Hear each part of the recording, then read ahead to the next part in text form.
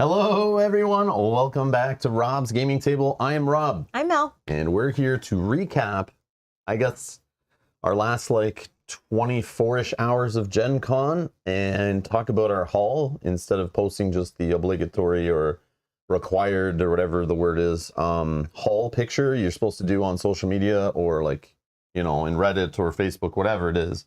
I guess those are all social media, Rob.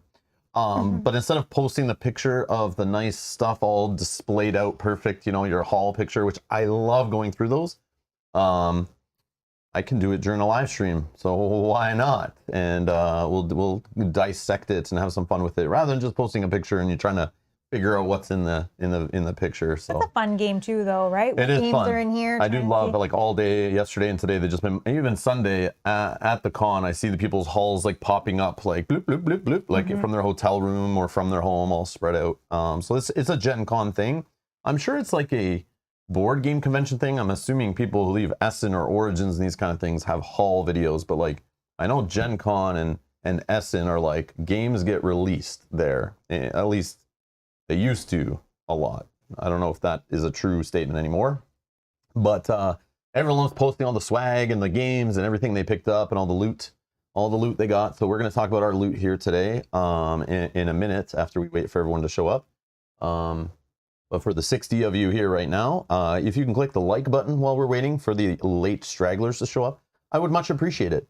And Osiris Zorian, thank you so much for clicking the join button down below and supporting the channel, allowing us to go to conventions like Gen Con, which we haven't really been able to do, because of, you know, doing this full time and funds need to be spent in certain places and we got a budget, but also because COVID was horrible and lockdowns and border restrictions and stuff sucked. But it was cool that we actually got to go to Gen Con this year. We were saving up for it. We were going to go last year, but it just border restrictions and annoyances kind of delayed that. But yeah, it made it so we could spend a little more money this year, which was nice. And we might actually get to go to PAX Unplugged maybe too, but we'll see how that goes and if there's any reason to go, because I don't just go just to go. There's got to be like some business purpose in my mind now to do it, since we've been doing this more seriously over the last like 3 years. But yeah. Oh, Brian is asking, how close are you to get the Patreon goal to get some Rob Rants videos? I just need to do them. I think it's close. But I talked about it, like I went over the rants, Brian. I had a whole bunch of rants listed to do Rob's rant series, and then I started looking at them and slept on them a little bit, and kind of like as the weeks passed, I'd look back at them, and some of them it's like maybe taking shots at, you know, I don't mind being honest in my streams and stuff. Like, you know, if I don't like something about a game or a publisher or some shady business practice or something about Kickstarter or whatever, I don't mind saying it, whatever. But a full video focused on that, and then it's like some of it's like time sensitive where it's like things change. Like let's say Fantasy Flight Games putting a bag in their games instead of saying you need to find an opaque container. I could still do that rant, but it's just like they've now listened to me and then they caught on and they started putting bags in games. So now my rant's kind of lame, for example. But there are some Kickstarter ones that are still relevant. There's new ones that have come up that I've added to a list, but it's like there's some generic ones you probably could do. Yeah, there are some for sure. I do have I have a list. It's just sitting down doing that series. There are some shots that need to be called out, and some publishers and game designers and stuff that I would like definitely take shots at in those rants for sure. And yeah, I just was like, is that the kind of attitude I want to have right now in like a full video, and like, you know, be like negative? And some of them aren't negative, they're just like, I want things to be better in my opinion. Constructive criticism. Yeah, it should be taken as constructive criticism, but I have a fear it might be taken wrong. So we'll just keep the rants to like in streams right now. But yeah, I need to do the series. No, it's okay. It's okay. I see you're worried about your rants being lame. LOL. No, they're not going to be lame. They would be on point. Don't you worry. Yeah. So this is our Gen Con 2022 recap. This would have just been our haul video, I guess we were going to do, but then like I see everyone else kind of doing them, and it just made me like not want to do them. And I'm like, I don't want to just do something everybody else does because they do it. It just seems like that's like common in our board game content creator space. Everyone just does the same thing, like, you know, unboxings and, you know, previews, and then, you know, my top 10 list of games with yellow meeples and this kind of stuff. Carlos, thank you for subscribing. Thank you so much. Welcome. Thank you. But I keep getting messages and comments on the damn videos saying, Rob, we need to know what you bought. You guys are nuts. But some fun stuff. We're going to make this fun. We're going to make this interesting. Don't you worry. Don't you worry. We'll put the Rob's gaming table spin on it and have some fun with it, just like we do with our unboxings and our playthroughs and our reviews and anything else we do like that. We're gonna do a little spin on it and have some fun. So you're saying this is not going to be serious? No, it's super serious. Super serious. We don't joke here at Rob's gaming table. No jokes, no laughs, no smiles. Everything purchased today was done with 100% months of research and thought and purpose. We didn't randomly pick things up because they looked cute or fluffy or maybe had a promo with them or something. We don't just randomly buy things. You guys know that. I don't just go on Kickstarter and click all in on a game I've never even heard of. I'm not crazy like that, right? You guys know I don't do stuff like that. So Everything today, 100%. We bought with research and seriousness. No jokes, no jokes. It's jokes. all straightforward. Just like where we buy our fudge from. No jokes. Those in the know. Those who know They where the best know. fudge is, we're serious about where we get our fudge. It was good. Yeah. It was very good. Yeah. So yeah. Anyways. All right. And if you don't know where we buy our fudge, go check out the video I posted today. Our little first ever Rob's Gaming Table amateur travel vlog to Gen Con. I'm going to do a few more. It's been getting some good views and some comments, and there was some fun chat during the premiere. So it's kind of inspired me to sit down and spend more hours editing together random clips that I took, which I have many hours of random clips that I recorded. And at the time, Gen Con attendee Rob thought it was fun to record all that footage. Post Gen Con, Rob, who's still trying to get his voice back and is a little tired and achy, is mad at Gen Con attendee Rob for recording way too much damn footage I have to scrub through to find things to put in videos. So yeah, if you're watching this next year, Gen Con attendee Rob, be smarter. Just don't go crazy with the footage, all right? Just hit record only when it's like absolutely necessary, okay? Because editing Rob doesn't like that, all right? We also didn't realize that you guys would enjoy that. Like, you guys like to see us out in the wild as well, not just sitting down here playing board games. Yeah. And Janet, hi Janet, says they want to know how the pineapple jerky was. It was very good. Yeah, it was spicy. But the It was spicy hot. one was better. The firehouse one was better. But it was good. I feel like the pineapple one was hot too, though. It had a spice It had to a it. spice, like had a kick to it. Yeah, Yeah. They both had kicks. Yeah, it was Yeah. a Hawaiian pineapple. It was very good. Yeah. The chat is going way too fast. Sorry. So I Yeah. definitely missed There some were stuff, some questions. I knew I meant mental notes of some questions, Okay. aka I'm gonna scroll up because I'd forget what they are already. Yeah. Let's see here. There was one. Oh, and Brian, yes, the fudge. Brian wants to know if the fudge was any good. We had it last night for the first time. We didn't eat it during the con. I forgot all about No. it. Well, we always got back to our hotel late, and I didn't want to eat it that late at night. Yeah.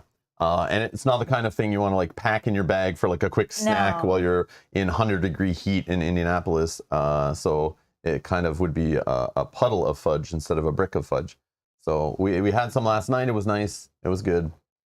Bryce, thank you for subscribing. Welcome to the channel. Thank you. For anyone new, because I'm sure there are some who may have seen this just who like started watching us recently from this year's Gen Con streams and stuff we were doing. Welcome to the channel. Hello. One thing I do here during live streams though is because YouTube has been having a problem over the last year and a half with like bots leaving crappy comments and porn links in chat and random spam. I found the only way I can stop that is by putting subscriber only chat on. So that's why it's on. It's not, you don't need to subscribe if you just want to watch, obviously, but that's why it's on for the chat. So if you want to chat, you just got to hit subscribe and you can join us in the chat, and then you can unsubscribe after if you never want to see us again in your feed. And then, yeah, so anyways. I do hear from people once they subscribe, they're hooked. Yeah. They keep coming back for Don't those tell live them streams. that. They won't do it. Don't tell them. Shh. You need to lure them in. First hit's free. Oh, well, not free. You just got to click the button. Technically, it's free. One but click away. You still have to click the. Yeah, there's some effort there. Okay, you have to click. There was. Hold on. We talked. Okay, we answered that question. Okay, let's talk. So what we were doing, it's a little weird. So we have a playlist. It should be linked down below of all of our Gen Con videos and Gen Con streams. So let's rewind a bit back to the beginning of planning for Gen Con. We decided, we locked in Gen Con earlier, but we weren't sure if we were going to go. We had a refundable hotel. We didn't know if we get in trouble at the border with like vaccine and stuff. Like we didn't know if Canada would change all of a sudden requirements getting across the border, or the US, I should say. So we never wanted to for sure be like, we're 100% going to Gen Con without actually being like at Gen Con. Yeah. So our plan was to travel to Gen Con, record a little bit of video, maybe vlog. We'll see how it looks and sounds. And I was testing out a new camera, just fooling around. And then from the convention, I was just going to get footage because we come from Canada and my cell phone plan lets me roam in the US and have some data. But after a few gigs of data, it's gone and I get throttled, but at least I can send messages and emails. So that's why in the past, when I go to Gen Con, I record footage and I post some of it later if I like it or if I don't like it or whatever. Anyways, this year I I planned on recording a whole bunch of footage and then editing it, some of it at the hotel if we had time, and uploading it maybe if the hotel had good Wi-Fi, and then uploading some of it like later when we got home, as usual. And at Gen Con, usually they have really crappy Wi-Fi. Like they even tell you like and I did see that access point there, that connection, where you get barely upload or download, you can barely send messages. And that was there still. That was the one that we were used to using the last few years we were there. But this year they had some Gen Con Wi-Fi just open for everybody that had great upload, great download. It was pretty good in most areas of the con. And so I realized like, wait, my camera and the app for it have a way to live stream on the fly. The same camera I was recording with, and most cameras have that where they connect to an app on the phone. If you want to set it up, you can live stream from your phone, whatever, or you can just live stream from your phone. So I was like, let's test this out. So Mel and I tested it out, and I'm like, holy crap, it's working. I'm freaking live from Gen Con. I was so surprised. I had no idea that was going to work. I never planned on it. I wanted that to work for the last like 7 years. I've been trying to go to Gen Con just praying. Is this the year they have good Wi-Fi where I don't have to buy like exhibitor Wi-Fi for like $600 a day or whatever the hell it is at conventions? I've used it before at other hotels and conventions for work and stuff, and I know it's super expensive. So I never wanted to do that. But this year they had actually Wi-Fi where it was not the best stream quality, I'll admit, but I could stream, so it was cool. Yeah, I couldn't stream in 4K, but I probably could have, and it probably would have worked some areas of the con, but with everyone else using the Wi-Fi, it's not convenient. So that's where plans changed. So I started recording our trip down. That video was posted today. We got to our hotel. They had no Wi-Fi. There was issues and errors. So then all of a sudden, wait, I can't even upload and stream from our hotel. This is a problem. And then so we switched hotels. But then when I finally got down to Gen Con a couple days later, I realized, wait, we can stream from Gen Con. Cool. So instead of recording more video, I still recorded a bunch. We just started streaming. So all those streams are in the playlist that should be linked down below. And including this one will be there and everything. All the Gen Con stuff will be in the same playlist. I'm trying to put them in the order, so it's weird. Like some of them we streamed and recapped our days, showed some of the stuff we bought, talked about them. Some of them we streamed demos of games like Hoplomachus Victorium, War of the Ring, the card game, and some of our evenings just chilling with the gang of awesome producers that showed up there, and just playing some games and chatting. So we just started streaming instead of vlogging. So it was like weird. It was like, I didn't expect this. So I'm going to post some of the vlog footage that I have. I'll post like another one later in the week probably. So that'll put in the playlist like in the right order, but just you'll see it pop up on the channel if you're subscribed. And so the live streams are there. So I'm not going to go over every day of Gen Con here in a big long recap, which I might have done if we didn't stream from there. So if you're curious what happened each day and that kind of stuff, you'll see it in between the vlogs and the streams we've already done. All on the channel. So we didn't stream on the last day. We planned to, but we went back and met with the people that we're hanging out with, which I'll talk a bit about later. And we just kind of sat there for a bit, killing time in the last couple hours of the con.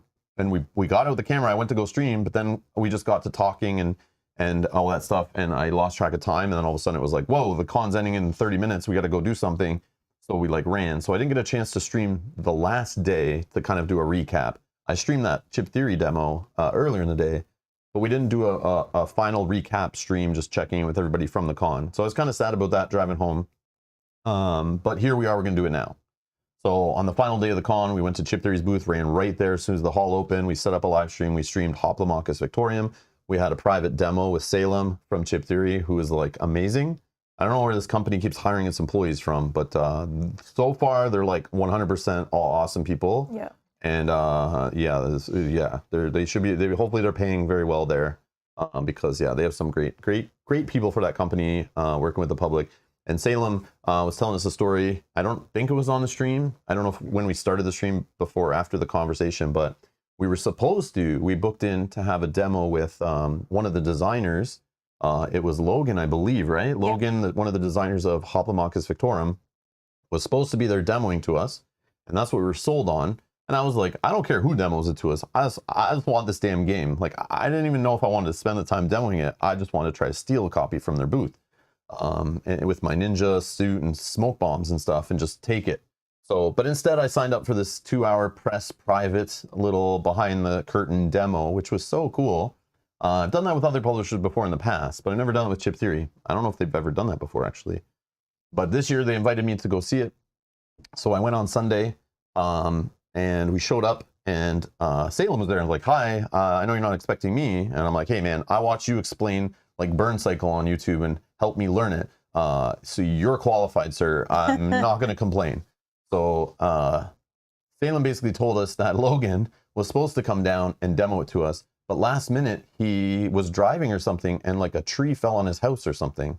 So right? That's what it was? Yep, so we had to turn around. So he turned around and was like, I can't go to the con, guys. I got to deal with this. So last minute Salem was like, I'll explain Hoplo to like the press every single day of the con, I guess. So yeah, definitely, you know, awesome job. Definitely awesome job from Salem, and you guys can see it on the stream. He's like explaining everything. We're having a good time. But yeah, wonderful presenter. Yeah, wonderful. Yeah. Yeah, and it was like, yeah, it's not even like his game really, right? And he knows it that well. It was so good. And he still had a voice by the end of the con. I don't know. Shocking. I don't know how he did it, but I need to find out. But yeah, that was the morning. So that ended around noon. Then we were going to go demo some other games, but my brain was pretty much fried by the 4th day of the con. Technically like our 5th day of the con, because we were like running around the con on Wednesday to get all our badges and stuff, and then we were playing games and things. But we went over, we were going to demo, like Endless Winter was there, Frostpunk, I wanted to demo that afternoon, and there was one other game, I forget the name now. We were going to demo? Yeah, they were all in the Asmodee area, I think. They were all in the Asmodee area. There was one more, and I was like, I want to go demo those 3 things, get some footage, sit down, have the game explained to us, play a couple rounds, whatever. Try to get 3 things done to get some video footage. And then we just were fried, and we went down to take a break and eat lunch, and then we were going to stream, and then we just never got up, basically. Like, I just didn't want to move. We did walk around and do like a few last-minute things after the chip 3 demo. Yes, we took everything back to the car. Oh, that's right. We did. Yeah. Yes. Holy crap, that was so long ago, you know, a whole 2 days ago, I already forget.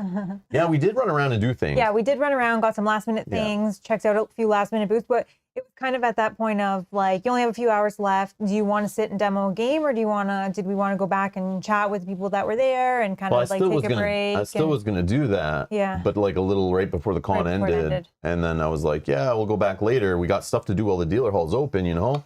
And then I just went over to Frostpunk and like Endless Winter. I looked at them and like we could have just sat down and demo. And I was like, no, I can't have another person explaining a game to me this weekend. I know about these games. I'll look into them later. I just can't do it. I can't do it. I should have did it earlier in the con. But it was just busy. Time flies and there's like so much going on. But I was like worn out by the last day.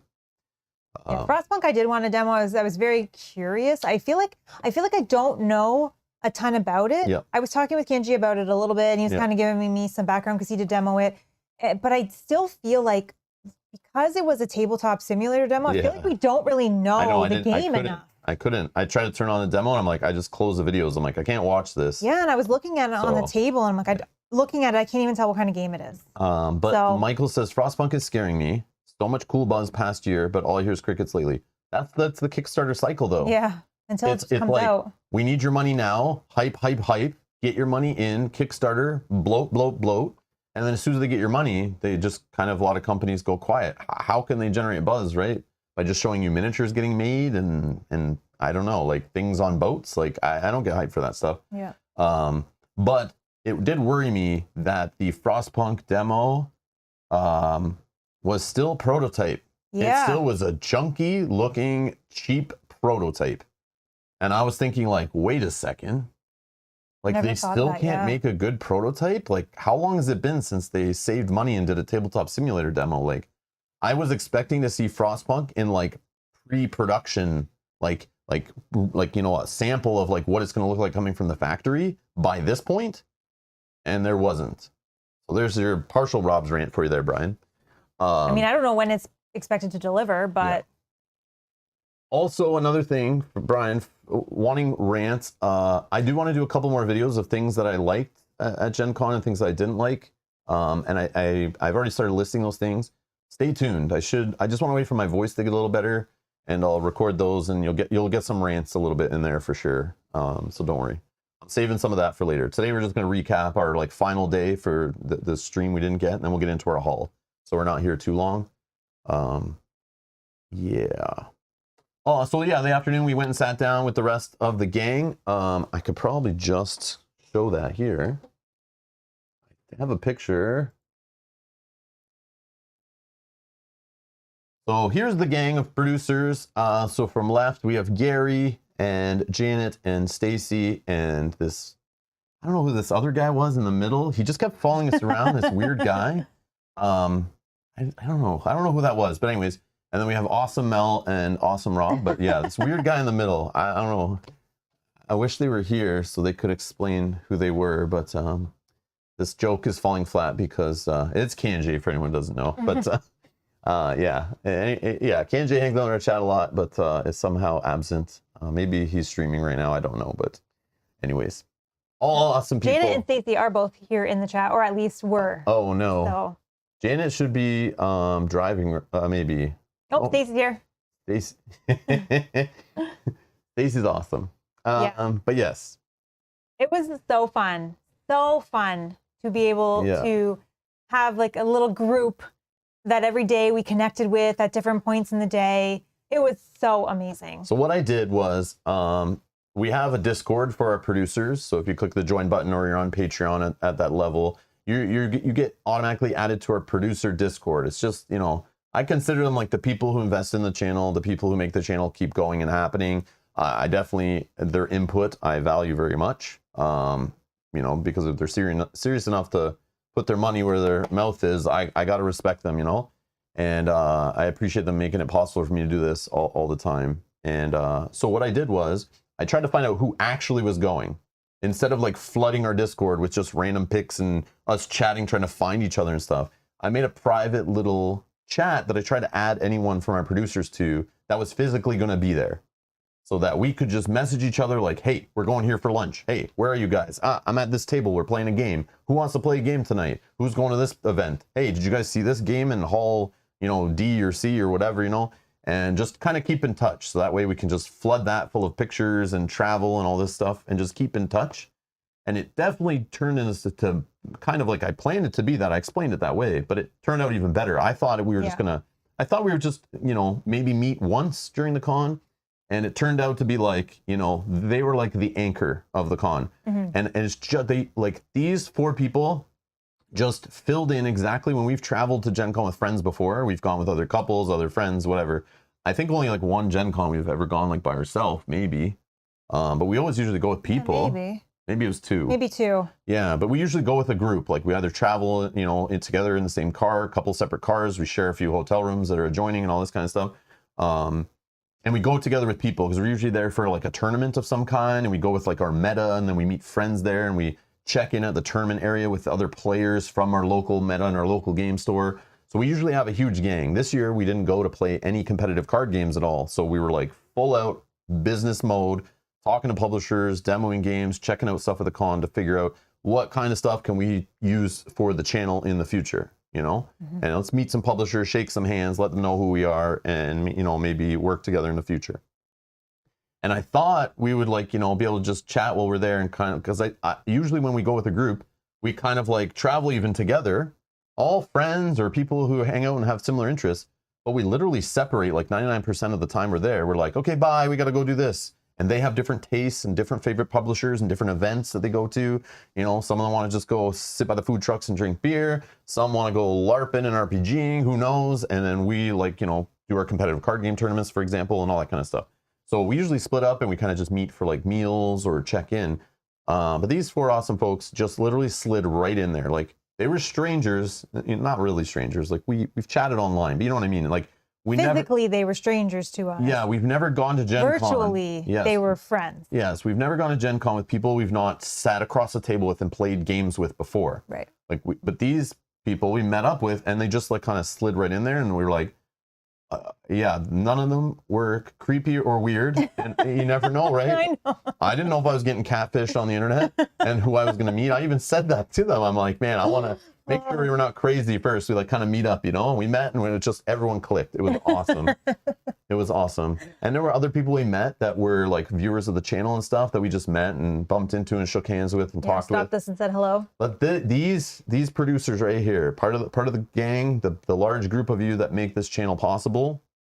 Yeah, it was awesome to hang out with. I hope in the future we get a few more of people who are there. There was some others that like Jason who I tried to invite to the chat, but he never joined. But he said he was like trying to look for players down there and stuff. So we'll try to organize it a little better next year, and maybe make a little event we can meet up at. But literally every evening we were kind of checking in with this group, meeting up with. In the afternoon we were tired. Janet was being like the mama bear. Yep. And she would like rent a table in the gaming hall and send us a picture and be like, guys, we're at this gaming hall for like a couple hours. We're playing a game. If you need to come and rest or drop your bags and come and check in, we're here just chilling.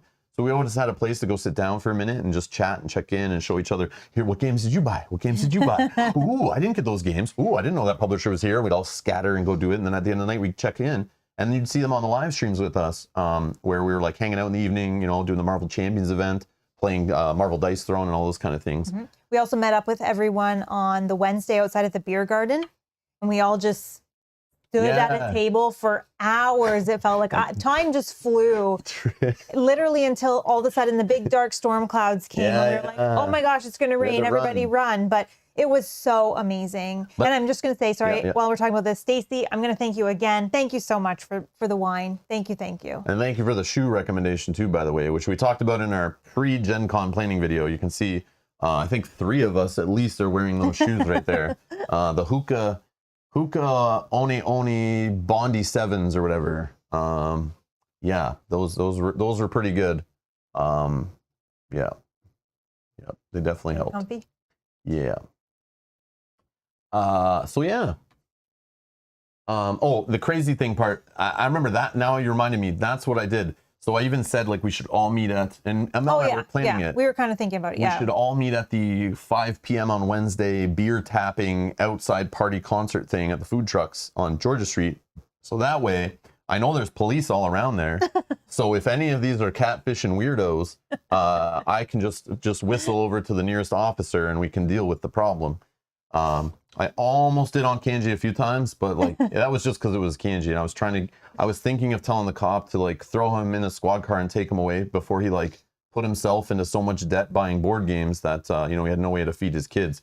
So that was the only really issue with these people, but they were all awesome. All awesome. Yeah, it was amazing. I hope next year I have to do a panorama for all that we can hang out with. So I hope this kind of lets, you know, it's out. Assuming everything goes okay and we don't have a new pandemic to worry about next year, we can maybe get to Gen Con again and get a few more of our producers to kind of plan ahead, and we'll do our stream like in January, February, planning for Gen Con, maybe to get awareness out there for anyone who's like willing to go, and then we can kind of check in every day and hang out like together like this and play some games and stuff. Yeah, we'll see. But that was awesome. That was cool.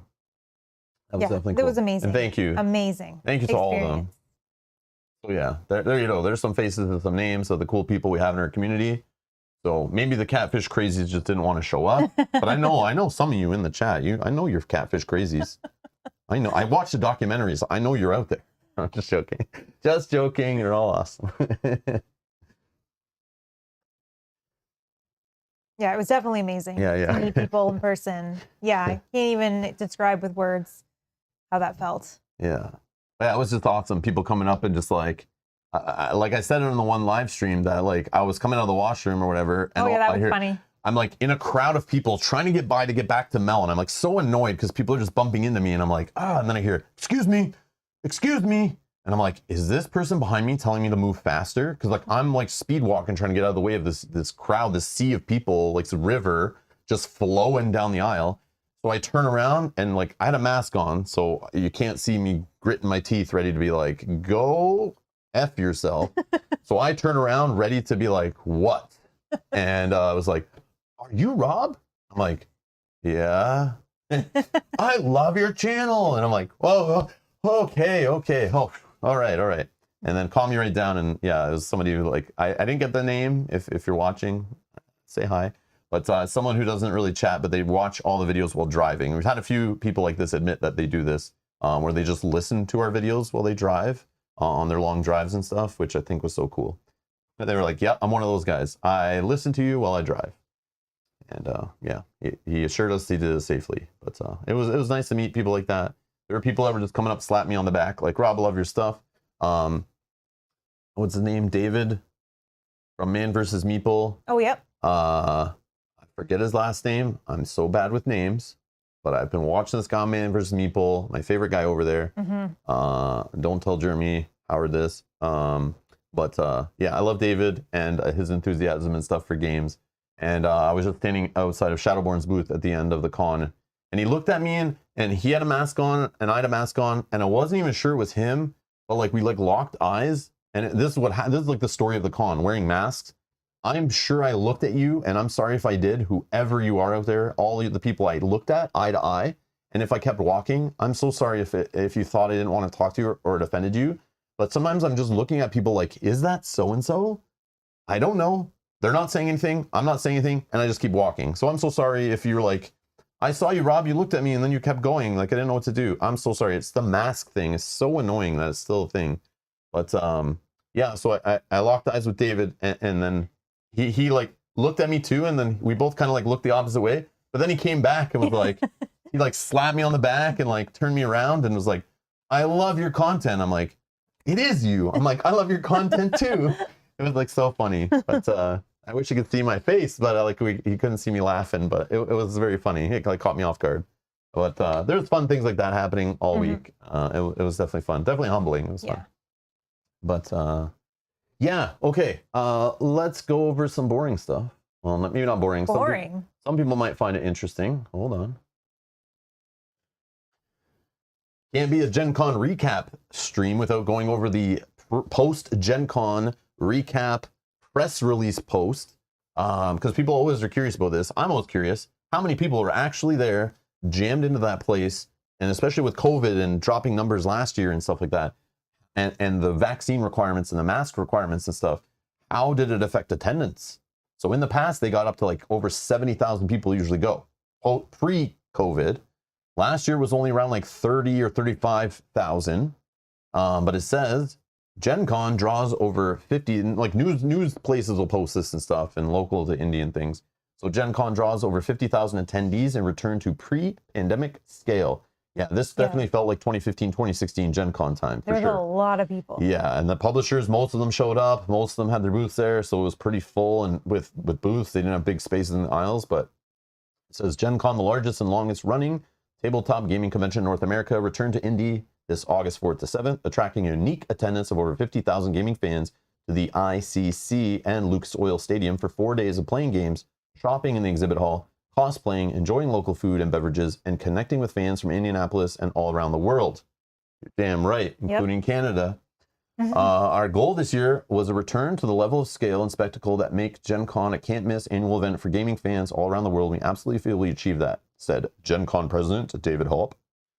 We are grateful to our tens of thousands of attendees and exhibitors, event organizers, and local partners who made this truly special 55th edition of the Best 4 Days in Gaming, Gen Con Indy 2022, which marked the 55th running of the convention since its founding in 1968, generated an estimated $57.4 million in economic activity for restaurants, hotels, and other local businesses in Indianapolis. That's amazing. Yeah, this is the kind of stuff like I try to explain how big Gen Con is and like how it takes over the city and how important it is to their local economy.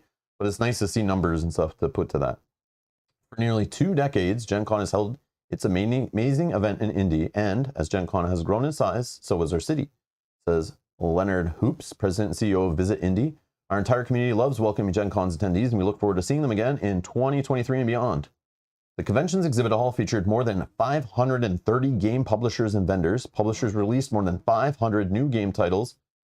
Asterisk on new game titles. If you watched my vlog today of traveling through a Target on our way to Gen Con, yeah, not all 500 games were new, okay? Oh, the new-ish to the hobby, but not new to Gen Con for sure. You could buy them the day before. Or probably weeks before and months before. Anyways, more than 15,000 ticketed events were held over the 4 days, ranging from board games, card games, role-playing games, comedy, music, seminars, and the costume contest, film festival, and more. This year's Gen Con was even better for us than 2019, said Stephanie Shosal, event manager for the OP.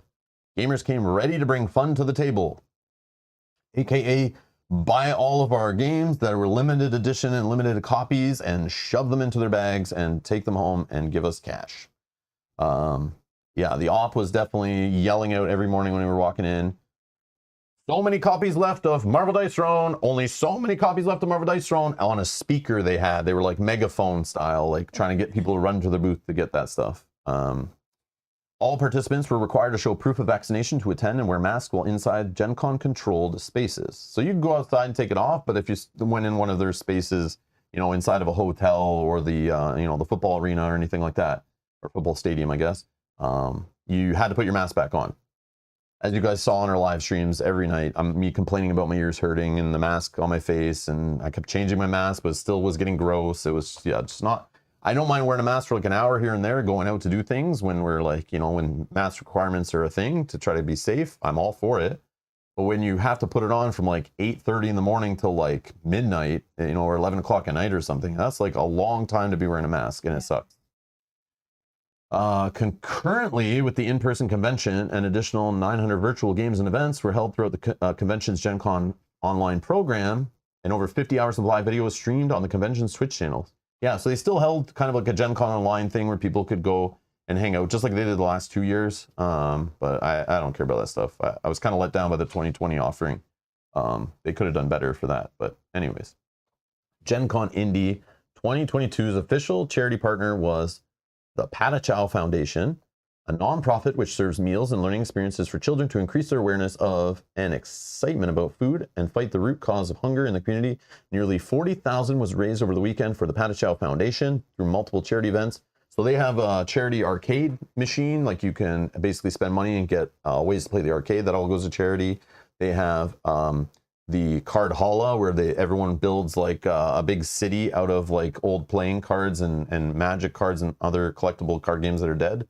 And then at the end, on the Saturday night at 10 p.m., everyone throws money at it to try to knock it all down, and all that money and all those coins are collected. And there's also a giant balloon sculpting company there that makes big giant balloon sculptures, and then everyone donates money and all the kids go and smash the balloons and jump on them and pop them in a crazy organized attack. We just missed that one too. Like, Yeah. we were coming up the hall as they were all jumping on, and we couldn't get there fast enough. I have filmed that in past years. You can look that up on YouTube and probably find other people who have filmed it and stuff. You can find like the balloon, like just search like Gen Con balloon, you know, whatever, and then Gen Con card halla, you know, you'll see what I'm talking about. But they're both spectacles where like right at a certain time, you just hear everyone yelling and throwing money or smashing balloons, and all that money is raised to charity. It's like a super fun way to raise money. There's other charities they do and stuff, but those are the three I like know of.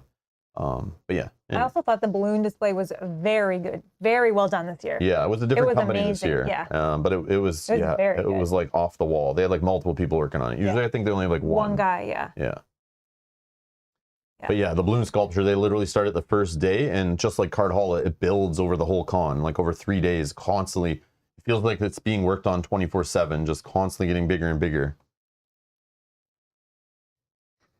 I did see actually there was some Marvel Champions cards within the card hall. So... I did take a picture. I was gonna.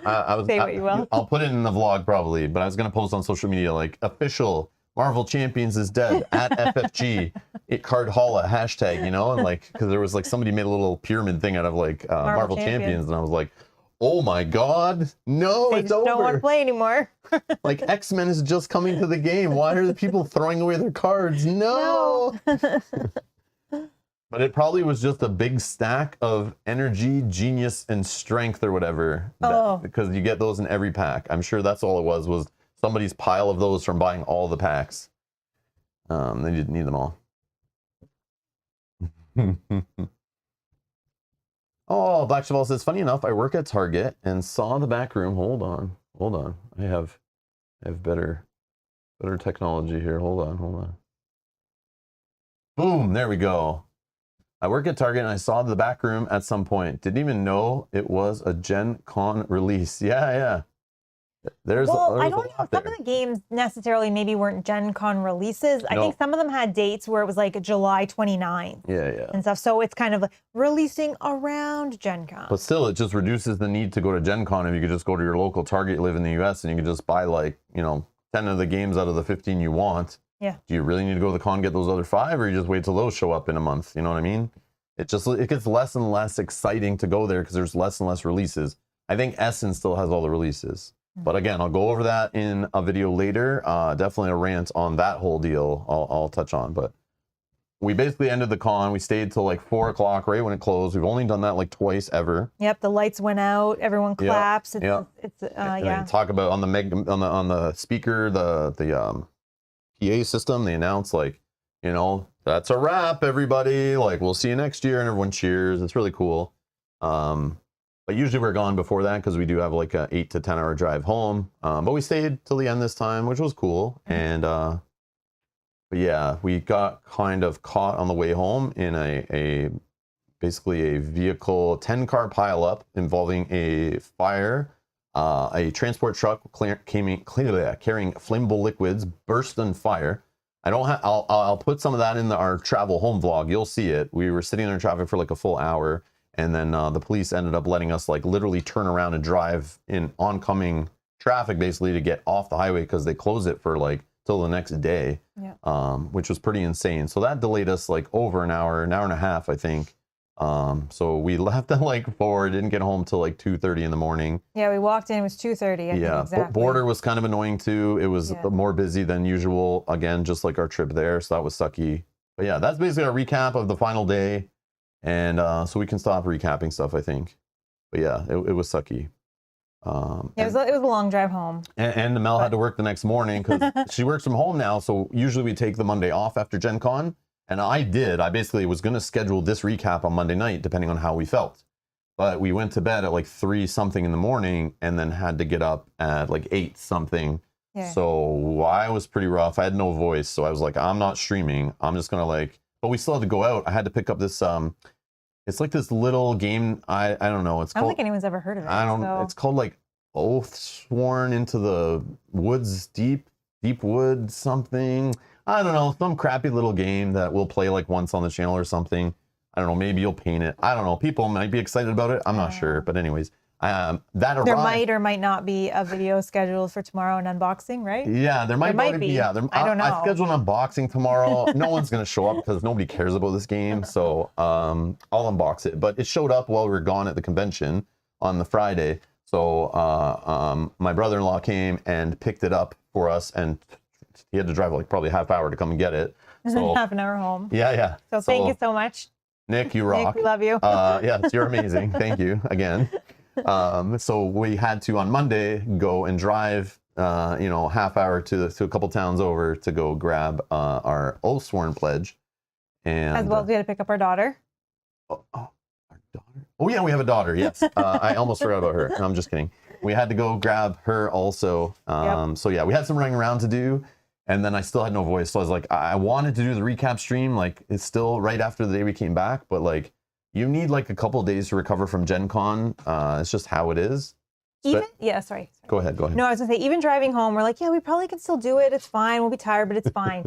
But let me tell you, by the end of the day, because I still had to work all day, too. By the end of the day, my brain was so foggy. I couldn't have done anything. Like, we just kind of, vegged. I'm like, I can't. My eyes are closed. We could have done a stream like this. We could have, but it would have been... Because it's, like, more relaxed, right? It's not like we need to read a rule book and, but, like focusing on the chat and stuff, too, I probably would have, been reading everything all wrong. Like, my eyes were so, closing. I couldn't keep them open at all. Oh, it was terrible. I still feel like that, though. You guys can see my eyes are a little droopy. My voice is not there. I'm a little sore. I had to pop a couple of Tylenol before the stream. One thing I noticed, we're not the most in shape, obviously. We're board gamers, but professionally board gamers. A little more serious than you think. Yeah. We're professionally board gamers. It's if I'm not doing something related to board gaming, I'm probably not doing something I should be doing. That's how I look at it. But I tried to walk. I tried to exercise for at least a few weeks or months before Gen Con, especially to test out shoes and work them in and things for the con. I know this. But like I always say, in the past cons, I've played in tournaments. I've gone there to film some competitive card game or something, right? And I'm usually in those tournaments. And I'm usually for 1.5 to 2.5 of the days of Gen Con, of the 4 days, I'm in a tournament, playing in a tournament, or filming a tournament, or both. So I'm in that tournament area. I'm sitting on my butt most of the day. Unless I got to get up, go to the washroom, or go grab a game quickly in the exhibit hall and come back. So I really am only on my feet for 2 out of the 4 days. But this year I was on my feet for 4 out of the 4 days. Actually 5 out of the 4 days, it felt like. Because even we ran around vlogging, checking out local Targets and Walmarts looking for board games and walking around all day. And also changing hotels and all that kind of stuff. Yeah. It definitely ate into our, usually we chill the day before the con and just relax. But this time we like had to move hotels. We went out shopping. We had to get all our groceries and stuff. We went around and filmed, checked out some stores to kill time between checkout time and check-in time at the hotel. And then we went down later to get our badges, our event tickets, and our vaccine wristband. And all that took not bad time. But then we also went out and had some drinks and ate dinner with everyone at the beer hall garden thing outside on Georgia Street till like 8. So usually on that Wednesday, we are in our hotel already in the morning. We've got there the day before. We relax the night before. Yeah, we've already picked up our groceries. Yep. And then we just go downtown. We do a little sightseeing. We grab our badge or tickets, and then we come back to the hotel. And we're back to the hotel like before dinner. And then we go out for dinner, and then we just relax the night before to rest ourselves up to then go hard at it the next couple of days. And then we usually have a tournament and stuff like that. But this year was just like go, go, go on our feet all the time. So I'm definitely aching a little more, I feel, than usual, but that's because I did more walking and more activity, but less because the shoes were good and helped out for sure. But I feel better today. I still need like another day, I think. Yeah, I think tomorrow I'll be back to 100%. So tomorrow I can handle doing an unboxing. But that's it. You're going to see this pile of games here, plus the games we already had in the backlog before going to Gen Con. Like, I didn't need to go to Gen Con to get games, just so you know. Like, I had a lot of the rest of the year kind of planned out with campaign games and other games we're getting, Kickstarters, games from publishers, things we have just in the backlog. Like, I had the whole year pretty much we could stream like a couple weeknights, both weekend days. I could do like 2 or 3 solo streams a week, and we would still have enough stuff in the collection and in the backlog to go right into 2023. But I missed Gen Con, and we had the funds thanks to your support, so I decided let's go, and maybe we'll come back with a couple games. Like, you know, we're going to make up for like 2 Gen Cons missed in my mind, right? So I kind of was like, you know, if we come back with like double the games we normally would, I'll be okay with that. I'm okay with that, right? But in your head, that was about a handful you were thinking? Yeah, like maybe 10 max, maybe max like 10, yeah. 5 to 10. And it's like, some of them I don't even need to play on the channel. I'm just getting them because I want them to play with family and friends and stuff. Like, I have like 2 collections. I have games that I like get to play on the channel, and then the games I'll possibly play on the channel, but are probably more for just like playing with friends off stream and stuff like that, like, or family weighted games and things. So going to Gen Con, there's a lot of the family weighted stuff there. So, and I don't mind grabbing that stuff to play, but I usually wouldn't talk about it on stream or show that off. It's like, oh my God, look at, I got this kids game or whatever, but we're going to do it all this year in this stream just for fun. So buckle in. Should we get started? I think we should. Let me just check the chat here. Stacy says, I've never experienced here. I need to start doing this. Stacy says, I never experienced a faster 4 days in a row in my life. My memories have that blur effect. Yeah. I agree. Yes. I agree. I was sitting there today just replaying stuff in my head of like meeting with people and talking to people. There was like conversations Mel and I had with people, with like marketing people and stuff. And they were just talking and talking and talking. I'm trying to take it all in, but I already was in that blur effect. And then Mel was in it. And then after we meet and we're like, okay, let's take some notes. Like, what did they say again? What were they going to send us? What do we need to email who about? And what booth do we need to talk to this guy at? Oh man, like this is messy. But it's almost like we both heard 2 separate conversations. Yeah, so we're like trying to fill in the blanks with each other. I have to send some follow-up emails to people to just double check things. Like, cause I was like, there's so many things going on, but it was fun. Definitely a challenge. Yeah. And yes, Michael, I agree. India has so many cool places to visit. We just this year, yeah. This is the first year I didn't go anywhere except for basically our hotel and the con. I usually, before and after, and even during, go wander at least to the mall, at least to some downtown stores, check out some historical sites or a cool new store that opened. And I did not. I literally went from like hotel to car to parking lot to con, and then back to the car, back to hotel. Like that was it. Like because of the hotel mishap we had, where we had to switch hotels, that ate into our day. We usually take like 24 hours basically just to chill and check out Indy and relax before the con craziness starts. And we didn't get to do that this year, so it's a very different Gen Con for us. It's very interesting. We were talking about it on the way home. I was just like, this is a weird year, but it was like cool in so many ways. Yeah, Edward says tip for next year: mini tape recorder or a good recording app. And we talked about I have that. it. I have the app. Yeah, we talked about that. I just like sometimes you just meet people. I'm like I'm not socially like on, you know, and like we would bump into somewhere meeting for the first time, and I'm like a little nervous, and then you're like talking to the person, and then you're like shaking hands, you're meeting, you're like, oh hey, yeah, who are you? This and that. It's like awkward to be like, oh, 1 second, I need to do this. I just need to do it. It's like not a bad thing. But then, hold on. I did it a couple times where I'm like, hold on. I would just grab my camera out and be like, do you mind if I just like record this conversation? Yeah. But I need to do it more, and I would forget. I was just like, kind of like, it just moves, everything moves fast, you feel. It's weird. But yes, at 100% I was saying that. I need to like just get out my phone, or have my phone in my hand. And then just say record. But I have my camera in my hand too. So like, I just use the camera, because then I can like, even if it's not pointing at the person, I can still listen to the audio usually. But I was even saying to Mel before the con, like I need to hit record a lot more just to like record things for later, you know, when we absorb them at home. But yeah, that was one thing I need to improve on for sure. I appreciate the tip. Absolutely. Okay. Let's start with the junk. I mean, the haul. All right, here we go. Before you actually... Oh, no. No. Before you actually... us? No, I'm not. Before you actually start anything, I have an idea for the chat. I guess people watching later and you guys in the chat, yes. Right? We are going to show you what we've picked up. And like Rob said, we have some backlog as well as the new stuff that we've picked up.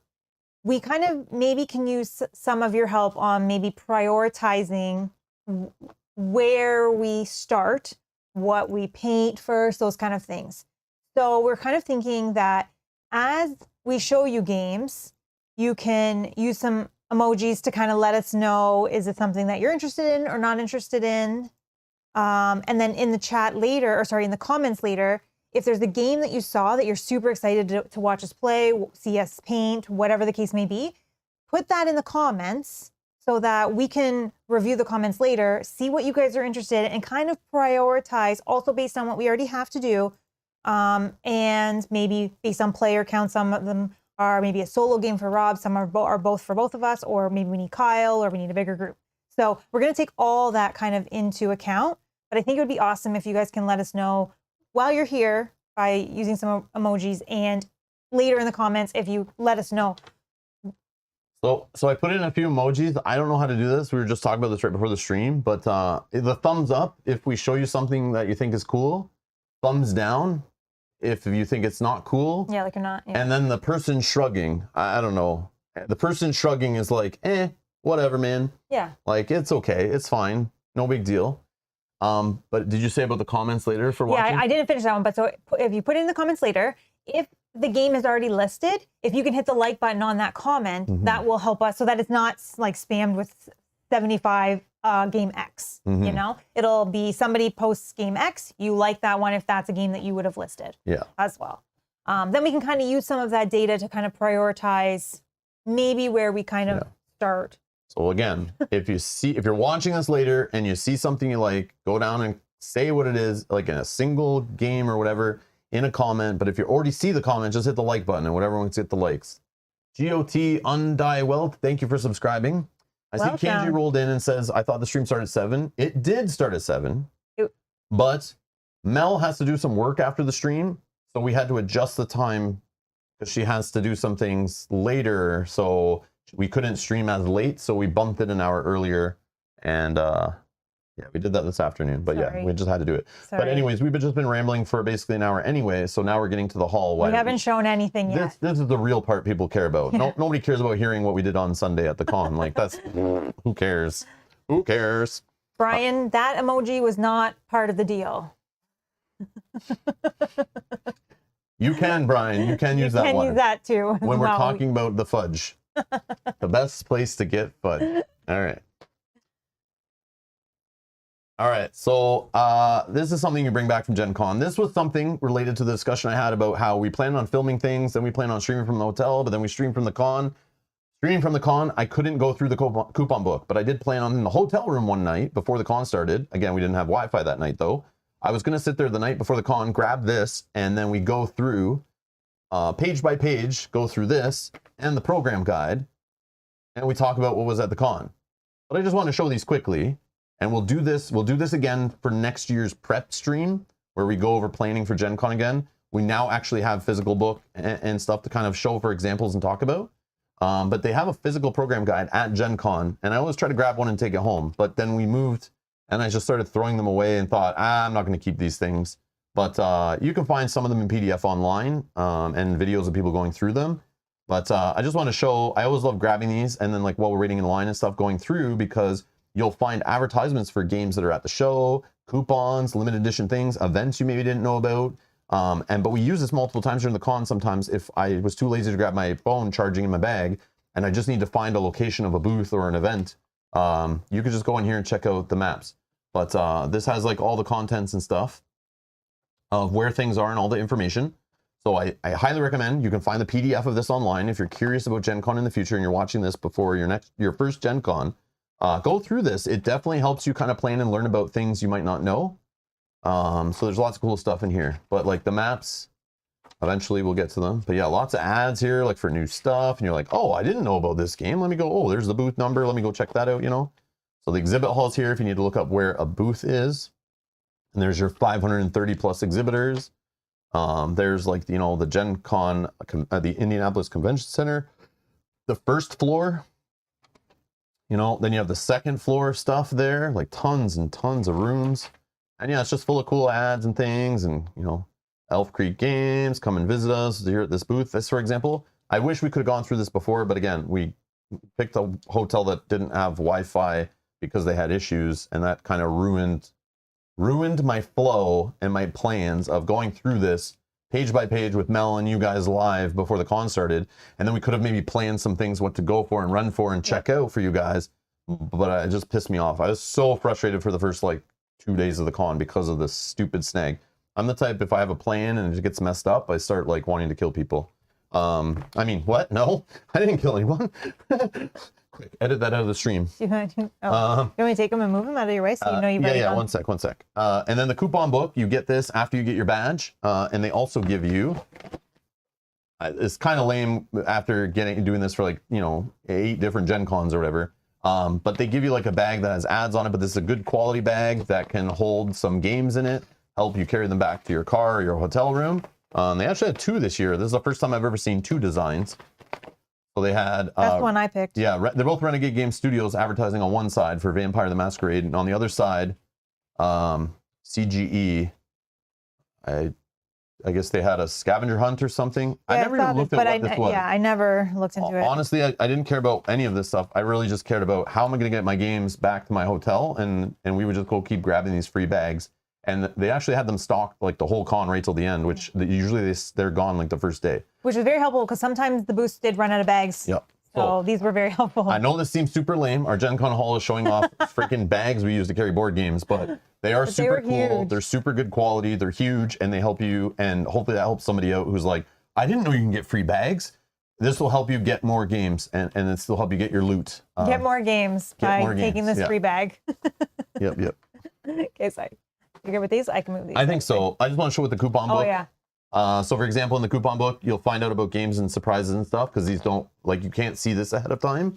And this one's like the thickest coupon book. I talked about it on stream a little bit already from the con, but this is like the thickest coupon book I've ever seen at Gen Con. And I've been going there since 2013. So I was kind of blown away by it, actually.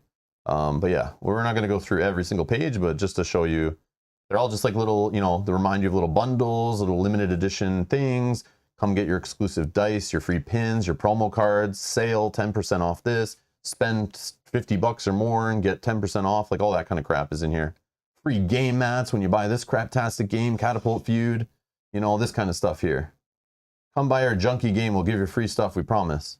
Bigfoot Roll and Smash, brah, Penn Hall B, Arch Rivals, brah. Thanks for attending, you're welcome. Okay, so that's the first stuff you get when you're actually in the con. We got games before getting to Gen Con, which we still consider part of our Gen Con haul. Because being from Canada, we can't buy them unless we go to the States on our way to Gen Con. So anyways, all right. So now the important stuff. We got that crap out of the way. Yep. Okay, that's not why you're here. You're like, we need to know, Rob. We need to know where you spend your money. we like to watch, Rob, to see what you schedule for streams, because then we know, like, maybe that game is good. Maybe Rob bought that because it's good. Or maybe Rob is trolling us and he's playing a game just to be a jerk and trick us. We don't do that. Never we play crappy games just for fun to make fun of them and then joke around and drink and have fun on stream. Never do that. No.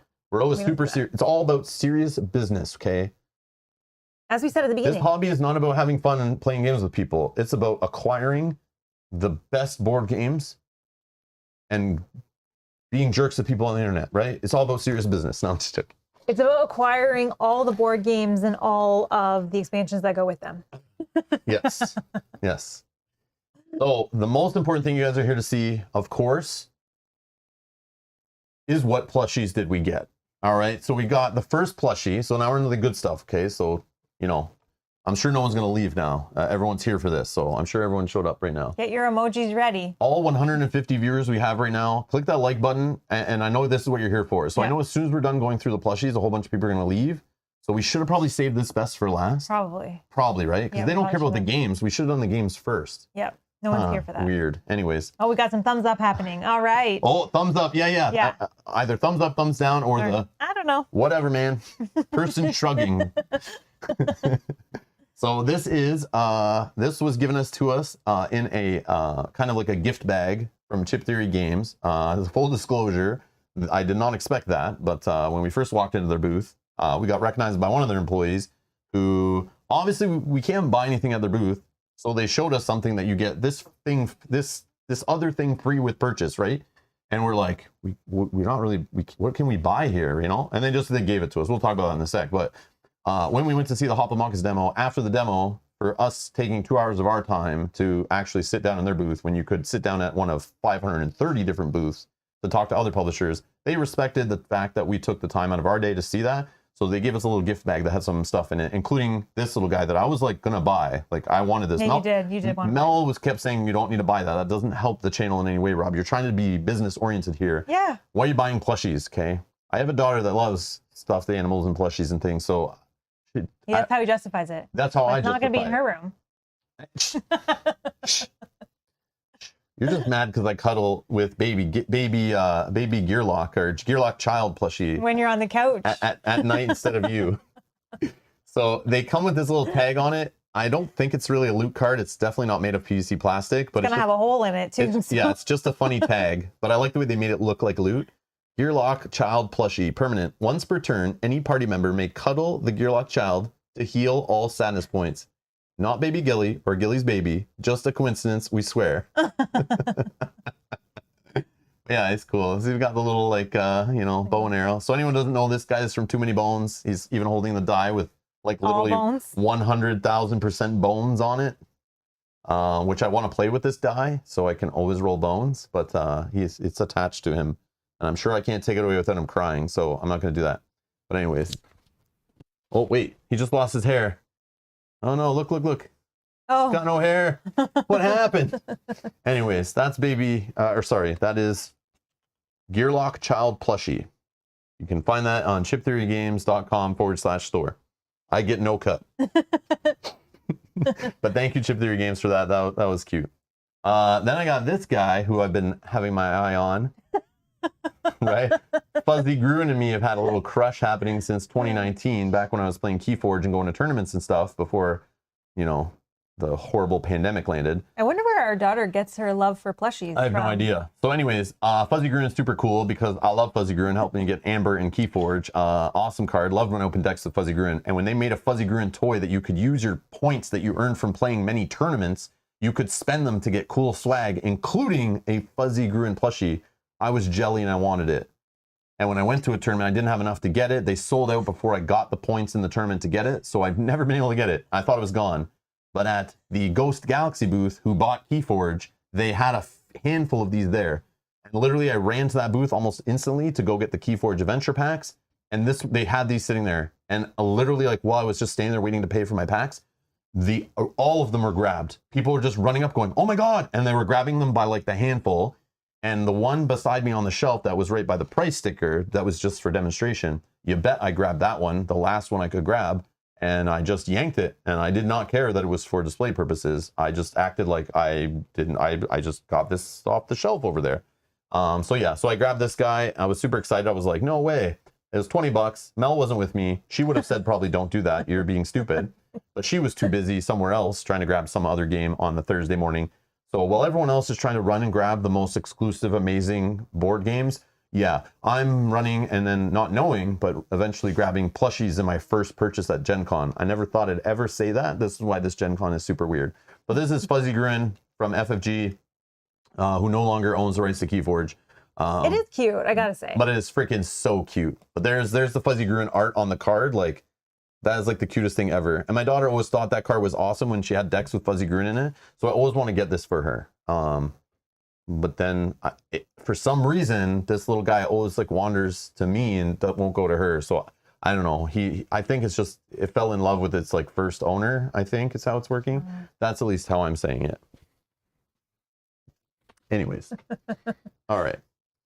Mel got this from a booth by buying a game. So yep. The publisher Big Potato Games was giving these out, I guess, with some of their orders. So it's just a little potato that smiles. And it was just in the bag. Yeah, it's when cute. They handed it to me. But when I got home and I was showing my daughter what we bought and what we got from Gen Con, she was like, "Can I have this?" I was like, "Well, this is mommy's she got. You have to ask her for permission." So obviously she'll get this after. But she was super, like, this is the most excited thing we brought back from Gen Con that she was like surprised about, was a little stuffed potato. Yep. Which just came for free in the bag when you purchased something. Not any of the cool games we bought to play with her, but the freaking potato. All right. And then trying to be good parents, we overpaid for a knockoff Squishable. They had a giant booth there, so we got this. I actually sent pictures of the shelves to my daughter so that I didn't buy her something that she didn't like. So I said, tell me any of the cool ones you see in the picture. And she named a few of them. And then we went back to buy it the next day. All three of the ones she was interested in were gone. I'm horrible. They went so fast. Yeah. I was shocked. Everyone probably waited till Sunday. So then Angie with the super chat supporting our plushie problem. So another thing that's never listed on any of the lists of what to do at Gen Con, it's like cosplay, LARPing, RPGs, board games, card games, movies, music, arcades, blah, blah, blah. No one ever mentions plushies are there, but they are. They are. Well, surprise. But thank you again, KJ, for the support. Thank you. You don't need to stop. Stop. But thank you. Thank you. Yeah, so this one's for our daughter. This is not for us. So but... there's a cool octopus. Like, it's pretty detailed. I was kind of impressed by it, actually. But yeah, it's a little squid or something, I think is what it's called. But little octopus. So yeah, but it's definitely knockoff, but they had some cool, funny ones. They had like fat little dragons, and they had stuff from like, they had hydras and things. But my daughter wouldn't let me. I was trying to get her to want one of those so that I would buy it and then just keep it myself. But she was saying all these things I didn't want, like all these cute bunnies and stuff. But I'm like, I want the fat dragon or the hydra, but she would not pick them. And I couldn't buy two, or then I'd have, you know. Like, yeah, then we would have been in trouble. I tell you guys to be smart with your money and not like add on expansions to Kickstarters when you like haven't played the base game. And then I'm here buying, like, I can't buy like myself a stuffed hydra at a board game convention. But I wanted it, trust me. But anyways. I was trying to say, like, oh, it could be on the background when we don't use the green screen. We can put it on the shelf and stuff. Mel's like, stop it. Stop. So anyways, all right. That's it. Oh, I should give it a squeeze. Here, Mel, can you squeeze this and give us your thoughts and impressions on the... It's not like, it is not like the Squishable. It is it's the knockoff. But it's pure knockoff. It's like in between what a stuffed animal would feel like and a Squishable will feel like. Is my best description of what this is as you squish it. It's very, very soft. Very soft. That I like. I love blankets that are made of this kind of material. Yeah. So, but yes. It's fine. It's fine. But it's definitely knockoff, and they were charging like full Squishable price for them. And it's like, the guy even selling them looked like a shady, like, you know, like he should be working at a carnival selling stuff. It was, yeah. Yeah, I felt bad buying it from him, but I was like, man, my daughter loves these things. I'll just get her one. And it's not like I could pick a real one there. They didn't have good ones, but anyways. All right. Some other random stuff that you probably don't care about. Here's just all the papers. I don't know why these are in bags. Maybe I think some of them were just part of like swag bags. Like when they gave you the bag, these kind of things were inside as promotional marketing materials. I just literally dumped everything out of the bags and brought it down here. So this is why it's here. But there's like, they do this stuff at the con where they like hand out things, you know, and just throw things, little So I went and checked out the game Rove. I filmed Meg explaining Rove to us. I haven't watched it yet to see if like it was all good, but I'll probably make a video just describing this a bit. But I grabbed this from that booth. The game I want to see I want more to read about this a little bit, when we have more information. Yeah, we talked about this on stream already. It was like FFG was handing this out for like advertising their games, and Descent was on sale over the weekend. Too late now. Mel grabbed this because she was super interested in this game. I'm super interested in this game. So interested in this game. If you like Fear of Dracula on the channel, or you like Last Friday, those games I love. One of those kind of one versus many hidden movement games, horror theme to it. Like, yeah, we were like both like this. Even before the con, we were already interested in looking at this game. Yes, as soon as I saw it on the preview page. Yeah. Yeah, I knew I wanted it. So yeah, I'm gonna reach out to the publisher and see maybe we can do something in the future. Kickstarter comes out in October, so yeah. It definitely looks super cool. excited for it. I can't wait to play it. I mean, if you played Last Friday, like it's definitely like tickles that, and a bit of Fury of Dracula, but oh, we're getting some thumbs up for that. People are interested in that. It definitely looks cool. Like we saw it in person. Like their prototype looks good, and it's just prototype. But like I can only imagine the final one. Like and you already know what the gameplay is gonna be like. They were explaining some of it to us. I don't know if I got video of that, but we did not. I don't think. But they definitely explained it to us. Okay. Mel, I'm just going to answer Bob's question. Bob, I will start wearing some of those t-shirts on stream. They're just in the wash. Yeah. So, yeah, I guess there was a lot of people that were commenting on them. And yeah. My different t-shirts. Yeah. We grabbed some t-shirts on the way there, and Mel had some already that she doesn't usually wear on stream, but she's like, I wear them at the cons and stuff. So it's usually colder down here, so I don't usually wear t-shirts, but yeah, I will. Right, I'm going to start with this because I want to do this. Yeah. Okay. So then we should talk about do that first, yeah. This.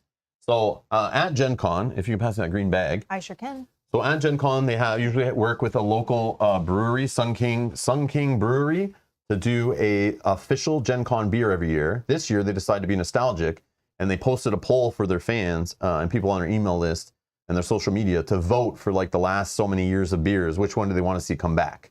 So this year, the one that won, we talked about this on stream already, but if you didn't see all our streams during Gen Con, they're in the video description.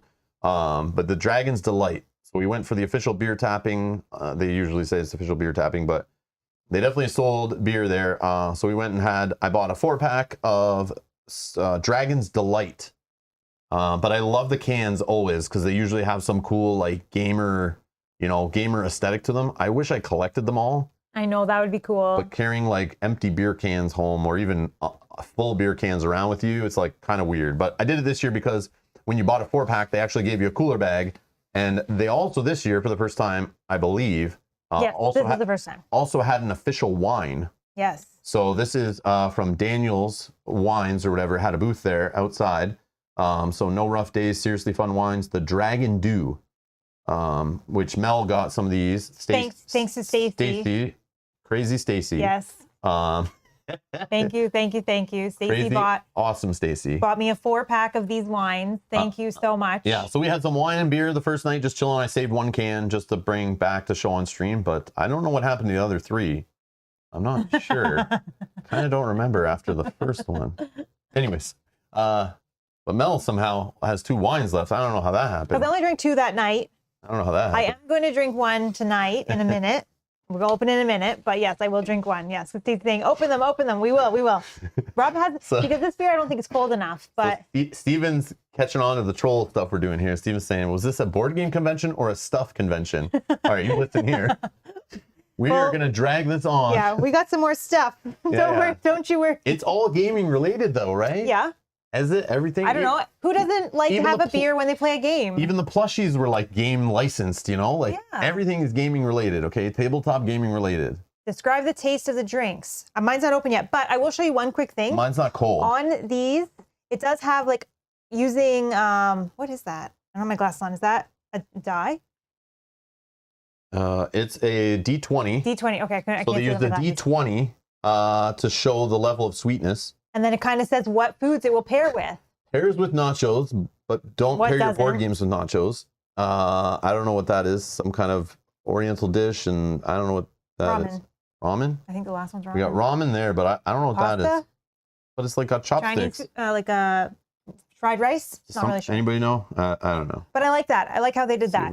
And I asked the guy which one was the best one, and he said this is kind of like a play on like a Mountain Dew sweetened flavor. So, and it was very good. But it's cool. Like, what board gaming convention did you go to that has its official, like, local brewery making official beverages? Like, that's how cool Gen Con is. I'm just saying. So this is a Gen Con recap too, kind of showing the awesome stuff about Gen Con.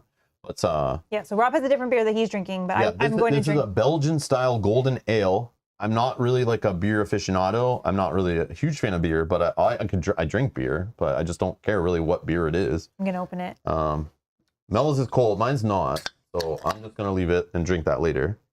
I don't remember how expensive it was. I think it was like something crazy, like $30 for the cooler bag and 4 beers. Yep. I feel like it's like around $8 for a beer. Usually I just go and grab one the first night just to drink it as like tradition and have a beer and relax in the beer garden and then go into the con or go home back to the hotel to rest up for the next day.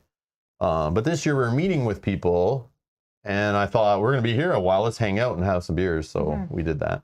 Yeah. And I wanted to bring one back to kind of show it on stream, which I've never done before. Usually they somehow get drank at the con and I don't know where the cans go. I think because usually this is the first time that I've ever seen them sell them in multiples. And I remember them talking about some sort of to-go situation, which I think is what they were doing. So I think in the past you would buy 1 or 2 at a time, not necessarily like a little bag of 4. Locator says, shh, Rob, don't let your neighbors hear you're not really into beer. I know, eh? I don't need to let my healthy neighbors know, eh? We're not really into the beer. But I do drink maple syrup by the bottle. Mel, how can you drink wine from a can? You can drink wine from a bottle. You can drink wine from a can. You can drink wine from a solo cup. But I guess after the first one, it doesn't really matter where. Speaking of that. Oh yeah. So what I was talking about before going to Chip Theory's booth, and we were like just walked in and we're just talking to the employees there and some of the demoers and people that watch our channel and stuff. But we went up to just get video of like their menu board and there was a sign on the counter that says free glass with every purchase. Okay, so they had these glasses left over, obviously from Origins, so they were just kind of trying to get rid of them, but still they look sick. I wish I went to Origins to get one, but now I didn't matter anymore, right? But we walk up and of course they recognize us, and then it's like, what can I buy to even get a free glass? It didn't matter. They were just like, hey guys, how you doing? And then Mel's like, oh no way, look, these glasses, they look so cool. And then they just like grab 2 and they're like, here you go guys. And we're like, what? They're like, come on, you don't need anything from our booth. You have it all. But we appreciated it. But then of course we did buy something and got more glasses. No, these ones were free. These ones Lily gave us, Heather at the these CAC, were in the gift bag. These ones were in the gift bag from Chip Theory from the demo. So I stand corrected. Yeah, but I'm going to use this one for that can of wine while you chat there. So thanks again to Chip Theory Games for hooking us up with some glasses to go with our like Game of Thrones glasses and stuff that we can use on stream. So good point. It's nice because we have a little set of 4. So as we play, we can all have one. Kyle can have one too. Okay, so now I'm not drinking wine out of a can. Okay, we'll see if it tastes better. All right, there we go. So cheers, everyone. Oh yeah, I guess we can do a little one. Black Cheval says, would you like to offload a glass to someone? No, I have 2 hands, so I need 1 for each hand. Oh yeah. So that's really why I have 4. Let me put this on this table. This is so good. Stacey, thank you so much again. John Blank. Cheers, Blank is trying to spoil our next thing we're gonna talk about. How dare you? So what do we put these glasses on? What do you say? Gear lock coasters, why not, right? I wanted to buy, they had 2 sets of coasters, I think, but when we went back to go buy them, they were sold out. And then when we got our gift bag from Chip Theory, they actually included some. So I saw these behind glass, but I really wanted them. I would never buy these off their website and have them shipped to Canada. They're crazy. They're definitely a upsell to get free shipping kind of thing, but I don't think Chip Theory does free shipping to Canada when you spend a certain amount of money, but they should, because then I would be adding on plushies and coffee, and if I could get coffee in Canada. But coasters and things, yeah, I'm a sucker for that stuff, for the upsell. Oh, John, yes, John was the one that saw us at the booth. Oh, yes, John. John, duh. I'm so bad with names. But yes, John, yes, I remember John there, yes. Because Mel even said, like, John commented on the video that it was him we were talking to, and I was like, okay, I'll remember that when we see him later in chat. And then you forgot. And I forgot too, actually. John, I feel horrible. Sorry, John. But thank you. That was so It was nice to meet you, though. So yeah, so oh my gosh, these are awesome. Oh, they're like oh, it's the core set group. Nice. I didn't even know what was in here for sure, but I saw they had enemy ones and stuff too. Oh, and there you got the regular and the innate side. Oh, I see. So after how many beers do you become innate? Or how many drinks? I don't know. At least. And again, at least 2. Again, Sakabra, like the ones you gave me, the where is it? So we never painted them, but I still use them off camera. But Sakabra a while back 3D printed us and sent us these as a Christmas gift. But Rob's gaming table coasters. But yours are still cooler, but Chip Theory, he says Chip Theory are way better. Sakabra, please don't be offended if I start using these other ones. Don't be mad. I'm not cheating on you, I swear. So the chat's saying we get innate after 6-pack. Oh, okay. Some saying after 12. 12 is a little crazy. I would say after a 6-pack. They're chips, right? Well, they're just they're like plastic. Yeah. They don't have the metal in them like the poker chips do. Yeah, they're solid. I was gonna not show these on stream, and just for fun, later we're playing Too Many Bones on a stream. I'll still try to do it if I remember. At the start of the stream, just like put your gear lock out with like a pile of health chips underneath, and just like try to fit it on the mat, and be like, oh man, I must have got a misprinted character chip. Oh man, Don't forget the mat in the coaster box. What? There's a mat in there? Oh. What? Oh my gosh. I almost threw this in the garbage. What is this? Oh, it's just to keep it fresh, I think. Oh yeah, Duskin pack. Okay. Wow, no way. That is so cute. Neoprene. Plank of those chips. Now I just need like a set of premium health chips like this, a bunch of enemy chips like this, and a super oversized battle mat. And we're rolling. And then some enemies, obviously. So we're going to have to play a drunken night of Too Many Bones, and then we can see if we can drink 6 beers, so then we can flip to the innate plus. It's a pack and go. I'm not eating it, Brian. I know what you're trying to do. Put it in your mouth, Rob. Get out of here. Oh, man, those are so cool. Okay, that's cooler than I didn't even notice this in the glass case. I feel like when they're in the glass case, they were just kind of like spread out like that. But then when we went back, even those were sold out. I wanted to buy all the sets of coasters that they had, but now I just have to go back to another convention, this time buy them the first day of the convention. All right. Yeah, so more Chip Theory stuff. Of course, you guys know I ranted about this before on a stream. Super pissed when Chip Theory announced they had coffee. At first I was happy, and I was like, oh, cool, you get some loot with it. But then when I tried to add it to my cart and realized they don't ship to Canada, I almost freaked out. Already mad enough they don't give us good shipping rates to Canada, but as good as the US and other places. But we couldn't get the coffee here yet. At least at the time of this video, I don't think you still can. So it was like, this was the one thing I wanted to go to Chip Theory's booth to buy if they had it. And of course, the first thing I looked for and found it. Can you tell which flavor I liked more? Or I liked the smell of more? So I bought 2 of them, but Chip Theory gave us 2 in our gift bag, but I still went back and bought 2 more. But with them, I thought there's like loot cards and stuff inside, but the ones they gave us, I guess I would have been sad if I opened those and didn't find them. But these ones, when we bought these, they gave us these little things. I don't know if this is how it normally is or what. But I always wanted to buy this stuff off their website and like look at it on the channel, but now I have some. So they give you this like little booster pack, blind bag, as if you will. 1 random alt art gear lock and 1 loot card inside. And I'm assuming those chips there are the alternate. That is the art on them. So it's like collect all the Pokemons. So we have 2. This one. This rocker girl. Well, that's Stanza, right? Yep, that's the one I want. So we're gonna open them here. Are we gonna? Well, let's do it. I don't know why not. Okay, let's do it. I'll save the coffee tasting for some kind of thing later or something. But separate stream. Yeah, like we can't drink beer and coffee at the same time, I know. can you? And I think it's whole beans in here, right? So yeah, like it is. I don't have a bean grinder. I have to take this to the store or like buy a bean grinder, but I will for this purpose. Usually I just buy these in the store and then grind your beans in the store. I don't know if it would be weird if I walked in with Chip Theory bags of beans and started like, in the grocery store aisle just pouring them in and people looking at me funny like, what is that you got there? But I probably would try it. Okay, so I'm just gonna, while you're opening it, I'm just holding this up so you can see. I'm wanting the Stanza one. You can open that one. I think this one is kind of cool too. Who's that one? Gilly? With the feathers in the hair? Open the coffee on your next coffee and chat stream. Janet, genius. I should. I 100% should. Oh. Does it smell? Yeah, it smells like their cards. Oh. Like that's the card smell that I love. Oh, yeah. Is it spoiler at all? No, I don't care. I'm People just telling. bother- I was just gonna say. If you don't want spoilers Yeah. of what's in this little blind bag, the art spoiled on the front, and I think they've already shown this off on streams before. Oh, okay. So here's one of the loot, and I think they made it so like the more of this loot you have, the better. But 12-ounce coffee, single use, light, doesn't use a loot slot. Oh. Used in various ounce amounts to drink 12 ounce.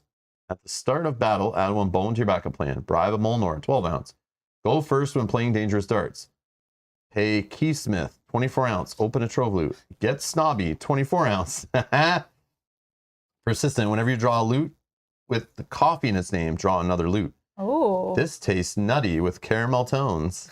I have to say that caramel, I don't drink coffee, but that caramel one smells so good. Oh, we got Tantrum. Oh, that's they okay. are like full premium chips. That is nice. Okay.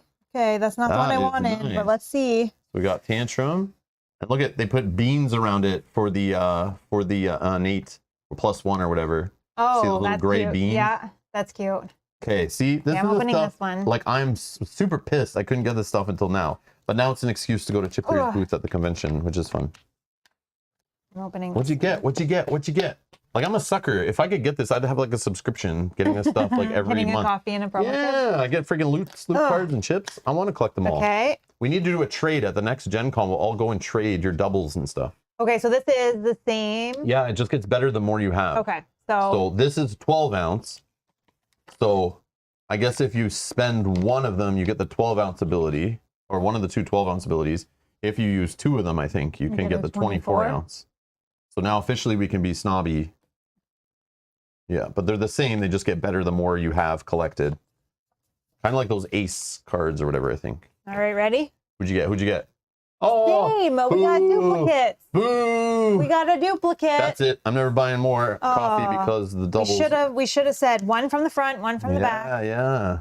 Damn it. And then it has nothing. Okay, well, I have a Tantrum to trade. Who has a stanza? Yeah, we need a stanza. I got to trade a Tantrum for a stanza. We'll meet you at a convention. Got to collect them all. Duplicates. That's okay. All right. Well, this stream's a fail. That's okay. Spencer with the 3 thumbs down. That's fun. It gives you that I got robbed. Yes. it gives you like that feeling of opening like booster packs when you're opening like Pokemon cards or something. That's what I was saying. Got to Yeah. collect them all. All right. Wait, one has the beans on the front. The other has them on the back. Michael, stop. Kay just says, all open mine, and if it's not a dupe, it's yours. No, I'm just kidding. I'm just You got kidding. a Tantrum. Everyone got a Tantrum. Everyone- yeah, everyone- It's the big scam of Gen Con 2022. Hashtag Tantrum Gate. Oh, that's funny. Yes, I smuggled this coffee across the border. You keep your trap shut. Do not dare tell those guys at the Canadian border I guard. think we're allowed to bring coffee back. Well, I don't know. Chip Theory But they're can't not. get it through. Well, I I don't think know. that's for different because they're selling coffee. I don't here. know. It's different. I I think don't know. I'm not sure. we have different regulations. I just put it in the same place I got my fudge from, and that's how I got it across the border. All right. Anyways, what's next? Oh, you talk about this. Okay. This is something Mel got from the con. She did mention this on a stream already. Yeah, so I'll just mention it briefly. Yeah. So there was an event that we did, our group minus Rob, they had a free paint and take. So we all met up and we painted for about an hour, and they would give you a little mini. You can pick which mini you wanted. So I did a Warhammer mini, and again, I didn't completely finish the base because just for time's sake. And we just sat there and painted. Again, we had the paints that were kind of in front of us, so the colors are maybe not necessarily what you would choose, but it was just a fun little event that we all did together. And then we all have our little minis that we got to take home as to remember that. And you did it with like Janet, Yeah, Stacy, Janet, Stacy. Kenji. Yep.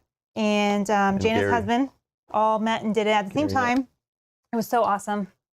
So Yeah, just something else cool to do at Gen Yeah. Con. You can just go to free painting events, and they're sponsored by all the different like paint manufacturers and mini manufacturers, and they give you stuff, and it's just totally to free, use. Yeah. and it was just first come, first Yeah. serve, and they just had paints and brushes and everything on the But table, and you could just sit down. They do have paint teaching events, and they have speed painting events, and then they have painting like judged things, and the glass cases where like awards are given out and things are put on display. It's a really neat thing to look at. I filmed some of that. You'll see that in some future vlogs for sure. Yeah, they were doing some speed painting events behind us as we were painting. Yeah.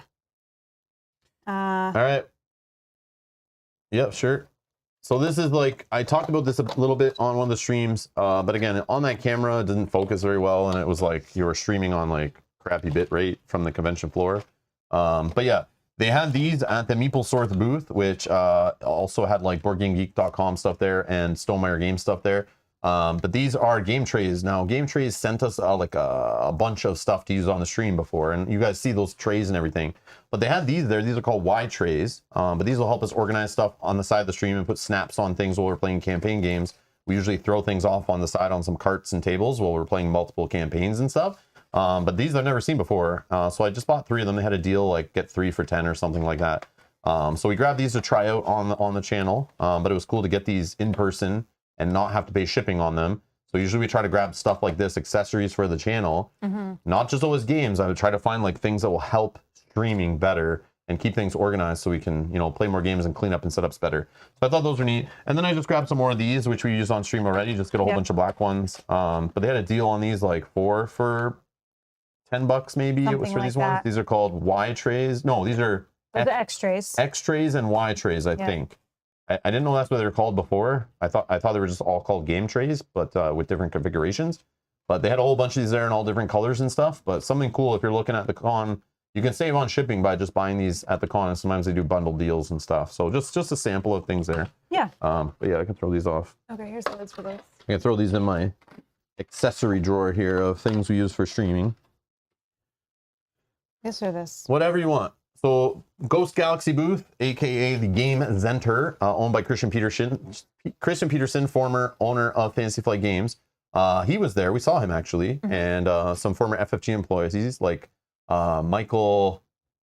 He used to be in charge of the card game department. Michael like Husley, or I forget his name. But anyways, he was there like running the booth. But it's weird seeing like former FFG employees not dressed like FFG employees. But they were there selling the Keyforge stuff. So we got our Gen Con exclusive Keyforge Adventures officially printed and packaged. $25. It looks like they are there. $24.99 US. So we got the Rise of the Kraken and the Abyssal Conspiracy. So we're going to play some Keyforge on the channel cooperatively and solo using these things. I didn't want to print and play them. I didn't want to spend the money to make them all also look horrible. I'm super glad I can spend $25 to buy these. These will come to retail this fall. But they did have some early copies at Gen Con, so this is literally the first thing I bought at Gen Con, along with the Fuzzy Gruen plushie, of course.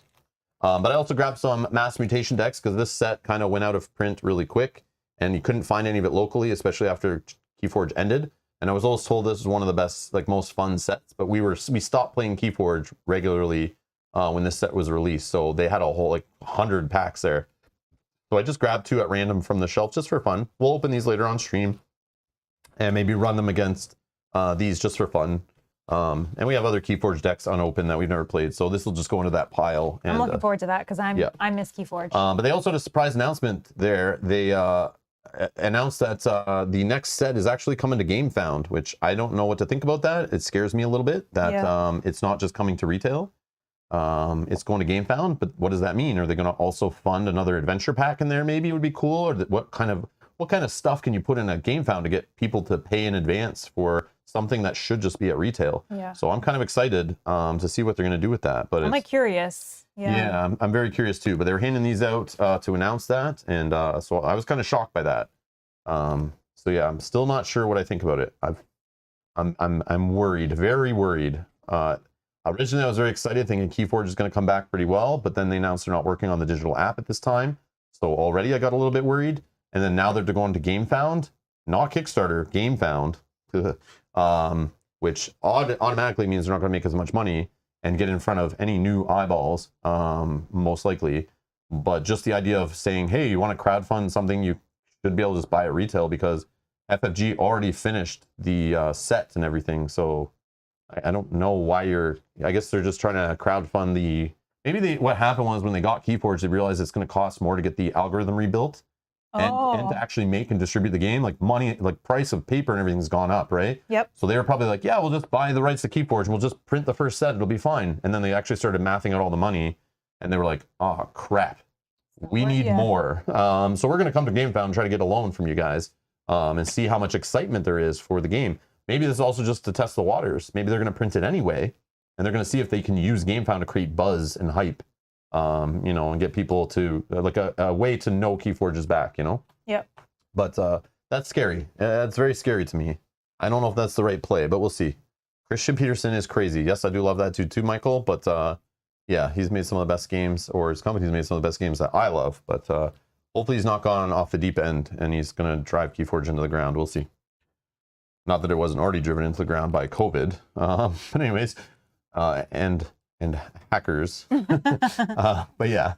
So this is just a little demo that they were giving out at DV Giacchi's booth. This is a demo for Dexcape. We've never played a Dexcape. They're like little escape room games. We just want to check this out, but this was just some little swag they were handing out. No big deal. This, I don't remember what booth. I'm assuming it's from Cosmos. When you bought something, they threw this in the bag. It's a little, we showed this on stream before, but obviously not as good quality as this stream. But yeah, this is just like a little adventure. I don't know what these are. This is Carta Ventura, Adventure Awaits, Tintangel, Mini Adventure. I don't know what this is. I don't know what this means. I'm not sure what's going on here. I'm sure it probably should just go in the recycle bin, but yeah, I don't know. I will look at it later, but just this is the kind of stuff I just want to show you guys. That, like, companies just throw crap in your bag because you're usually buying stuff directly from the publisher at full price, and you could just buy it online for cheaper probably, and you could have bought it probably 2 months before Gen Con. But this is their way to entice people to buy stuff in person to get the full profits from them, you know? So like buy directly from publisher.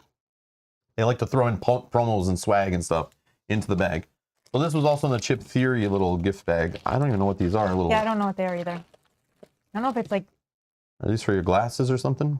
I don't know. These are like badge holder strap things. Little clippies on here. I think they are for your glasses. But it's for Too Many Bones Unbreakable. I'm assuming it's a cheesy product to go on your glasses to get it unbreakable.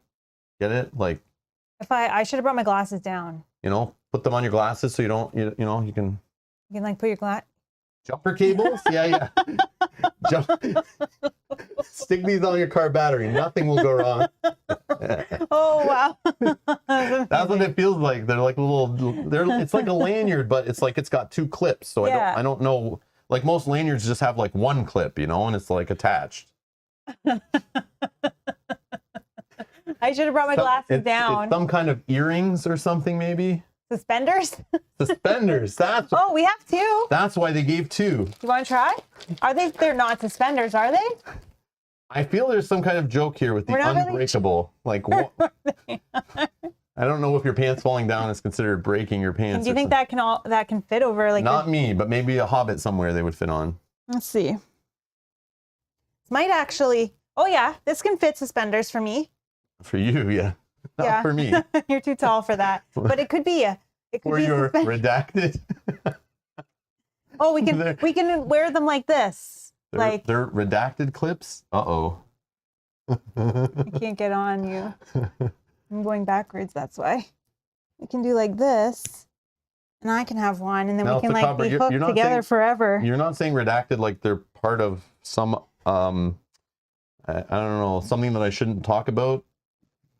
You know, those who participate shall not talk about Chip Theory and their, I don't know, you know. Gearbox suspenders? Yeah, I'm not sure. I thought it was like for your Gen Con badge, but then when I looked at it, it's like, I don't think the Gen Con badge like has the holes to clip this perfect, but. You can clip it to your child and hope they don't get I don't know. Anyways, too far away from you. We spent way too much time on this. Because I don't know what they are. Get out of here. Maybe someone from Chip Theory Games can tell us. Yeah. Shannon, if you watch this one, I would love to know. Let us know what you use those for. Yeah, they'll let us know. Somebody will comment and let us know. Yep. Yeah, and then there's some more junk that was just thrown in the bag. Stickers from Big Potato Games. So obviously we bought a game from Big Potato Games to get that little potato stuffy and those stickers and things. Just junk that gets thrown in your bags. Like literally I got home, I was like, Mel, what is all this stuff? Like Mel was buying things, I was buying things, and we just meet, right? And I don't pay attention to what they throw in the bag. I'm just like, you know, swiping your card and stuff. And then they go, here's your game. And you're just like, okay, cool. But like, they just throw junk in there. So like this pin, you know, we got a Potato Club pin. Well, who doesn't want to be part of the Potato Club? This is from Hunt a Killer's booth. This one I wanted. They were giving out these little enamel pins. So we were there talking about the game, and they were like, you want a pin? And we're like, sure. So we got a couple pins. They're definitely creepy looking, of course. Yeah. I put one on my lanyard right away. I guess this is kind of like spoiler. This was thrown in the bag at a booth. So these are the pins that are part of the pin bazaar. There are people, if you go find the Gen Con Hall pictures in like Reddit and Facebook and stuff, you will see people who ran around and collected like all the pins. So vendors had pins. There was pin trading in Lucas Oil Stadium every day. People collect all the pins that are handed out by booths. These pins are beautiful. Like they're very high quality. They are. They look very nice. And some booths just like kind of give them away, and then they give you like a little raffle ticket thing. You're supposed to go trade in, and then you can trade in. Once you collect like 7 pins, you can trade in and get another pin and stuff like that. I never participated in this before, but I have like this assortment of random pins that get thrown in our bags every year. But we never pursue it beyond that. But that pin is sick. The pin game is on point this year because now I don't know any of the other pins. They're on a website somewhere. You could probably collect the pins, get crazy with the pins. But this pin, we got 2 of them, I think, from eBay.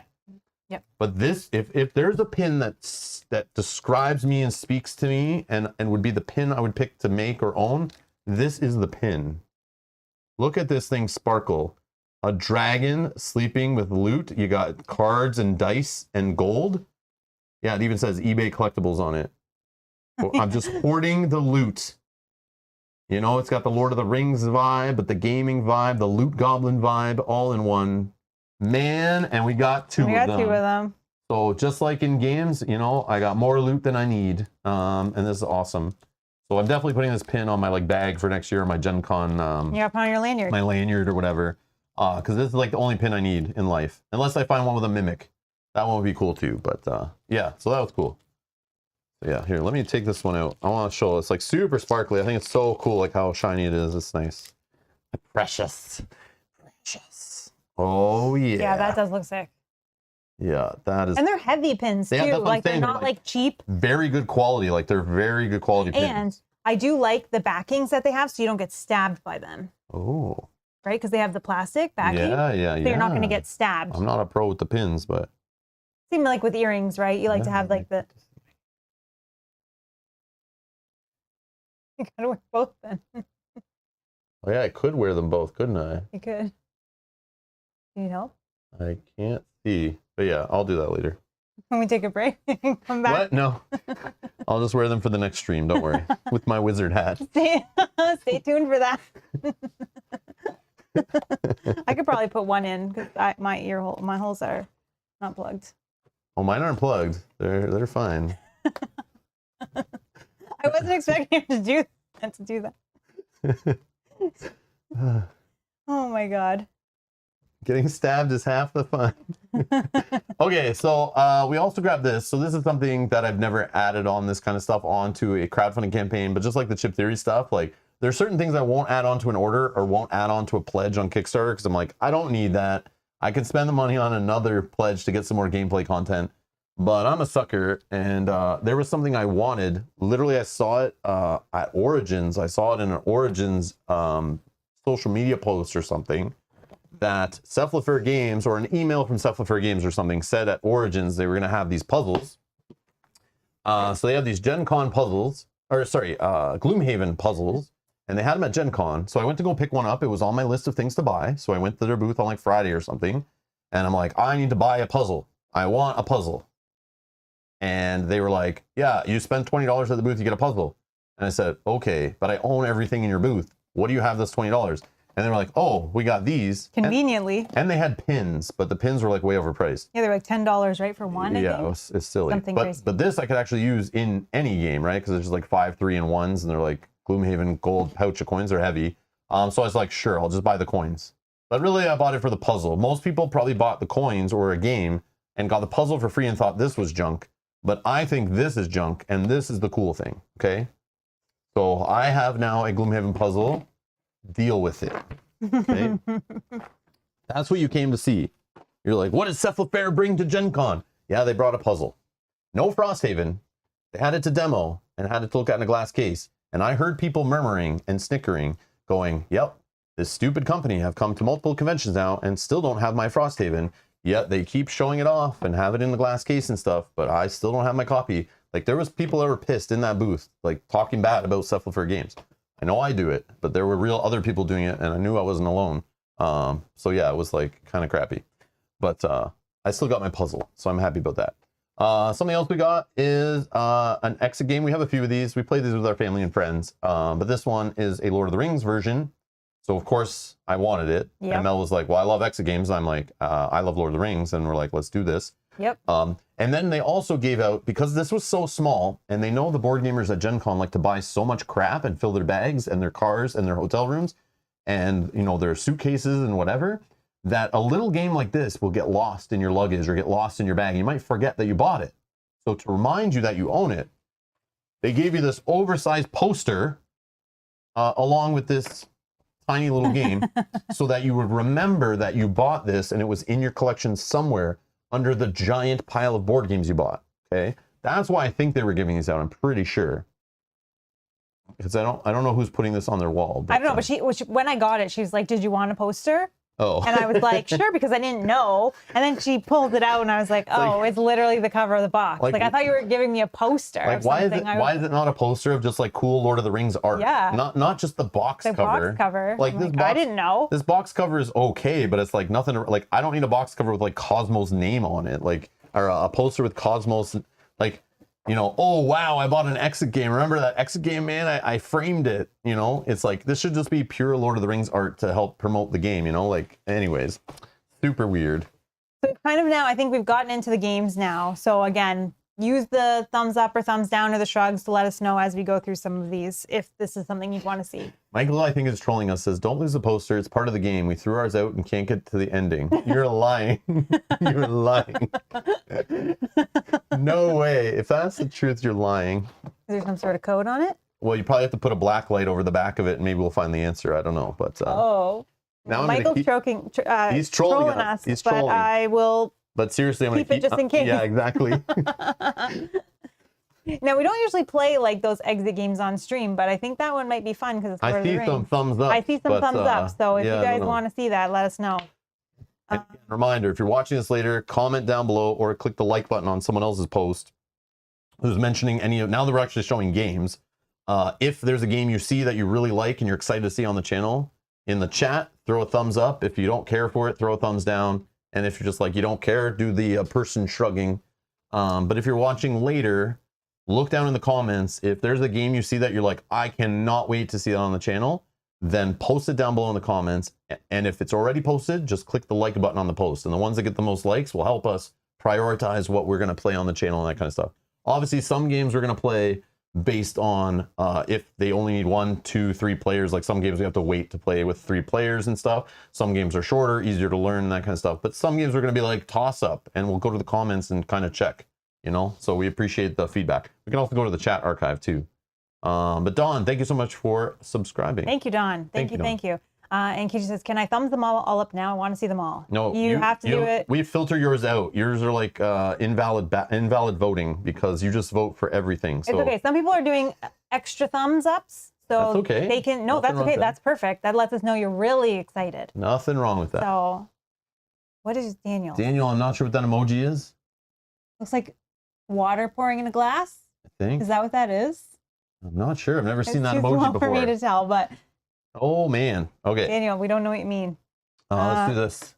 So this was thrown in. I don't know. Ravensburger. I'm not sure what they're doing. I don't know what game we bought. I think this is from. I don't know. But this was just. I don't know either. They said, "Here, take this. It's a free game we're giving away with every purchase or something." So it's some kind of audio mystery game. I mean, I'll try it. Sure. Yeah. I like mysteries. And... Yeah. So I don't know what this is. Oh, scan the cards to activate the sound clues.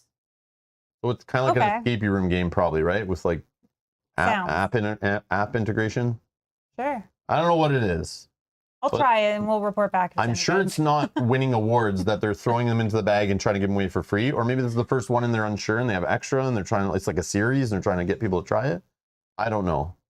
But I see a thumbs down in the chat. Beeple Deeple, welcome to the chat. Love the name. Welcome to the stream. Thank you for subscribing. Love the name. Okay.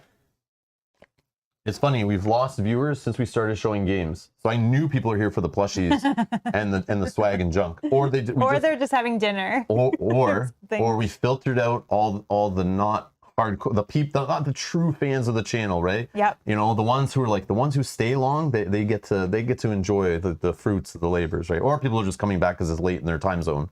But yeah, they were probably we weeded out all the the fake fans by showing coffee and plushies and stuff. Yeah. So Heather, I agree with you. That would be a good game for like a 24-hour stream or something. It's not something that we're going to feature. Yeah, I don't know. We just thought I would try it though on my own and see. So when we were looking at the booth that had the Deckscape games, they were explaining the Deckscapes to us, and then we saw this one, and we like true crime and that kind of stuff, Yep. and solving mysteries and things. So like where did I put my shoes today and stuff like that, or where are the keys to the car? I can't find them. Where did I put my wallet? Those kind of mysteries. So we thought the Detective games looked interesting, and they were kind of describing them to us, and we thought maybe we'll play one on stream. Like what are the themes here? Maybe one theme would work better than another. So this one, You Can't Cheat Death, is like about, I think it was like 60s, 1955 Las Vegas. The Domian Casino is hosting a clandestine high-stakes game between 3 crime bosses and the mayor of the city. You break in but are surprised. Everyone at the table is dead. Who killed them?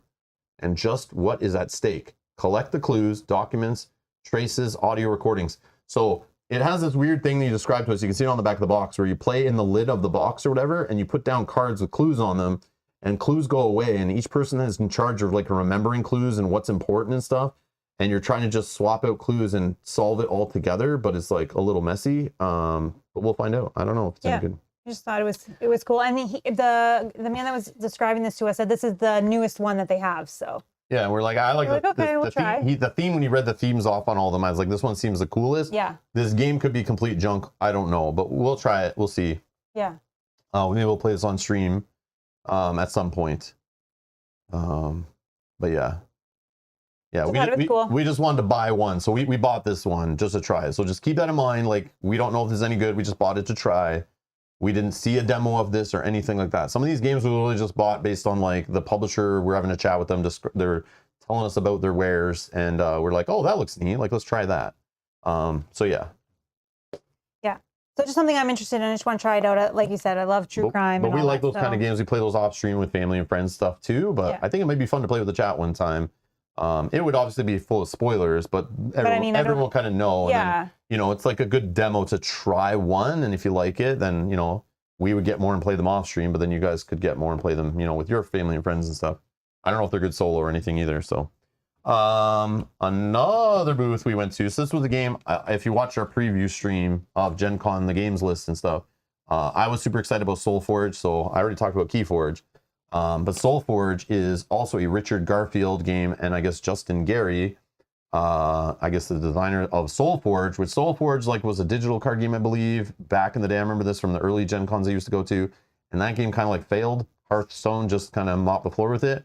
But they're trying to bring it back now as a physical card game with a tabletop simulator plugin or something. I hope they make a real app, but I don't mind that it's just physical, really, in my mind, because I don't play on Tabletop Simulator. But SoulForge Fusion, it's the algorithmic deck design stuff like Keyforge, where the decks are designed already, but it's only half decks are designed, and you can mix 2 half decks together, and each half has to be from a different faction. So you could and each half could play different, have a different style, just like Keyforge decks do, even though you have shadows in 2 different decks. The shadow module in the deck might play completely different because the different cards from the card pool. Same idea here. So they're trying to copy Keyforge a bit, but put their own spin on it. But from my understanding, this is a lot more straightforward than Keyforge, I think, at least at this stage. So we went to the booth and we told them who we are and explained what we do on YouTube and what we're interested in. And yeah, they gave us a booster kit to try out. We'll try this out on stream and check it out. And a starter kit. So I guess the starter kit is what I should have been holding up. A hybrid deck game by Richard Garfield and Justin Gary. So SoulForge Fusion. This was on Kickstarter. Some people got Kickstarter decks and stuff, but they were selling and demoing it at the con. But they had a starter kit. You could buy a booster kit, and then you could also buy playmats. And this kind of game has lanes and stuff. And if anyone knows any games with lanes, like Radlands and stuff, it's always cooler when you have a mat. So they gave us 2 mats to play with on stream, which I always love. Organizational on stream helps you kind of keep your things in place. So we just got 2 mats. So stay tuned. We're definitely playing You don't have to like and thumbs this one up. Even if you thumbs it down, I'm still playing this because I'm interested in it. Well, I think that we got some thumbs up and we've got no thumbs down, some thumbs up and some Yeah. And I think that's where I'm at. Like, I don't know much about this game, so I'm kind of like, yeah, sure, I'll see it and read it and kind of go So from I'm there. going to force Mel to play with me. I mean, Yeah. I'm I'll gonna, try. Yeah, I want to just try it because and then it looks see. neat. And then I'll be able to make some decisions after I play it once. And I usually try out like card games that have a potential of being competitive because I'm just a sucker. Some of the best times in gaming I have are hanging out weekly at my local game store with my local meta in a competitive card game, trying to solve the meta and testing and streaming and going to tournaments and winning tournaments or making the cut and that kind of stuff. And just going out for drinks after a tournament with friends and people from the meta and that kind of stuff. So I'm always looking to get in another competitive card game or try them out. Whether I dive further than the starter set, we'll see. It all depends on the local organized play support. So we'll see what Soulforge can do with that. But anyways, there you go. Also, just going back a little bit, Dawn, who was one of our most recent subscribers, said that they would love to see us play an exit game on stream. We gotta try it. We talk about it all the time. Yeah, we just think it's like too spoilery that, people have played them and they won't come and watch, and maybe some people will spoil it in the chat, or like we'll look like idiots because we're not gonna play with a time limit or anything like the unlock games do. But we play them with family, friends, like our daughter and stuff off stream. They're like, we love those games because they're nice, like little 1 hour to an hour and a half kind of little fun puzzle to play on a small table space, and a nice change of pace from playing giant epic games and dungeon crawlers and stuff. Speaking of dungeon crawlers and big and epic, like that, huge, epic, complex dungeon crawlers, you know what? The shrink wrap bugs me. Oh yeah, for the bigger ones, it's.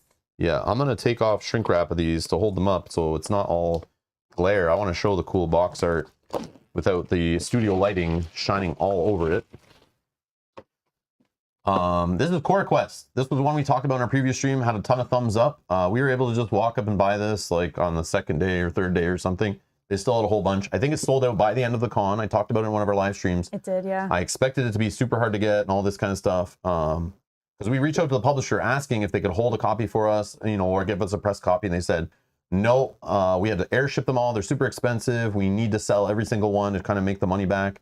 And I went, I can respect that. No problem. I still want to try it. I don't know if it's coming to Canada. I don't know. It comes out later this year, I think. It's just a cute little game designed by a father and daughter team. It reminds me of another game I love, My Little Scythe, designed by a Canadian father and daughter team, turning Scythe into like a kind of like a My Little Pony game, but then Stonemaier Games actually published it and made My Little Scythe, which I thought was super neat. So this reminds me of that. So being a father with a daughter, I can kind of get behind that, and it kind of warms my heart. But the fact that it's a freaking dungeon crawler, we have to try it. It's a dungeon crawler, right? Like, look at this art. It's so cool. Like, it's like a little girl drew the art, and then like an artist helped them make it like look kind of professional and stuff. But yeah, we'll definitely feature this on the channel at some point. Again, if you're really excited to see this, drop it in the comments below, hit that like button, all that kind of stuff, and let us know. But it's definitely family weight. Keep that in mind. Or it's going to be definitely chill. It'll be fun, I'm sure. But I've heard adults and children and everyone all alike who have played this. This was a Kickstarter. Some people already have copies, I think, who have tried it or demoed it at the con, said they loved it, and it was still even fun for adults. So if this hooks some people into playing more complex games or gets a kid to like play a dungeon crawler at a young age, I'm all behind it. We have a couple people in the chat actually saying that they've played it. Oh, cool. Focus our gaming. My family played Core Quest. My 6-year-old even made his own scenarios. Get the hell out of here. And Drew says the same. My son played it. It's quite fun. I didn't know about this till our stream before Gen Con. We were looking at the Geek Preview list or whatever. I was like, what is this? I never heard of it. But yeah, now we have it. Yeah, so it's just something we want to try. There you go. So here. What's next? Okay, I'm gonna cut the plastic off this. Yep, before you get to see it. So this we got lots of thumbs up on that last one too. So this one was spoiled already. This feels like Christmas. Mel Santa, she's passing me all the presents. They're just not. Well, I guess they're wrapped, right? Yeah, they are wrapped. But I see what they are. I mean, I bought half them or got given half them. So this one we purchased with our own funds. This one I learned came out way earlier in the year. This we did see at a Target. Yes. Yeah, we saw this in stock at Target before the con, but we didn't grab it because I wasn't sure about it. But then I kind of looked at it at the con, read the back of the box, kind of saw it on a table, saw them demoing it actually, and was like, okay, man, like I like cartographers. That's like the only real roll and write I've played. But there's that pinball one that I think looks really cool. I bought it just because I love pinball. I thought it's neat. I haven't played it yet though, so I can't comment.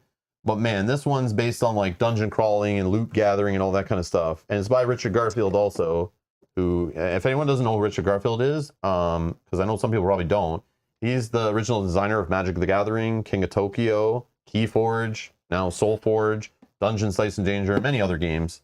But he has some big bangers that have like literally shaped the hobby. I don't know if Dungeons, Dice and Danger is going to shape the hobby, but I was interested in it. I want to try it. So these I think would be fun to play multiplayer on stream with other people who have it, when maybe can print out sheets and we can all play together and stuff. So what's the age on this? I'm just curious because I know we play cartographers with our niece. 12 plus. Okay, so this would be She a little can more. figure this out. It might maybe. be a little more challenging. She might have to play with someone, but she Yeah. loves those kind of games too. So this might be something to see if she's into dungeon crawlers. I don't know. Like it just looks cute. Yeah, It's a we're bigger definitely box than I interested. expected. Like for a dungeon Same, crawler. yeah. But Like I expected dungeon crawler to come in like this size box, but it's like it was actually bigger and like on the table it had more of a presence than I expected. yeah, Not as much of a presence as Twilight Inscription though. it has But some dice too, so it's yeah, interesting. Okay, interesting. I'm curious to try this one. next, go Okay, ahead. You can talk about those ones. these I'll show them. Okay, these games I picked out. So we've kind of already talked about it. We've kind of already said how we really love true crime. We really love like the whole Exit series, like all those mystery type games.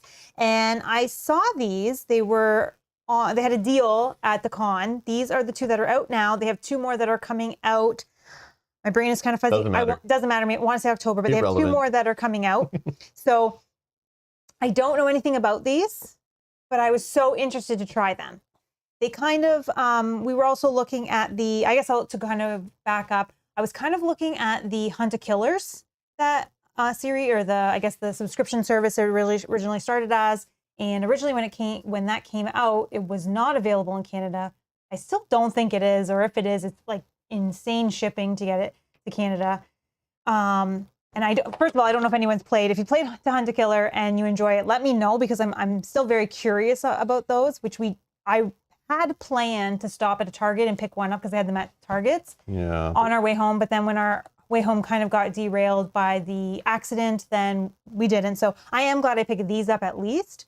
We were kind of talking. I'm not sure if these are, like I said, I don't know if they're good These at might all. stink, they but may they were cheap. stink, but yeah, they weren't very You expensive. get what you pay for. And I said to him, like, we could just do one as a just have a fun night together and do it off stream. I don't know if this is something that you would maybe want to see. Like, let us know in the comments. But this is something I picked out for myself because I really love the whole true crime stuff. Yeah, I love it too. Yeah, I'm so a do huge you. fan. So then, yeah. And Huge fan of cold case stuff and whatever. yeah, I just thought it might be something fun that we can do together. I don't know. Again, I'm doing this too. Like, I don't know if it's good. The thing is, we could do one off stream, see how it even is. Yeah. And then maybe bring it to stream if it's fun, or I can tell you about it in like a stream later. But it was something I thought was cool. And like I said, they had a deal. They were 2 for something, so I picked them up. So, Bob's saying, can I do a couple of thumbs up in advance for Twilight Inscription? We didn't get Twilight Inscription. They had No. limited copies every morning, but I did not want to run for it. Fantasy Flight already told me that there was a chance that we could possibly get it early. So I didn't want to buy a game that I would get sent later.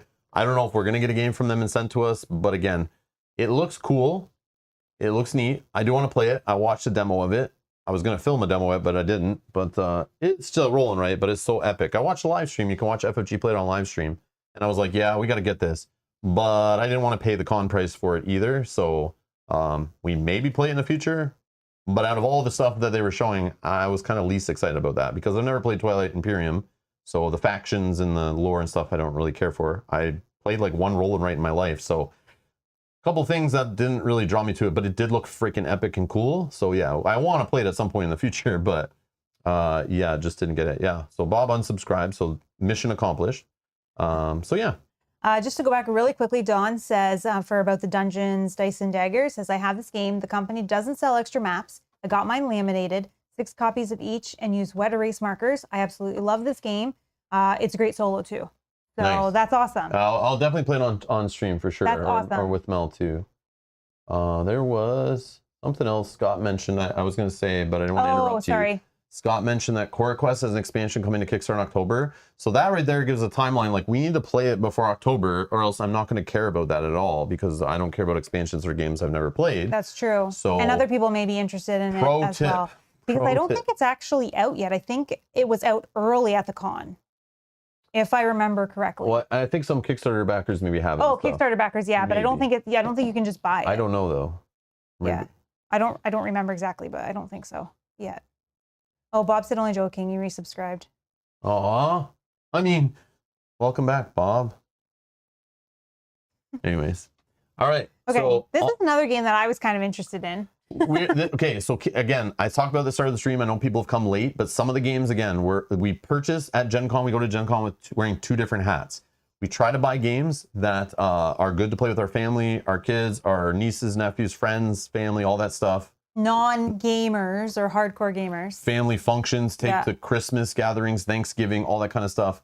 There's games we play with grandma and all that kind of thing. I do have a collection of games like that I use to lure unsuspecting bystanders and turn them into gamers and teach them it's not just Monopoly and Clue that are out there. So I buy certain games with themes and simple mechanics to have fun, to be able to teach, very simple. So a few of those you've already seen. This is along that theme. This is one of them. And it's United States Postal Service, the Great American Mail Race. We saw this at Target before we went, but it was $5 more at Target. And we didn't know, but you save $5 buying it at the con, and they throw in the stuffed potato. Yeah, and the stickers and the pin and all that. The pin. Oh my God, it made it so worth it. But this is the kind of game that, yes, we can play like with our niece and daughter and our nephew. Like, we have a couple people that have played this and think it's kind of cute. And you never would have guessed it. It's a pick up and deliver game. Who would have known? No way. Yeah, no way. For real. But when I got sold by it, when we watched the demo and they explained that you can steal packages from each other, and there's a little bit of take that, I was like, I'm in. I'm so in. And if we played on stream, how many funny Kickstarter late delivery jokes we could make? Oh, it would be awesome. It even comes with like postal service stamp that you can it'll literally stamp your progress as you work through the game and get little quests completed and stuff. It looked like really good quality. I mean, even though it has Spin Masters on the box, it actually seemed like good quality, but it still is like a mass market kind of game, but it has that like Prospero Hall kind of quality to it. I don't know if it's a Prospero Hall game. I don't think so. I think they would say on it, but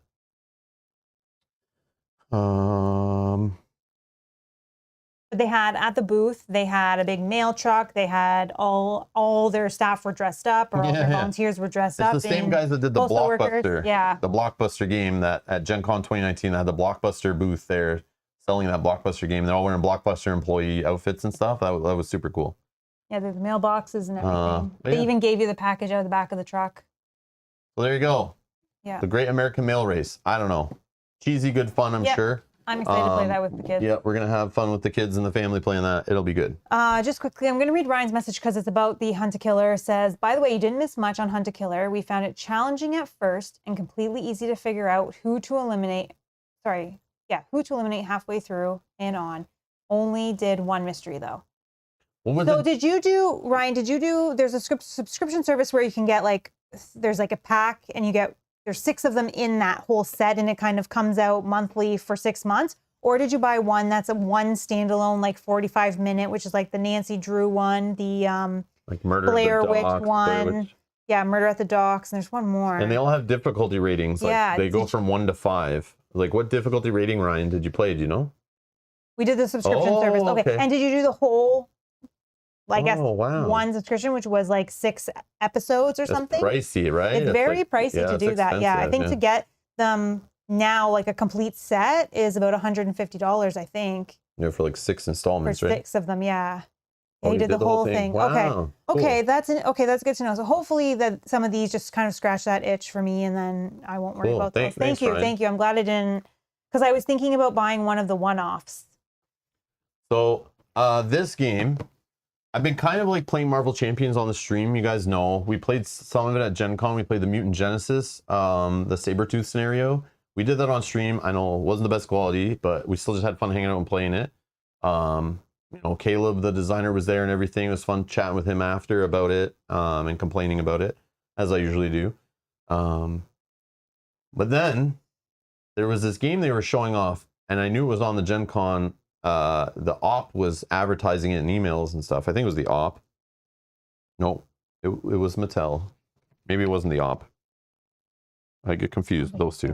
But yeah, so I decided I'm tired of Marvel Champions, and since the X-Men are not coming quick enough, I just decided to give up on Marvel Champions, and I found my new Marvel game to replace that.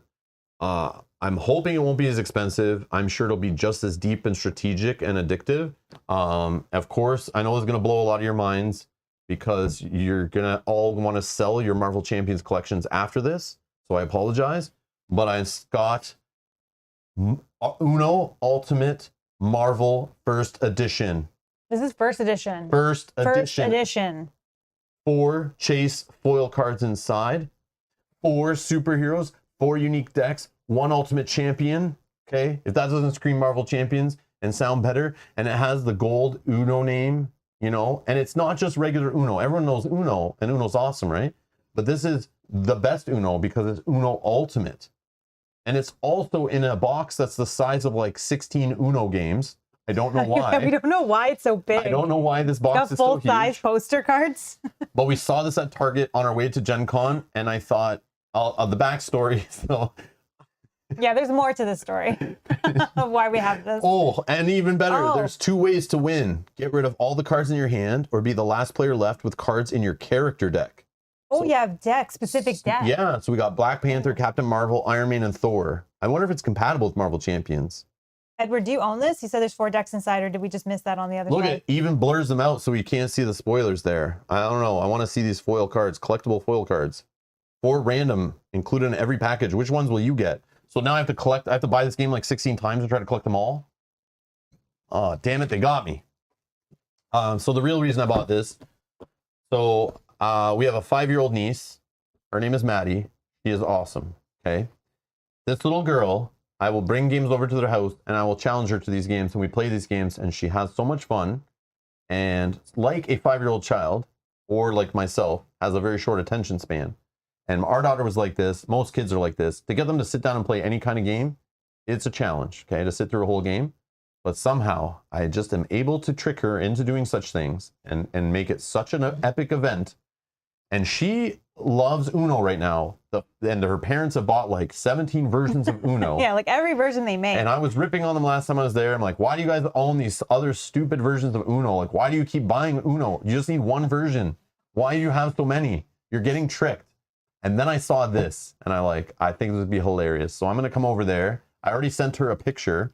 I sent it to her mom, you know, challenging her to a game of Uno Ultimate, and I'm going to destroy her for sure. I'm going to practice. No, maybe I won't practice, but I'll learn how to play it, and I'll teach her, and then we'll all play it, and I will try to destroy her, and I'll feel better about myself beating a 5-year-old at Uno.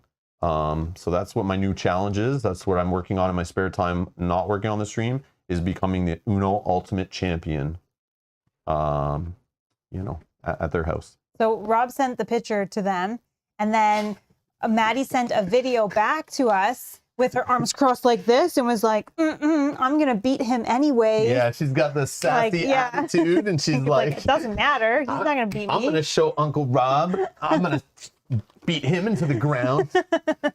So cute. So yeah, that's what that's for. Yep. I'll still play Marvel Champions if that game is not that good. But if that game's good, I mean, I might have to throw all Marvel Champions away. Who knows?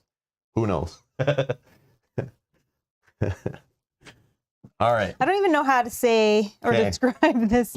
Hold on, let me cut off the shrink wrap. Gotta cut the shrink wrap off. Now, is this a con exclusive? Yes, I'm about to apologize to anyone who didn't go to Gen Con. This might be the hottest game of the con. For real. For real. So many people had this game. The hottest game of the convention. I talked about it on one of the live streams we did in the evening, and I didn't understand what was going on. Yogi, thank you for commenting and telling me what was going on. And yeah, we had no idea. Mel found on Facebook, somebody posted what the deal was. Yeah. And then I read about it on Reddit the next day. Good thing we got there when they had like 10 copies left. We almost missed it. We almost missed this. We didn't understand why there was a huge lineup in the dealer hall at this booth.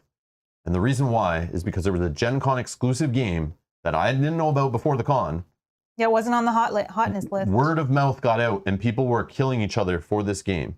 It probably is going to be the game of the con that people talk about for good or bad reasons. I don't know. It is eBay. Buy it now. Oh, it does say Gen Con exclusive. Gen Con exclusive. So I don't know if this game it's probably on eBay already for $500. If there is listings on eBay and people were joking like it was free. But we got it, so automatically I'm better than you. And I'm just better than you. This week we have this game, you don't. So nanny boo boo. So yeah, so we grabbed a copy. We know nothing about it whatsoever, but nobody did. Everyone was just grabbing it because it was free. And word of mouth got out. They were giving away a free game. I don't know who GPI is. This game, I don't know what it is. Well, we were confused, right? Why did so many people have this game? Like, we're like, everyone's carrying around this game. We're like, what is going on? So we went to talk to them on like figured it out. The last day of the con maybe. Yep. And they were sold out of their booth. They had no more. But what they were doing was giving this out, but you had to sign up for some eBay service thing, the vault, and give them your email address and everything. But our eBay account wouldn't work because it was Canadian. So we weren't able to install the app. So we told the guy, we're like, dude, I can't install the app. And we're Canadian, so it just won't work. And he said, you know what? We don't have any of the game left. And he was just trying to give us pins and $10 off coupons for eBay. But he felt so bad for us, and I was pissed that we waited to get the game. Like, we were second in line, but we still waited. And I made a stink about it, of course. But he then was like, okay, let me tell you this. Go over in the gamer hall. There's a little booth. This lady has a couple boxes left. They'll give them to you there. Just go over there and like tell them I sent you, and you'll get one. So John got his as well. Yes. Nice, John. Nice. There are probably thousands of people who left the convention with this game because I saw it in people's hands and everywhere. I was even talking about on stream. This might be the game of the convention because I saw everyone had it. Did I see anyone playing it? No. I just saw everyone with it in their bags, their hands, on their tables, whatever. Yeah, we're like, why is everyone buying this game? Yeah, I'm like, I didn't even see this game on the Gen Con Then list. we're like, maybe it's like $10 or something, and that's why. So it says, eBay's Buy It Now game brings the exciting action of online bidding from the screen to the table in this limited offering for a Gen Con audience. Players hunt and sell collectibles while the markets are hot, earning money for eBay auctions. Strategically outbid other players to gain desired cards and to prevent your opponents from getting them. Patiently collect sets of your favorite items featuring trading cards, plushie toys, and comics, among others, or opt to buy it now to get your prized treasure immediately. Who will boast the best collection after the chips have fallen? So it's like a auction stock market bidding kind of game, I guess. I don't know. I mean, I'll try it. Sure. Sure. So how excited are you guys about this game now? This is like, this is it, right? This is the game of Gen Con right here. Gen Con 2022, a free game nobody knew about, ends up being the hottest game of the con. We'll see. We'll be the judges of that. But and the chat is saying that people are putting it on eBay for about $100. So please, nobody buy that game. No, until we at least play it on the stream to show you what it is or whatever. Please. We don't even know what it is. We just got it for free. Yeah, it's crazy. It's probably so junk, but anyways. So another game we were going. Maybe more thumbs. Have we scheduled the stream for it yet? Not yet. No, we need to know if you guys are excited for it. So anyways, another game we wanted to get that was on our list that I talked about in our pre-Gen Con gaming list, whatever that stream was this game. But when we went to, if you saw our vlog today, you saw me pick it up off the shelf.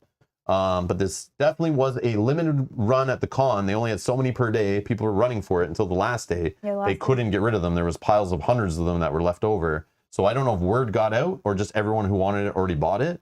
But it was selling out every single day. They had lineups for it. It was Star Wars Villainous.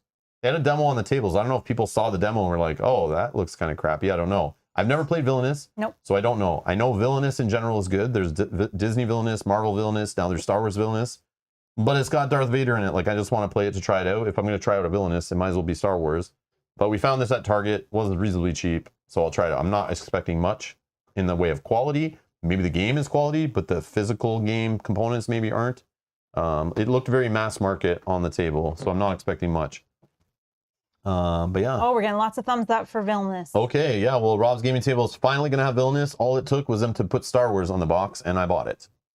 So we bought this from Target with our funds. So yeah. Lots of chat about this too. Edward, thumbs up.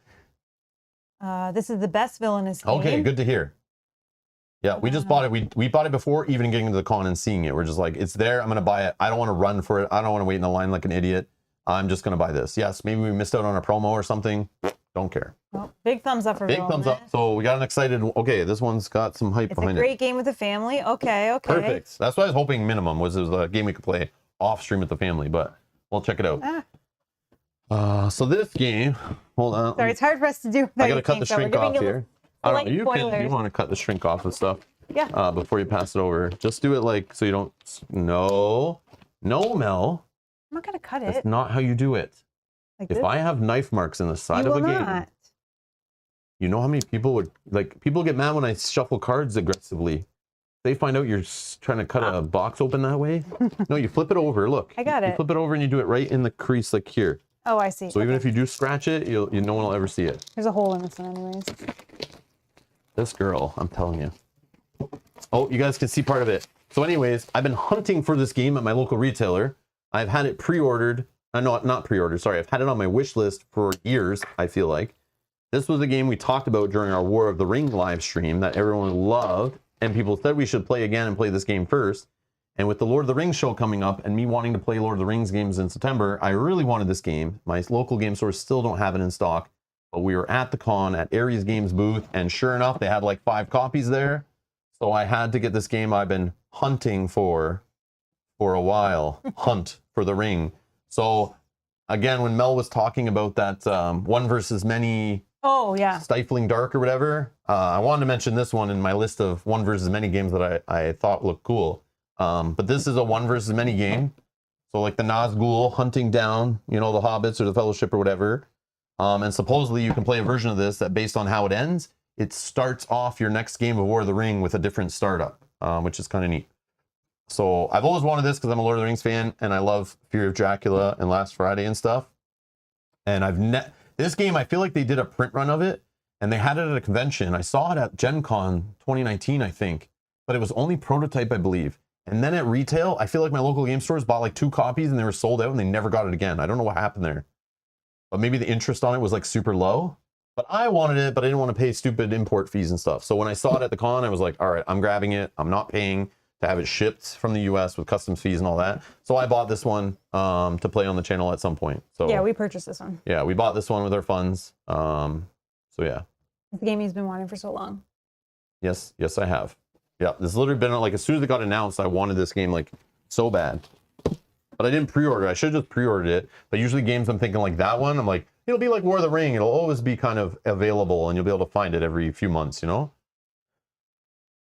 next game, full disclosure, we did not pay for, but we wanted. It's a game that was mentioned to us on the channel a few times. I've been interested in this game because it was the first game from Wise Wizard Games that wasn't a deck builder and it wasn't designed by one of their in-house designers. This was one that they published.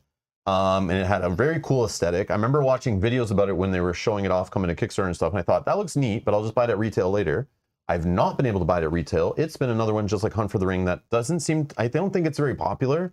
So it hasn't been kept in stock very well, at least here in Canada. Like maybe you can find copies, I don't know anymore.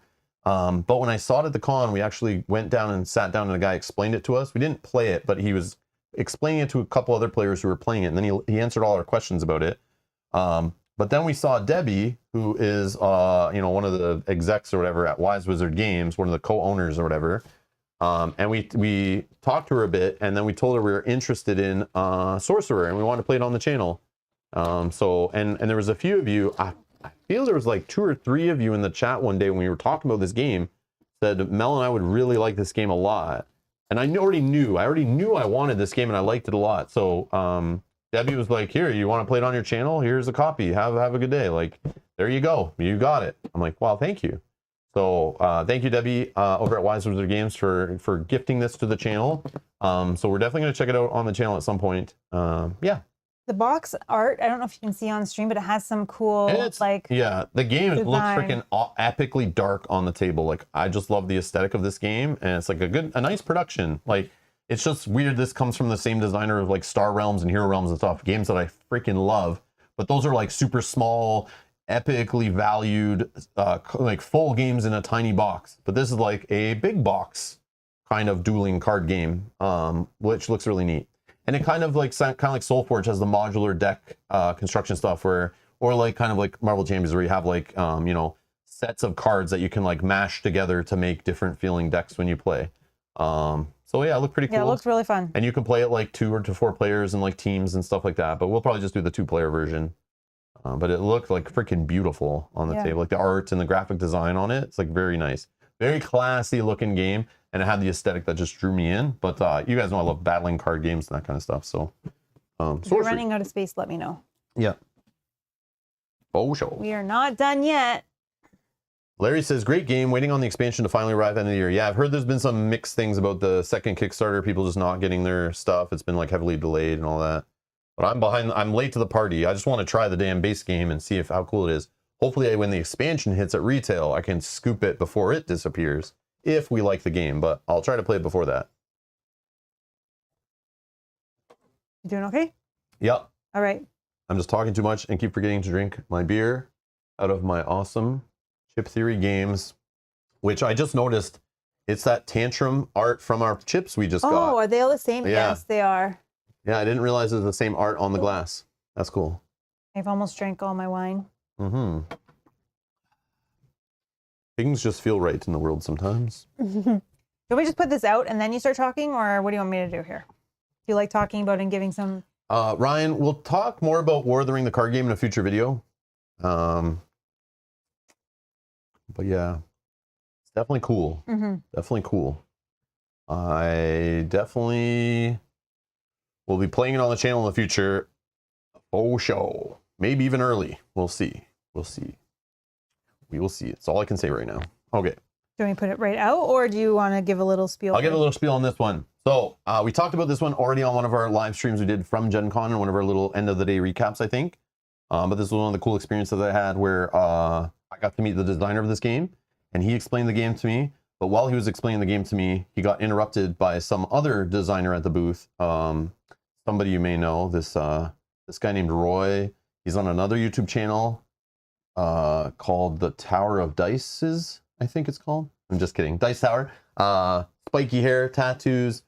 Roy, I think it's candidate. I might be saying that completely wrong and pronouncing it wrong. I don't know how it's pronounced, but I looked it up after. I forgot his last name. But Roy came over and explained this game to us, told us how much he loved it, and started explaining it better than the developer or the designer explained the game. But this is a game I've wanted ever since I read about this game being fantasy themed, and not fantasy, like medieval or whatever. I guess fantasy too. And tower defense, which I love tower defense stuff. But this is after the Empire. I've always thought this looked cool. I've always told Mel I want this game. It's by Grey Fox Games, and the designer even signed the copy for us after he chatted with us for a while. Super cool. Evan Halbert, thank you for taking the time and chatting with us and explaining your game. And even explaining about your game that people didn't like, to be honest with us, whether we would like it in our collection or even to play it on the channel. He told us like what he kind of maybe made mistakes on, what maybe people don't like about the game, just to warn us that maybe it's not for us. And you guys know I love doing that when I talk about games. It's kind of like, I'll tell you why I love a game, but I also tell you like things that could be better or maybe might scare some people away. And this guy was like, this Evan right here was not afraid to tell us the bad side of his game, like from certain people's perspectives, to kind of warn us like before we dropped like over $100 on his game. So we bought this one. This is one I personally wanted. I'm pretty sure I'll play it on the channel, but I've just wanted it in my collection. I just thought it looked super cool. And they had the big box deluxe version there, which obviously for a game like this to have cubes versus little army men, those are the kind of upgrades I'm down with. Yeah. But it is like a worker placement, you know, Euro scorekeeping board in the middle, but then you have your own boards, kind of a la like Ark Nova or whatever, where you're building your little castle and upgrading your walls and manning them and stuff while you're getting attacked from all sides by armies. And you're spending like gold in the game to upgrade and things and buying card abilities and stuff, but your gold is actually your victory points. So the more gold you're spending on things, like the more you're spending your victory points. So there's this like... There's like a balance. Yeah, there's like this tension of trying to have your score good, but also like survive and get points and buy things and stuff. So the whole idea of this game, I've never played it, and I just was like, gotta do it. So I don't know if this is going to be my type of game or not, but it's just like, I love worker placement. I love Grey Fox Games. They're published Champions of Midgard worker placement game. It's like the first worker placement I fell in love with. That's what drew me into the whole thing. And And yeah, it's got that aesthetic to it. And yeah, but it's got the tower defense little fun thing going on too. And like everyone's kind of battling against the same things, and like random armies are coming out and attacking and stuff. I don't know. Looks cool. I think it's solo. I thought I think he said it. You can play solo. Yeah. Oh, 2 to 4. 2 to 4 players. I don't remember. But how can you, like, why wouldn't you be able to play solo and just, I guess. Maybe it's not balanced for solo. Maybe you have to still play 2. No, but you're just playing by yourself, working on a score, competing. So you could just do it solo probably and play to like your own best score maybe. But again, I don't know. Yeah. We haven't read it yet to know. Yeah, I don't know. But again, I have players I can play with. So like, I don't really care if it has a solo mode or not. So yeah, so that doesn't deter me. I want to play with Mel, like, you know, I want to play with other friends and stuff. So the box is big. Yeah, the deluxe it's a huge box. Huge box. It was a Kickstarter, obviously. It's a big box with plastic in it, so that just means it came to Kickstarter. That's like standard, right? Yep. Oh, this box is heavy too. Yeah, that box was heavy, very heavy. No, this one, the next one that's coming. No, but that one was heavy also. Oh, BGG community says 1 to 4. Yeah, I'm not sure the deal there. Was that a typo on the box maybe then? Or is there a module you need? I don't know. Don't care to be honest, but if you, look into it more if you are interested in that game. But I'm just gonna play it first and then I'll let you guys know if it's even any good. But I'm sure lots of people played it by now, so you can probably look up some information. So this next game, we met with the folks, the marketing folks from that work with Elf Creek Games. And this is a game I talked about before on stream that I was really interested in when it was on Kickstarter. Again, kind of like the Euro-y side of my interest in board gaming. This one, kind of like the aesthetic of it looked really nice. But it's a game I wanted. I was waiting for it to hit retail, and then it did hit retail, but I didn't get it yet, and I was going to get it, and then I saw it was at Gen Con, so I wanted to go see it. But we met with their marketing people, and they were like, you know what? You want a copy? I think it'd be great for your channel, so go to the booth and grab a copy. So full disclosure, the company gave it to us, and it was funny. There was a lady at the booth for Elf Creek Games who was about to give us the deluxe version of this game, but then I think her boss, I don't know, the guy in charge or whatever, he said, no, put that back. And I don't think he knows us. So he was like, he reached under the counter and got a retail copy, I think, because it was a much smaller box. So still heavy though. It's still freaking heavy. I hope it's still as cool as the version that I saw of the game.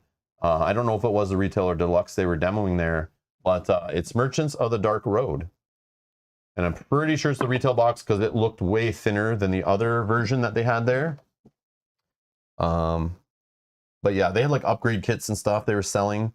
This is freaking so heavy. It's very heavy. So heavy for such a small box. But it's a cool looking game. I was really interested in it before when it was on Kickstarter, but I knew it was coming to retail. And I was like, I'll just wait till retail. I didn't want to pay all the shipping and stuff at the time. And I'd probably back like 3 other games in the same month. So I was like, no. I'll hold off on this one and wait. Dawn says, I have this. Retail is good. Okay.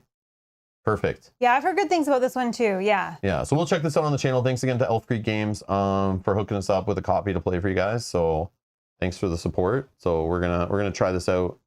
Lots of thumbs up for this one. Okay, cool. Yeah, I definitely want to play this. I remember seeing it like on their Kickstarter and reading about it. We probably even looked at it on stream, and I said I was like interested in it on a coffee chat or something, or on another stream sometime. But yeah, I remember really wanting this one. So yeah, it was cool that we met with them and then they were like, yep, here you go. So there we go. Okay.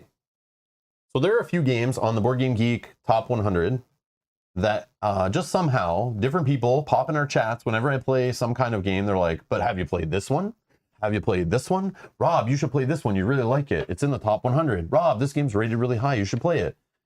There's a few games like that. I remember Gaia Project was that way for a while until we got it and streamed it. Now people have left me alone about it. I can't remember. There's other ones. There's many. One of those games, Cobra will know. One of them is one he bugs me about before, is Brass Birmingham. I still don't have that, but I will get that eventually. I promise. I will try it. But it's these games that I'm like, the look of them, the player count, the players I play with, they maybe won't appeal to them, but I still want to get them and play them because of they're just rated so highly and people love them, and I know I will love them. So that's one of them. But this is another one. Oh, I like Gaia for sure. I do like Gaia. It's awesome. But it's a game I would have not bought unless people had explained to me who come and spend hundreds of hours in my streams watching me play certain games. So Ryan, for example, when you watch me, and I know you know the games I like here and stuff, if Ryan, you were to tell me, Rob, this game, even though you said poo-poo on it because of the box art or the theme or the designer or the company or whatever, if you told me about a game and then like Spencer told me about a game, you know, and Kanji, well, maybe not Kanji, but Kate, I'm just looking at names in the chat. I know have told me about games before. When certain people tell me about a game who I know are around a lot and know my tastes and know what I really like, it's like, you're my friends. Like you know me better than my friends, what games I like, because a lot of my friends don't play games or don't play games with me that often. So yeah, when you guys mention a game, this is one of those games that some people have been mentioning. And I was like, okay, all right, damn it. They just did a second edition. I saw it was at Gen Con. I can't get it in Canada till later this year. I emailed the company and they said there was some shipping mishaps, so it will not be showing up in Canada until the fall. It's already out in the US. It's been out for months. It did a Kickstarter, but it is Great Western Trail. Again, the theme seems like something that would put me to sleep, but people keep telling me, don't let this theme fool you. It's an amazing game. They have expansions. They're coming out with like a trilogy of these games or whatever. I just want to try the base Great Western Trail. I've been wanting to order it since I saw that you did a second edition, but it's not available in Canada. So I just grabbed it down at Gen Con, and yeah, I want to check it out. I don't know if I'll play it on the channel. I don't know if it'll be something that people will find boring to watch. I don't know, but I want to play it just to know what the hype is all about. But get ready, get ready. Here's the excitement. Epic adventures await you on the Great Western Trail. 19th century America never looked so breathtaking. Great Western Trail 2nd edition marks the return of Alexander Pfister's. Oh, that's another thing. Everyone tells me I need to play Alexander Pfister games. And I'm like, I don't know who that is. I don't know what he designs, but this game is in the top 100 and his name is on the box. So once I play this, I can tell you if I care for this name or I don't. I don't know if I will, but we'll see.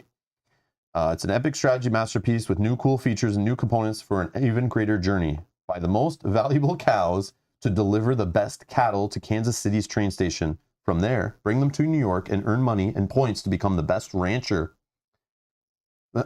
Hire cowboys, builders, and engineers to get closer to your goal. Find cows which increase your cattle value. Construct buildings to get more actions. Ride your train to reach the farthest cities. With an abundance of strategies, plan all your actions wisely and make the most out of every decision to find the trail to victory.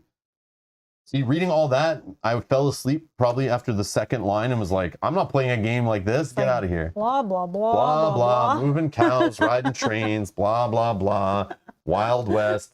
No, man, if I want to play a Wild West kind of game, I'm looking at like Western Legends, right? Something that's more like cheesy Wild West, gunslinging fun, like Red Dead Redemption style, you know?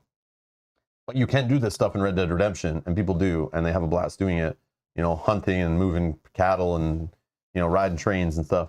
But I don't know. I'm going to try it. I bought it. I spent my own money on it. I don't know if it's a big mistake, but we'll I'll find play out. it. We'll play it. Yeah, we'll play it and see before we judge. If it stinks, I have family and friends who like these kind of games that I could probably just give it to them after. So, but yeah, I don't know.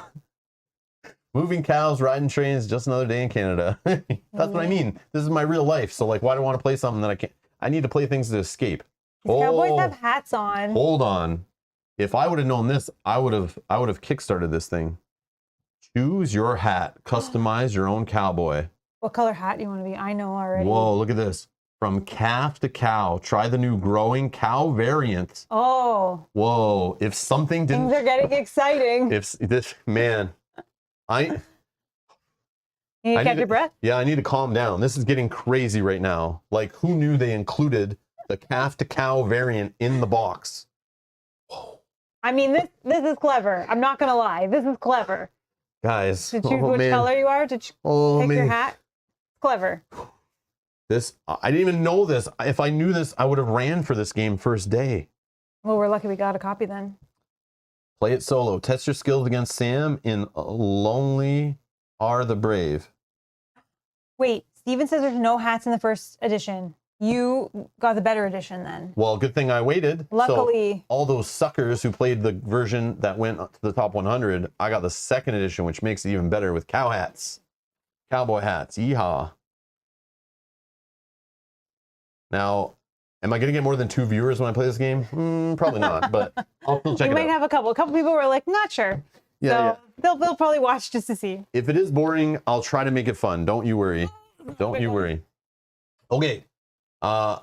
here's a game that we were gifted from a publisher. This is from the publisher of awesome games that I'm fully addicted in and keep buying products for. Greater Than Games. Oh, yes. Who make Spirit Island, this little tiny game that has only like, you know, like an expansion or two. It doesn't seem to pump out content like crazy or anything. They also are the makers of, we played recently, their game, Sentinels of the Multiverse Definitive Edition, right? Yep. On the channel. But I emailed them because we saw this game when we were looking at the list, and I went and researched it a bit more. And yes, I don't know if it's any good, but it did look like it checked a whole bunch of boxes of games we play on the channel. And I showed it to Mel, and we watched some gameplay of it and read a bit of the description and some of the rules. And I was like, okay, cool. I emailed Greater Than Games and said, hey, I'm coming to Gen Con. I see this game on the list. I don't know how many copies you're going to have, but I would love one. And they said, well, put one aside for you and it's all yours. Don't worry about it. And we got there and they just gave it to us and we appreciate it. Thank you, those folks at Greater Than Games, for supporting the channel. But it's Legends of Sleepy Hollow, which looks sick, by the way. Again, it was a Kickstarter, I believe, a cooperative campaign game of American Gothic horror. I love the theme.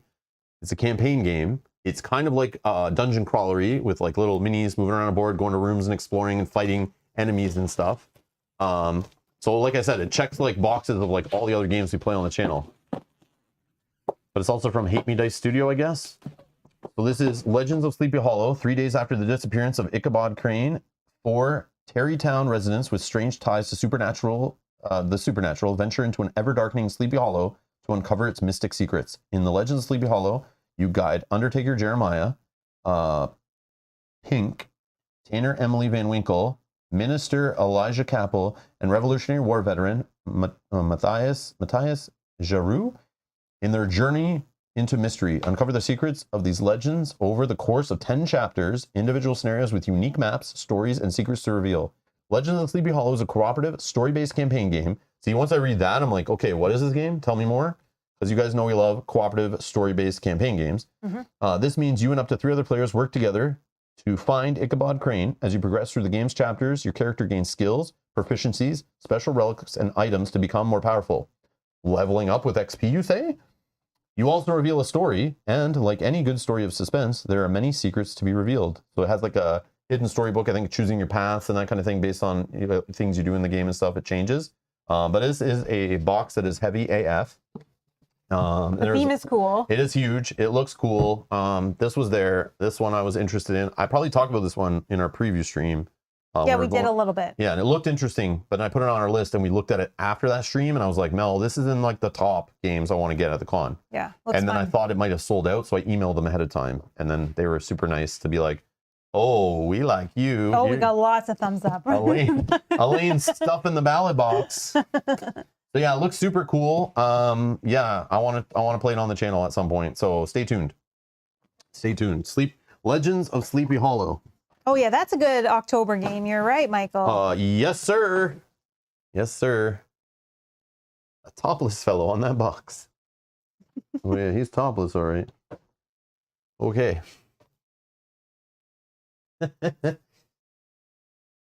Ryan says, have you ever played a mini war game? Example? I don't know what a mini war game is. I don't know what that means. I've played like Memoir 44. Is that what you mean? Like that kind of war game? Or do you mean like those hardcore like GMT ones and like Avalon Hill games from back in the day? Or do you mean like tabletop wargaming, like with miniatures and Warhammer 40K? I don't consider those mini war games. Those I thought are tabletop miniature games. Like tabletop miniature wargaming, Ryan, is what I always get described those as. But no, the closest thing I've played is X-Wing. And that's like, I know that's like my first tabletop miniature wargaming entry level kind of stuff. I know you're like, you don't have to paint those minis and snip them off screws, Rob. You're not hardcore. But yeah, that's all I played. Yeah, I never played Warhammer 40K or like any of those kind of games or like, you know, War Machine Hordes or none of that stuff. I had friends who have, but I don't think I'd be able to afford to do this YouTube stuff if I also played those kind of games, because that's like a whole other expensive hobby. You know, already the board gaming is expensive enough. But I know there's a lot involved there. But now that Mel has all the paints and stuff, I mean, we got half of that covered, so I don't know. Yeah. All right, the next game Oh, okay. Oh, okay. All right. All right. All right, Ryan. No worries. No worries. Okay. Is this the one you wanted to start with? Sure. Okay. Okay. HeroClix, I remember at one Gen Con, they gave me a HeroClix Lord of the Rings, or no, maybe it wasn't Gen Con, maybe it was at like a local board game store. I remember we got a Lord of the Rings starter set for HeroClix. And all that ended up happening was my daughter took those and played with them with her other little toys and dolls, and I never saw any of the components from there. I don't know what happened to it all. But it was a whole little set you could play and try HeroClix, but I never actually got it to the table to play it. But those little miniatures looked super cool and they were pretty epic. But yeah, no, I've never played HeroClix. But that does, I remember watching HeroClix tournaments in Rochester at Brain Fart. I don't remember that store's name. I can't remember. I'm picturing it. What's Travis's store? Games? Millennium Games. Oh, wow. It's been a while. That was pre-COVID days when we used to go there. Millennium Games, I remember they would always have like big, huge HeroClix tournaments. There was like a huge scene there. While we're down there for tournaments and stuff. Yeah, they had a big fan base for that. So I definitely watched like a little bit of it and thought it was really neat, but I never got into it. But all right. Speaking of publishers that were super cool and definitely hooked us up after we talked to them. One of them is they are the publisher. The only game I can think of that I played on the channel from this publisher was Aftermath. So anyone who knows Aftermath, published by excuse me. Tickle throat. Been talking too much. Throat lozenge time. It's okay. We're getting closer to the end of the pile. We're almost there. Closer. We're almost there. I can tell Christmas in July or August. Sorry, August. Yep. Gen Con's in August this year. So Christmas in August. But so I met with anyone who knows Plaid Hat Games. I've been following them for a while because I was always interested. Because like I said, I used to always interested in every collectible card game or trading card game or tournament card game that ever comes out. But they came out with this game Ashes back in the day, and I remember it launching at Gen Con. I was super excited for it. I looked at it, just never got into it because I was busy with other card games. But I still respected it, and I paid attention to the company. Oh, the other game we played was that actually made us fall in love with this publisher was Dead of Winter. Oh yes. Dead of Winter, actually, I stand corrected, was the first game we played. We fell in love with it, bought all the stuff from Plaid Hat Games. And eventually, when Plaid Hat Games was purchased by Asmodee, Asmodee actually reached out because our Dead of Winter videos had so many views on them at the time. And we were the place to go for Dead of Winter playthroughs. Please don't go look those up. They are very horrible quality. That was a long time ago. Long time ago. But we got hooked on Dead of Winter. Our friends would come over and play on stream. Like, that's a game I could convince people to play on stream, no problem. We loved it. 6 people playing at a time. We used to play like in the same day. Would have people over to play it and then stream after to play another game of it. Like, it was awesome. I didn't really care for the game that much. It was still cool, but our group of gamers loved that game. Fantasy Flight, or Asmodee at the time, reached out and said, Rob, we want you to play a Dead of Winter expansion. So we got an early copy of one of the Dead of Winter expansions to play on the channel. I think it was the Warring Colonies. The Warring Colonies, yes. And we're like, we're blown away. They just reached out of nowhere and they were like, yeah, we want you to play this. Like, your audience loves it, obviously. So I was like, thank you. And, but I never worked with Plaid Hat Games before. And then anyone who's been following Plaid Hat Games recently, Colby Dolch, I believe is his name. He separated from Asmodee and was actually able to buy his name brand of his company back from Asmodee and separate. He didn't want to work with them anymore, I guess. But in that separation, I remember reading an article about it. He like lost access to a lot of the properties he worked on while he was at Asmodee. So they kept Dead of Winter and gave it to FFG. So Asmodee kept the rights of a bunch of stuff and let him take only certain games. So now, like Mice and Mystics is like under Z-Man Games or something. Like a bunch of the games got kept under Asmodee. And Plaid Hat left with like, they remastered Ashes.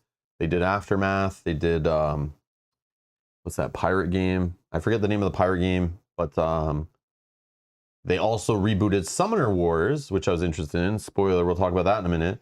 But I was interested in Summoner Wars, Familiar Tales, because we loved Aftermath. And they also had on demo Ashes remastered or what is it called again? Ashes. Is it Reborn or something? Reborn? Ashes Reborn, maybe, right?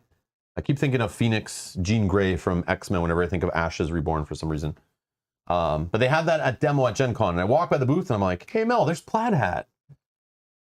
Forbidden Waters, that's the other one. I was thinking Forbidden Waters would be hilarious to play on stream because we play the app-driven games. Like that has like an app that tells a story and stuff. I don't know if we ever will, but I was interested at the time. I thought it'd be super fun to play on stream. I could be wrong on that, but that's the impression I got. It'd be fun to play with like the chat and stuff. Well, we walked by Plaid Hat and I said, Mel, I was showing her the games on the table. I'm like, look, Familiar Tales, just like Aftermath, looks awesome. We loved Aftermath. I saw Ashes, looks beautiful. I like competitive card games. It's all good. And then we saw Summoner Wars. Again, it's competitive. Kind of reminds me of Sorcerer or these other two-player fantasy kind of mage battling games. And I was always interested in Summoner Wars when it first came out. I remember at Gen Con when it was all the hype. And I never got into it, but I wanted to try it, but I just never did.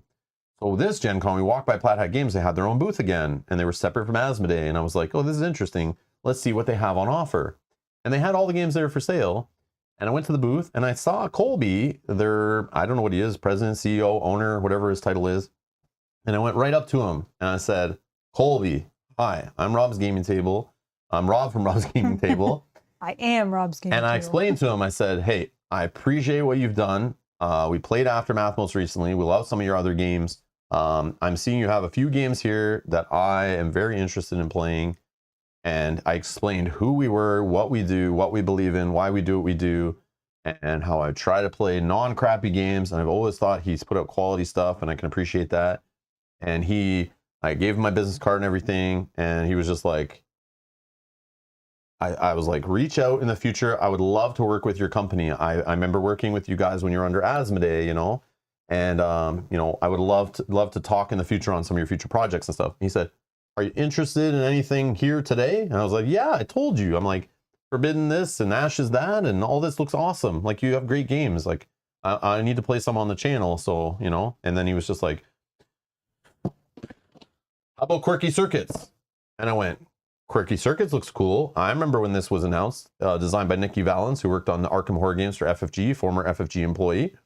They redid Quirky Circuits, a robot programming game. It looks super unassuming family style game, but I remember hearing that was pretty complicated, and it was like playing out of a book, and it was like a programming game. They've kind of made it more simpler, and they did kind of like the Jaws of the Lion thing and made a like 10 scenario lighter, more approachable version to sell in like Barnes and Noble and stuff. So he threw this at me after, so I'm just showing you this one first, but this is the last one that he gave me. But he said he'd appreciate it if I could make people aware of this. So this was one that I remember being interested in when it was out at Origins. I think this game launched at Origins 2019. I think they had it there. The name is familiar to me, yeah. I remember looking at it at Origins and thought, that looks really cool. I like the idea of playing out of a book. And then I played Jaws of the Lion, and then I was like, okay, I really like playing out of books. But we never played this game, but I think I would love to play this with my daughter and her niece and stuff. Teach some programming, but they made it like more accessible to the younger age. So they took out like the really challenging and hard scenarios. So if you played the original Quirky Circuits, this doesn't have all like the stuff where people got stuck on and that kind of stuff. This is more of like a, just like a cheaper, more mass market friendly version. But yeah, it looks cool. So I definitely want to try that out. And then he was like, here's Summoner Wars. So I appreciate that. Thank you again, Colby, for hooking us up. And so we're definitely going to check this out on the channel. I want to play Summoner Wars and try it out. This is like the base game, but they do have tons of expansions and factions and stuff to play with this. But this is the second edition master set. So this is one of the games they like relaunched after they left Asmodee. And I guess I should show, like, I'm kind of just rushing it by because I know we'll play it for sure. So you don't like, I need to know how excited you are for it, because if you want to see this before some other game, we will play it on the channel. But again, fantasy themed battling, you know, it's got a board with like position matters kind of stuff. And supposedly only 40 to 60 minutes to jam out some games. So we'll see. 3 hours? So 3 hours, no problem. And then, boom, you guys were asking for it. You guys were saying you played Aftermath. You got to play Familiar Tales. When are you going to play it? And I said, I don't know. We're busy. We got other games, but Colby still gave it to us. And yeah, so Mel's going to paint some Familiar Tales. Yep. And she'll paint the miniatures in here. I love the minis from Aftermath. So if they're anything like that or better, then I'm happy. Yeah, we loved Aftermath. It's so fun to play through that campaign. So yeah, we're definitely going to check out Familiar Tales on the channel, play through it. There you go. Oh, lots of thumbs up for that. But yeah, I know lots of people were asking for this one. Like, Rob, you're obviously getting it right. And I'm like, I don't know. Like, I don't know if I have time for this. But of course, when like the owner of the company gives you the game, you're just like, All right, I gotta play this, like, Yeah. for sure. We're gonna play this. I'm gonna paint this. I don't have to wait until, you know, if it's the right time to spend it. So Colby, thank you so much. I appreciate it. Thanks for supporting us here. By adding some games to the queue. We appreciate it. So super cool guy. I was very impressed. He was a very nice guy. Frank says I watched the whole Aftermath series that you played through. Oh, awesome. You're not alone there. A lot of people played that, and we're asking about Familiar Tales. I was like, I feel so bad we didn't get it right away. I thought we'd just get it later, like when we had time for it. Like, but yeah, so we got it at Gen Con. An opportunity came up, so we got it. So it was definitely something on my wish list that I just hadn't ordered yet, kind of idea, right? So, all right, on to the final couple games. So, on the topic of 2-player head-to-head card games, I'm a sucker for that stuff. Again, played lots of organized tournaments and traveling for that kind of stuff. But in a couple of the subreddits I'm in for some of these different trading card games, people come around every now and then into the board game, card game groups and all the different game groups and say, all right, I'm a recovering Magic the Gathering player. You know, I went broke. I sold all my collection. I'm out. I'm just done with Magic. I need a board game or a contained card game that will satisfy me that I need to play. Okay, and what game just has a lot of replayability, but I don't have to buy tons of expansions, and I can play and get the same feeling like I'm battling with someone else, kind of playing like Magic the Gathering style of game, right? And the one game that I see recommended the most that people always bring up, and I researched this game, we actually own this game already. But when I played it, or not played it, sorry, when we were starting to play it, we realized the version we had, there was a different version, a Kickstarter version with mats and tokens and all this. I went, I need to buy those mats when we go to Gen Con. Well, we went to Gen Con and they didn't have the mats, but they had the mats in the upgraded version of the game. So I basically rebought a game I already owned, which I've done a couple times. But we'll just give the other game to... Yeah, we'll give the other copy away, and then they'll want to buy mats, and then, you know, whatever. But anyways... I'm also super interested in this game. When I saw this game, I was like, this is a must-have. We need to own this game. We watched a how to play video. We read the rules. We got ready to play this game before Gen Con. We just never got around to playing it. We were going to play it on the channel, and then we just wanted to get the mats. Yep. But the mats to ship to Canada is ridiculous. Don't show it yet. I'm curious also if anyone has an idea what game we might be talking about. Does anyone know what game could be described that way? Because we didn't show this on stream at all. I don't think. I don't think so. But we already have this game. We had the basic version of it. We just haven't streamed it yet.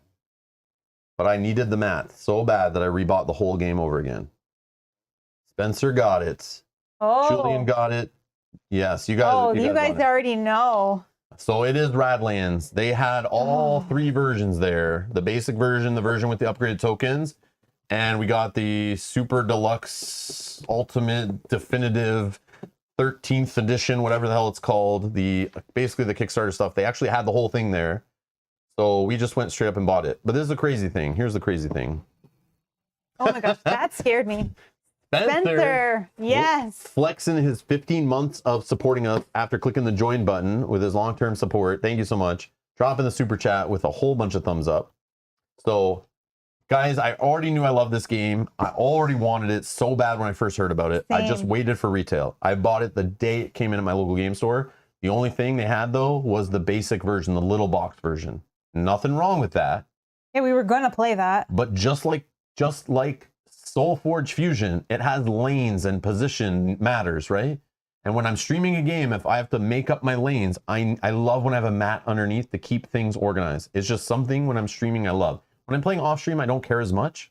But when I'm teaching a game, showing a game, explaining a game, it's so much easier if you have a mat or a board to organize the cards and the tokens and whatever. So this is the Radlands. Looks like we did get a slightly deformed box.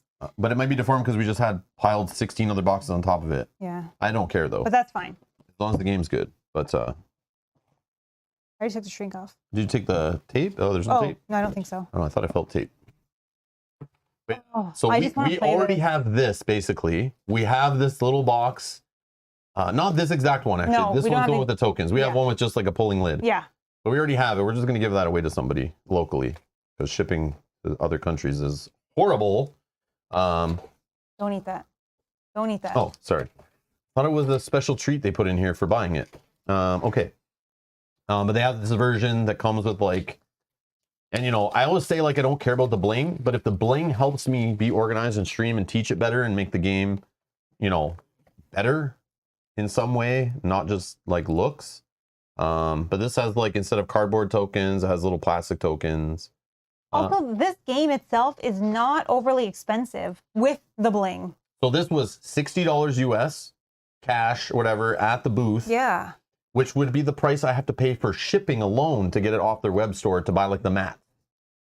So I would not buy the mats off their website because it would be like $100 for like 2 mats with shipping and everything. It was something crazy like that. Maybe it wasn't that high, but it was something nuts. So I thought if I find them at the con, I can just buy the mats for like 20 bucks each or whatever, or like 30 for the set or whatever. I'll buy it. But then they just had the whole game there for 60. So I was like, well, I'll just buy it. If we're going to spend 20 or 30 on a mat each, then. But yeah. But it looks cool. Yeah. Anyways. I'm so excited for this game. Cannot wait. I hope you guys are too, because I really want to play it. But even if we don't play it on stream, I want to play it so bad. So the next one I can't pull up because I think it'll be seen. So you can talk about it and then I can pull it up. Okay. Now here's the deal too. I got to email the marketing people from Roxley Games. Okay. I've never played a Roxley game before. I saw their booth. They had a whole bunch of games we were interested in. I know they make some other games I need to play. Aren't they the guys that make Brass Birmingham? Publish that, I think. Maybe not. Maybe they are. I forget. Somebody in the chat will tell me. But I don't think I've ever owned a Roxley game. But we ended up getting to meet with their marketing people at Gen Con. Mm-hmm. And they were like, you need to play their games, and we're going to send you some of their games. Even though I probably could have got some copies of their games, we still went and bought some of their games because I didn't want to risk not getting them, like the mats that I really wanted. So I could have probably got a press copy of Radlands, but then it's not guaranteed to come with all the mats. Yeah, it might just be the base. Some publishers will see a channel and depending on the amount of viewers and subscribers you have, they'll send you the full blinged out version. But sometimes, like, we're not that huge, right? So we'll just sometimes get the retail copy or just the basic version. And I always say to the publisher, like, I'm playing it live on the channel, you know, thousands of people will probably watch it. You decide which version you want me to show off to my audience. I don't care either way. You know, I don't care if they give me one with minis or meeples, like whatever, or standees. Like, it's like whatever you want to show off. Whatever you want. So crazy people like Euthia send me like 100 pounds of bling, and they're like, well, we want you to show off the best version. Doug, thank you for subscribing. Welcome, Doug. But some publishers will just give you the basic one, like Elf Creek Games. They just give me the retail copy, which is totally fine. Like, nothing wrong with that. But it was funny the way that one happened. It was just like the girl was like, here you go. And then they go, no. Give them that one. I was like, this guy. Anyways, so yeah, so we're probably going to get other Roxley games to play on the channel, which is super cool. I just have to follow up with some people and that kind of stuff. So, but that's how bad I wanted those Radlands mats. Yeah. That I was like, I don't care, I'll pay for that. They weren't taking a chance. It's all good. Yeah, so we went and bought them right away. So I'm sure they're going to tell me, like, you crazy guy, why'd you go buy stuff from their booth after we already talked to you? But that's what I did. But there's something else we bought from their booth. So this is an interesting one. You want to show it, or you want to talk about it a little bit? So this is one that we talked about prior to Gen Con in our streams. We were playing. This is the final game, right? Yep. Final thing we need to show? Yep. This is not the best. I didn't save the best for last, okay? A lot of these games I've never played, so one of these is probably going to be my favorite game out of all these games, and I don't even know it yet until I play them. Yeah, they were just stacked in certain ways. But this one I played. But this one I played without having the full rules taught to me, which I learned after. Kanji, I'm looking at you. You did not teach us the full rules, so I did not value this game until I looked up the rules later and learned that the missing component that turned the game from a meh game into, all right, I'm in. So this is a game that I looked at ahead of time. I was interested. It's been brought up on the channel. The previous versions were brought up on the channel many, many times. You guys all brought this up. I remember Kate telling me I need to play this game. Rob, you would love it. Go play it. Okay? Janet too. Janet. There was many people saying, Rob, you need this game. Then they made that was a head-to-head game. Then they made an expansion that made the game cooperative. And then people were like, Rob, now you're just trolling us for not playing it. Like, it now has the mode you'd love. And I was like, I don't know. I can't find it. It's hard to get in Canada. I didn't kickstart it. So it's like, I got to buy it on the web store from the US and shipping. It's just annoying. I'll look into it later. Then they've rethemed it this year. And this is probably the game of the con, I would say. Yeah. The true game of the con that people were excited about. I saw it being played everywhere. I saw people running for it. I saw limited copies. I also saw it at Target before we went, and I saw it sold out at 2 different Targets. People are excited for this game. And when I was talking to the marketing people for Roxley, they were saying this is their favorite game. They love this game, and they partnered with another publisher on this game, and that publisher is also trying to promote the game. So I had that other publisher was reaching out to me on comments saying I need to go to their booth and check out the game, and they were trying to do stuff. Now this company is reaching out saying you need to really play it, and I was like, holy crap. But then Kanji said, I'm coming to the con with this game. I can play it with you before you talk to any of them. And I said, this is cool. So I even emailed this company and said, I'm actually going to play this game, and I'll let you know if I like this game. And we played it on stream, one of the streams from Gen Con. Those who are watching our streams, you know, Kanji knows. But if Mel wants to pass the game. So we talked with the marketing people at Roxley, and this is Marvel Dice Throne, okay? And we got the little promo pack, which I don't care about, but they threw it in our bag. This is one of those things they just throw in your bag, and you're like, okay, whatever, man. I don't know if it's any good or just junk, whatever. But Kanji brought his Marvel Dice Throne to Gen Con to play with us, which I loved because I already knew it was a fairly light game. And I already explained to him, I don't usually bring games to Gen Con because my brain is mush from demoing games all day and talking to publishers and researching and running around.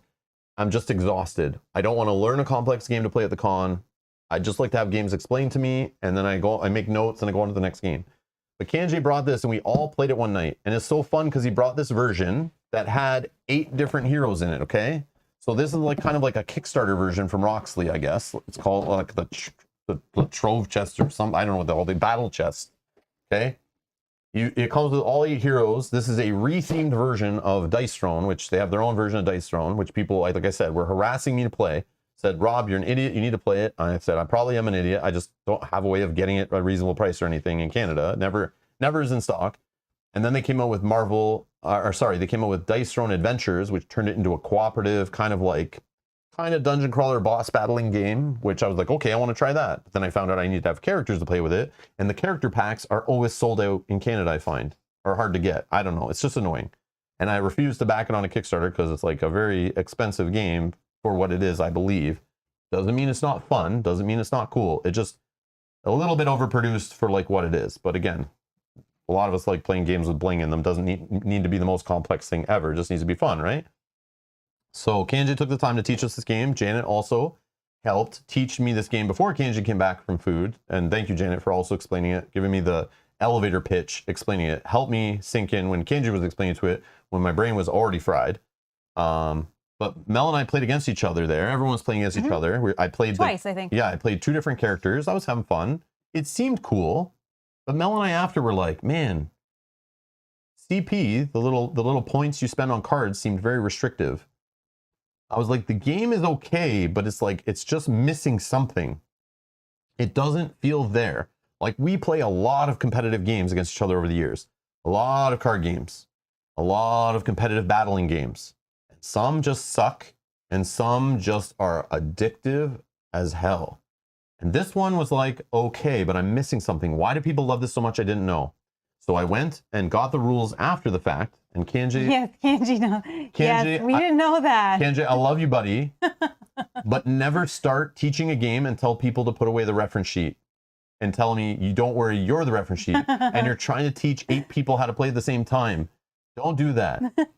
Okay, no, you don't suck. It's fine. No, you don't suck. You're awesome still. But the learning experience, right?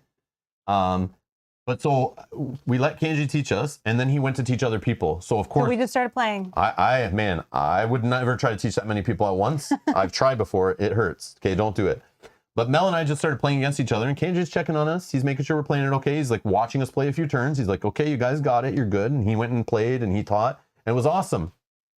But I still was like, why? Why do people love this? Yeah, I'm like, I can't afford to play these cards that are so fun. So just like I do at Gen Con all the time, I spend hours in the hotel room staying up too late, researching games that I saw on the floor that maybe the demoer explained and I just didn't understand, or I didn't click, or I need to research a little more and find out what it is or what people don't like about it. Because sometimes a publisher or a designer or a demoer might tell you about a game and make it sound awesome. But then I like to just read the real people. Like, what do real people who own this really think? Are they selling it? Is it boring after 2 plays? I want to know. So I look. So I went and read up about the game. I went and found the rules. And as soon as I got in here and I was like, where was it? I didn't get very far. It was in the phases, I think. I was right here, page number 4. And I love Kenji. I'm just trolling him. Please, please, please. Kenji, please no. I still love you, buddy. But this is just, I'm telling you truth. I'd be so truthful. I like being open and honest on here, and it's fun. We can all learn from mistakes. I make tons of them. But this part, he taught us everything about the game. It all made sense. We played so much. We still had fun. We still wanted to play more. Yeah, we played twice. But I thought it was like I was playing wrong, or we weren't seeing our cards in the right order. And I thought it was just because we played like the short and condensed game, right? We only played 25 health. I thought it was too luck-based, maybe. And I was like, man, it's too luck-based. If you don't draw cheap cards, you're screwed early in the game. But he forgot to tell us about this little step in the main phase. Sell and discard unwanted cards for 1 CP each. And I thought, I'm like, Mel, did I just not hear him? Because I can zone out at Gen Con. I do it all the time. She went, no, I was paying full attention. And then I was even watching Janet beside us playing. I didn't notice any of them do that, ever. But again, I only watched them for a couple minutes. Then we changed tables. We sat beside Kenji. We were playing again. He was watching us play. Never said anything. I don't know if he forgot or he just forgot to tell us. Well, I might not have known that we would have wanted to do that. And also, you can do it in the main phase. So when you want to really play a card, or you can do it in the discard phase at the end. So when you go down to 6 cards, I remember Kenji taught us you have to go down to 6 cards, but he never said you could sell, and you can sell till you have less than 6. So you could even at that point sell till you're down to like your 2 best cards, have a whole bunch of CP, and be ready for your opponent, you know? Yep. So many times we had cards in hand we couldn't afford to use at the right times in the game, and it felt very restricted and silly. But then once I read this, I was like, oh, crap. That changes the game a little bit. Now it's like Marvel Champions kind of, where like I have a handful of cards and I have to decide which card is the priorities I need to keep in hand and which one should I just throw and sell because I don't need them right now and I can use them for better later or something, right? So then the light bulb went off. And once the... No, you did. No, you didn't screw up. It's totally fine. It's all totally good. fine. We had a great time. We obviously loved the game. We played twice. I know we looked into it more. I know you didn't hear the good part, Kenji. Like, I have the game sitting in front of me. So without you even bringing it, like, I'm trying to praise you here, okay? But I'm also trying to explain the story on what happened. And I have to explain this part. I'm sorry if it's bad. But Stacey has mind-blown emojis as well, so... Stacey probably didn't know that either. Stacey demands rematches. Yeah. So Stacey, if you can just drive up to Canada, we have all the characters too. We can play with you. We'll see you next Gen Con with this box. Yeah. We'll bring this. Kenji will bring his, and then we'll play like an epic game where 8 players on one side of the table will have one of each of these, and then 8 players on the other side, and they're all mismatched. You know. Oh. And we can play a huge dice throwing tournament. No, I'm just joking. Maybe. So. After I researched it that night, and then I talked to the Roxley people, they were like, all right, Rob, you need to play Dice Throne. We're going to send you Dice Throne. We're going to send you Dice Throne Adventures, the original Dice Throne, like season 1, and you got to play it on the channel. I went, I'm not going to complain, but I asked about Marvel. I said, I played Marvel. I want that too. And they were like, well, the op actually is also selling a version of it at retail, and that's the version they're marketing right now.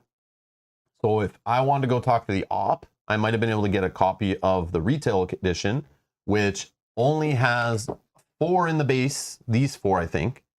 Miles Morales, Scarlet Witch, Loki, and Thor are sold in a box at Target for $50 US. Are they doing a second box for these 4? Not a second box. Then you can buy these 2. Oh, yeah, that. You can buy a box of Black Panther versus Captain Marvel as a 2-player set, and that's enough to get started. They're all standalone. They're all standalone games. And you could buy a box of Black Widow versus Doctor Strange. So at retail, I think these are around like 30 for 2 or 50 for 4. So you can buy all of this through retail for 100 and whatever. What's that? What'd I say? Like 110, 120? I don't know. But Shomar says, what's this called? It's called Marvel Dice Throne. Okay. I'll play it on the channel or go watch videos. It's Shomar who's saying it. Yeah, I know. Oh, okay. I was gonna say maybe he's interested in playing this with you. Oh, I know, but I want to make sure he's okay before he drives all the way down to play it. I'm just, I know who it is now. Oh, I wasn't sure if you heard me even say who it was. I just don't want to be like, all right, I'm in, and get in the car, he drives down, and then he finds out this game is not his cup of tea. Not his jam, per se. But yeah, so it looks really cool. So I'll go over it a little bit, but I saved this for the end just because I thought it was a cool story. So we will be playing, hopefully, I'm going to reach out to other people just to make sure they send the game. But hopefully we'll play Marvel Dice, Dice Throne Adventures on the channel. We want to play Dice Throne and Dice Throne Adventures, but I couldn't wait. So I went, instead of going to buy at retail, I was going to buy at the Target on the way home. We were going to buy just the 4-player set. But then I mathed out the price and all that, and I thought, you know what? I played Black Widow, and I like Black Widow. I think I played Miles Morales. I played Captain Marvel. You played Captain Marvel, which looked really cool. Mm-hmm. And I was watching KJ play Loki, which looked freaking like... Oh, and I played Thor. Right up my alley. So then I was like, I want to play all of them. So then I was like, do I wait for the companies to maybe send me a copy in the future? Or do I just go to Roxley's booth and buy this whole set, which I feel like was cheaper. It's definitely cheaper, I think. Cheaper to buy it like this, yeah. It was cheaper to buy it this way at the con for us in Canada than for me to grab it at Target on the way home, where I never saw all of it together in a Target. I think it was only this set is at Target right now. I think these are releasing soon at Target or they're sold out. And we don't have Targets here, so it's harder for us. Bingo. So it's going to cost me a lot more to drive across the border to hunt down the other packs later or wait till I'm driving to the States for some other reason. So I just said, screw it. We're sitting at the con. I'm just going to go to Roxley's booth while we're grabbing Radlands. And we ended up buying the whole set.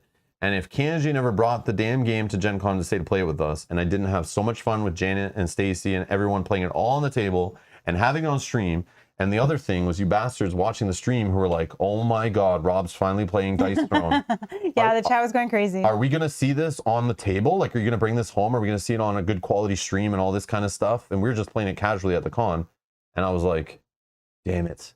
And then I looked into it. So again, Kenji, thank you for taking the time and lugging this down to Gen Con to play with us and teach us. Yeah, it's heavy.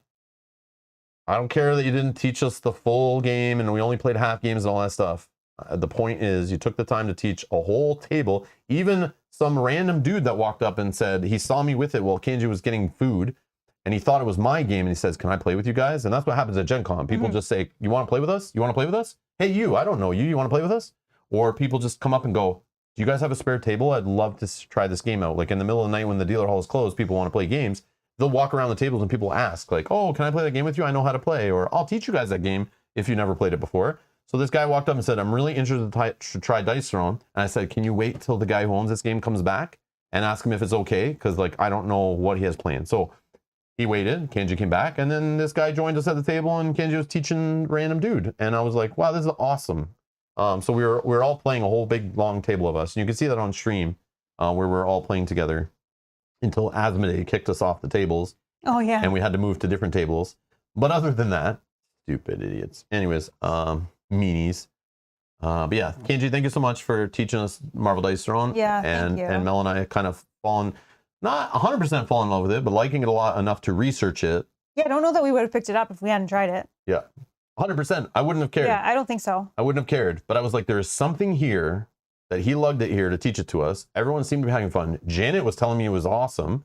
The lady from Roxley was saying it was like her favorite game ever, and why haven't we played it yet? Sean, thank you for subscribing. Welcome, Sean. So yeah. Brian, we now know that this year. We actually did that this year. I will talk about that in my next year's Gen Con planning stream, but for anyone who doesn't know, they started doing this at Gen Con. You can go to Gamer HQ and they will assign you a table in the play hall and you can like rent it for hours if you want. Yeah. But they do have open gaming in like the JW Marriott or the Marriott Hotel or something that you can go to anytime and play with people. But that is something we learned this year, actually, Brian. And Janet was like renting out tables and we were playing on them and stuff, which we didn't know. We didn't know that at first. But yes, that is a good tip. I have that on noted down to tell next year to tell everyone about, so everyone knows. Yeah, because that's amazing. Yeah. Yeah. Yeah, that's something I didn't know about before, and I don't think they'd done it before this, or maybe this like maybe the second year they've done it or something. But yeah, it was cool.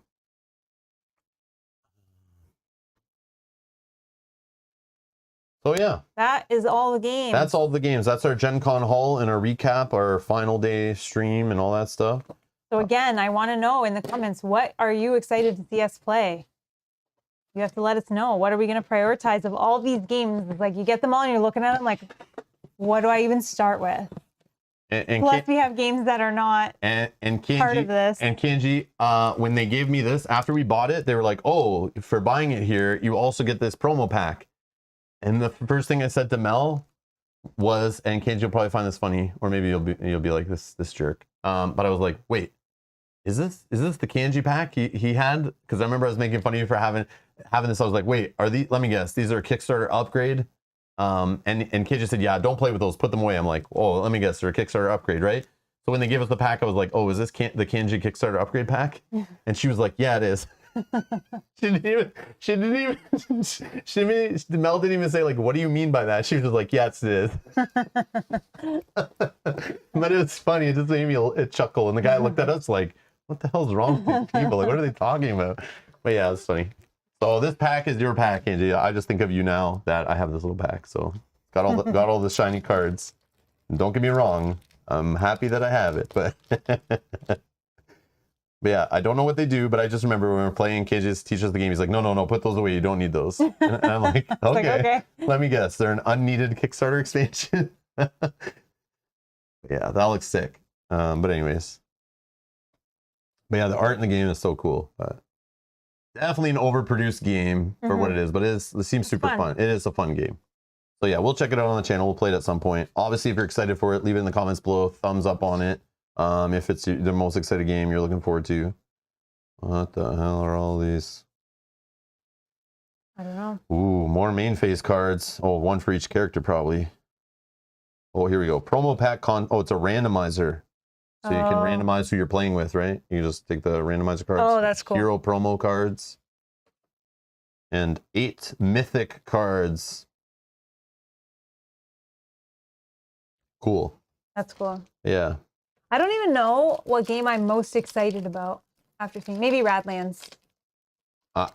See, the thing is, we already own Radlands, so it's weird. It's like, I know. To be excited for Radlands, like to play, like I still want to play it with you, but I've been waiting for the mats. So yes, I'm excited for it, but it's weird. It's like, it's not like we got a new game. It's just like we got a new accessory is how I look at it. So I don't. But it's like now we can play it. Before it was like. Okay, we could have played it before. We could have. But I didn't want to play it and then have to wait to get the mats to then want to stream it. So, so yeah, this is the kind of stuff that goes through my head. But yes, I'm super excited for Radlands. We already played this like at Gen Con, so it's like, okay, but I'm excited to stream it. And I hope we have some fun playing it on stream. I want to try different characters as well. I only tried 2 of the characters, so I'm excited for that. But I'll be honest, I'm still more excited to play Dice Throne Adventures than I am to play this or Season 1 or whatever, which we will do. But I can't wait to try Dice Throne Adventures because it sounds like I would have more fun with that. But and I'm really excited for Familiar Tales. Get into that. And yeah, I want to actually peek. How many minis are in this that I have to paint? Oh, 26.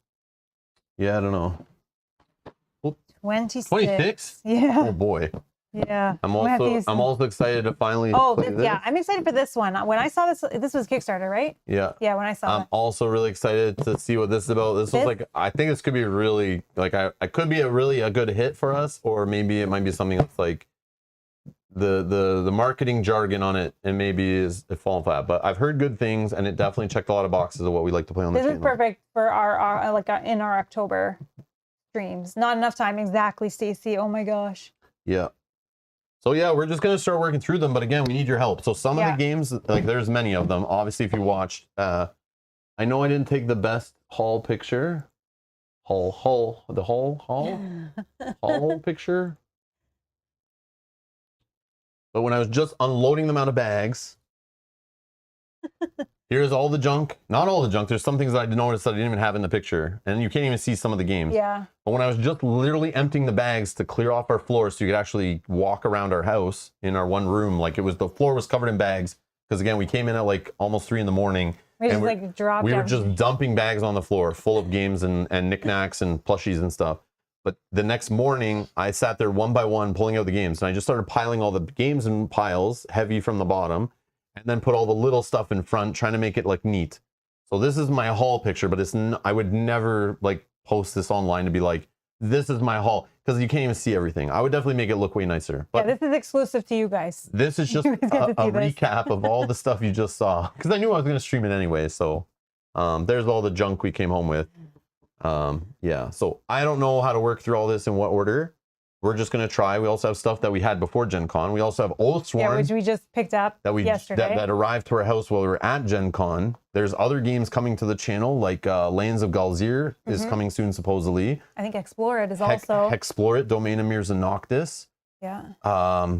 I think it's like still a couple months away, or at least. But I saw that Chronicles of Drunganor is like on its way on the boat and stuff. So I don't know. Man, there's so much. So again, like I said at the beginning of the stream, we went to Gen Con just trying to meet publishers and build some relationships and maybe grab a couple games that are like hard to get in Canada, or that maybe we can't like find, or maybe look interesting. But I did not mean to come back with this many. Like I said, some of these publishers I just met and I said, hey, I'm interested in working with you in the future. And they were like, how about right now? And I'll give you these games. And I was like, okay, thank you. I appreciate it. So I didn't expect to have so many things in the pile now, but we will work through them. But again, you guys watching this later, comment down below, or if you come back to the stream when it's done, comment down below and list the single game, or in a separate post, the games you're most excited about that you saw today. And if the post is already there for the game, a comment already exists, just hit the thumbs up button. I'm going to look back at this stream later as people get to watch it, who can't watch it like in the evening, you know, who watch it the next day. Just go down in the comments. If you see somebody who already said Marvel Dice Throne, just hit a thumbs up on that comment. And the ones that have the most comments will bubble to or the most thumbs will bubble to the top. And we'll just kind of use that to help prioritize. But some of them are obviously like, we'll learn easier. Some are just meant to play with family. But if you guys really want to see them, we'll play them. And some we bought ourselves, so there's like no rush. Yeah. But some of them that publishers gave us, obviously we'll try to work those in ASAP to kind of like get them played. But some of them are older games that, like, if we play them now or later, they're always kind of, some of them are in print, like long term. So we'll get to them, you know. But it'll just help us guide. Yeah, and some of them we need to wait till we have 3 players, 2 players, you know, I play solo and that kind of stuff. So some of them we have to paint as well, which obviously causes a little bit more. This doesn't have any minis, does it? Oh, yeah, it does. Oh, it does. Oh, yeah, it does. Okay. You think that game weighs that much and there's no minis? I don't know. Yeah, this game is so heavy. You're crazy, man. John B's here. Hi, John. Gen Con is expensive for gaming addicts. Listen. It sure is. Listen. Again, we still stayed within our budget. I did not buy as many games and products as I expected to.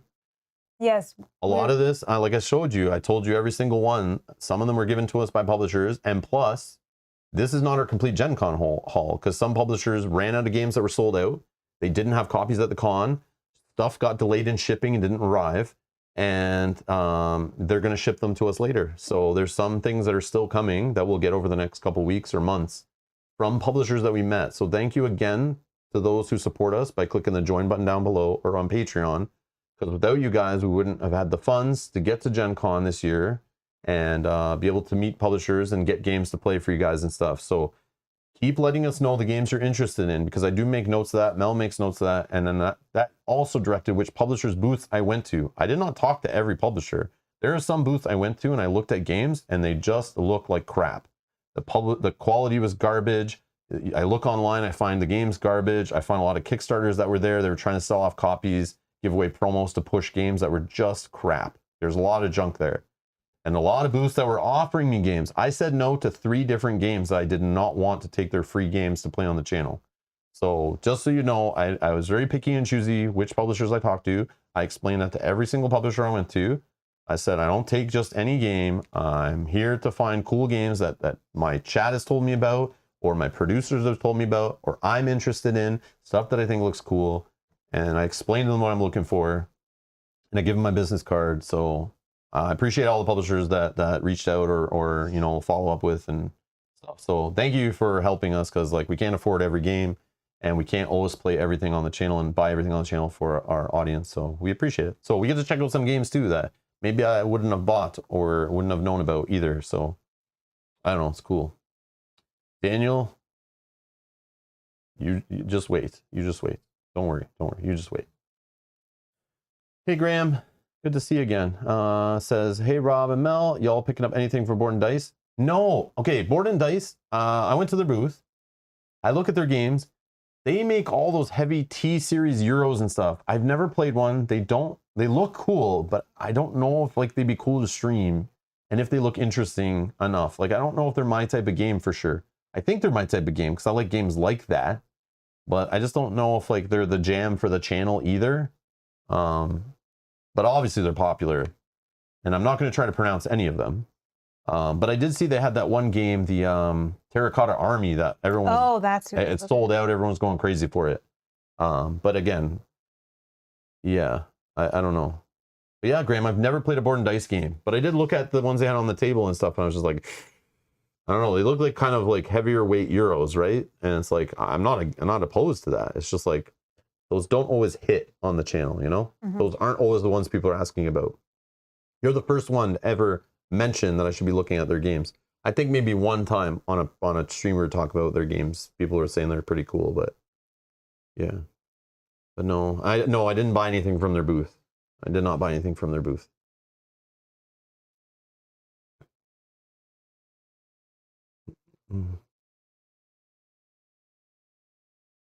Oh, Brian says, Sammy just posted in Discord that Lands of Galzier is done and soon to ship. Okay, nice. Yeah, we supposedly have a copy coming to us for that game to play. Like a full version.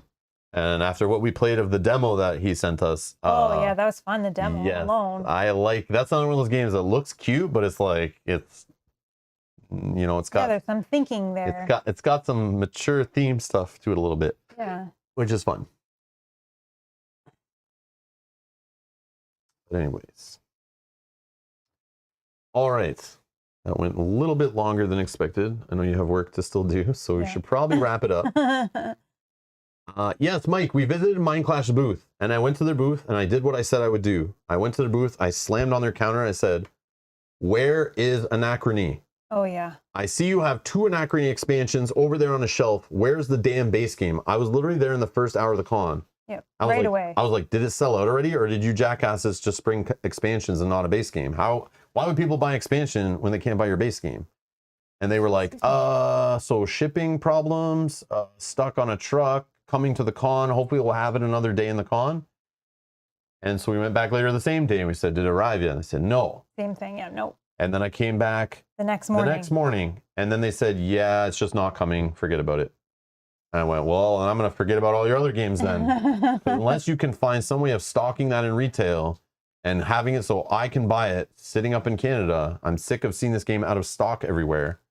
And everyone asking me, Rob, you need to play Anachrony. I said, well, they need to have it in a store where I can buy it at a reasonable price. I'm not paying eBay prices or buying someone's used copy. No. And I emailed them about it, asking for a copy, and I'm pretty sure they just ignored me. So I said, okay, I'll just wait till I can buy it at a store and try it out. But I know I need to try that game. That game's on my bucket list. I need to go back and play Anachrony. But yes, Perseverance looked cool. But again, I didn't want to gamble with $175 US on that yet. I need to look into it more, and to be honest, I got tired and forgot to look up that game late at night at Gen Con, so I did not. And then also that other one that just was on Kickstarter, Septima.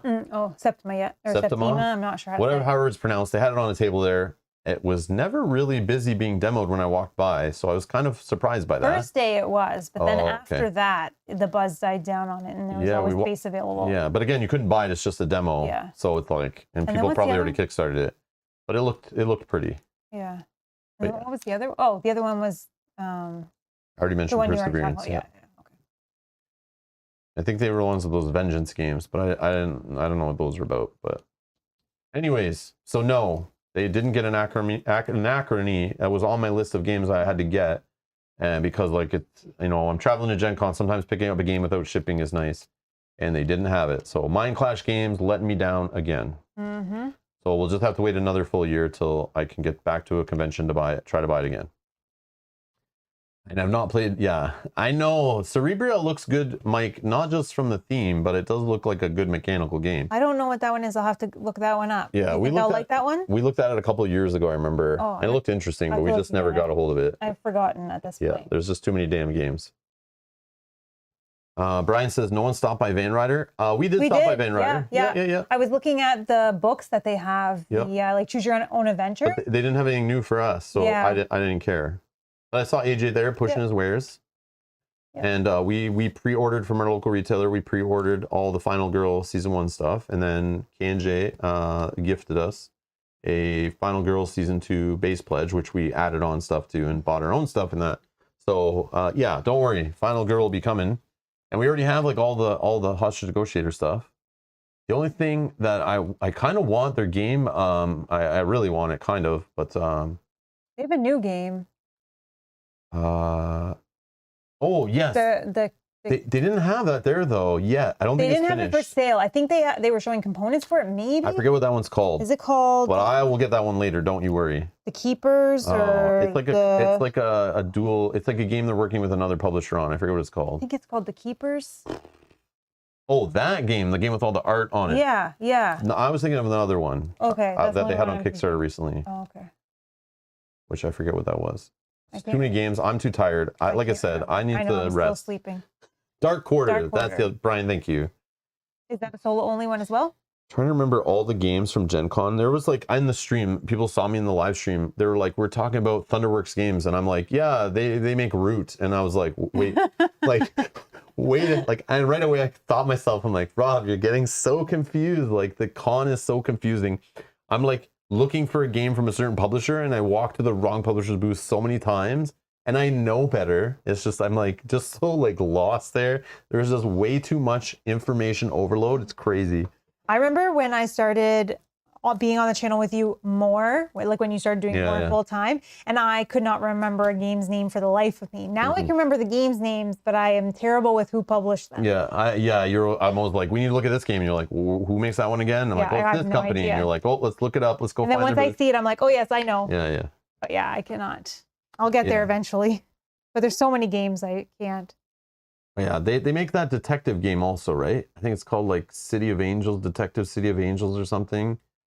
I want to play that one eventually. I would look for it every now and then at our local game store, but it's like never in stock. I don't know if it's even in print anymore, but I saw it one time at like Gen Con a couple years back, and I should have bought it then. But again, crime and, crime theme, and it's done by the, the guys who do like Hostage Negotiator and Final Girl. Like, yeah, I don't know if it's any good, but it was something I was always interested in. It's like a big box game. It looks cool. I will always take my chances on those kind of games. I know, and I told you, I'm like, man, it's about crime and solving murders and stuff. I just don't know if it's any good. But that game, I remember, now that you guys are talking about Van Ryder, that's one that I want to play. Yeah, we got to do one of those on stream one time, like one of these detective-y, investigative exit, or one of the ones I got, the cold case ones or something on stream, just to see what happens.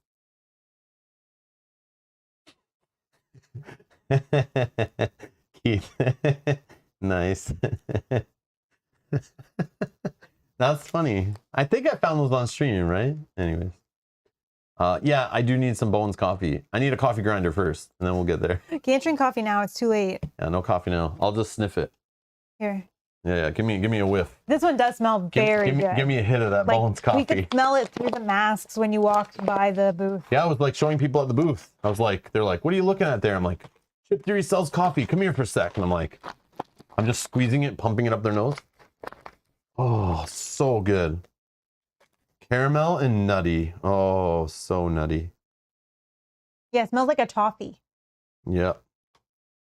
I wonder if it tastes that good. We'll see. But it definitely smells fantabulous. Brian says, I was going to ask that, actually. I forgot to ask that earlier when we were talking about the coffee grinds. I was literally going to just try to sneak in Costco and use their grinder, but... You can, because you don't have to use the membership too.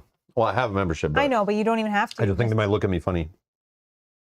They won't even know.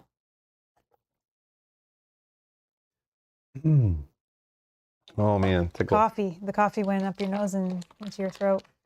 Brian says, get yourself a nice burr grinder. Is it burr the company name? Or is that like a type of grinder? That way, when you become a real coffee / espresso drinker, you have a nice grinder. Okay.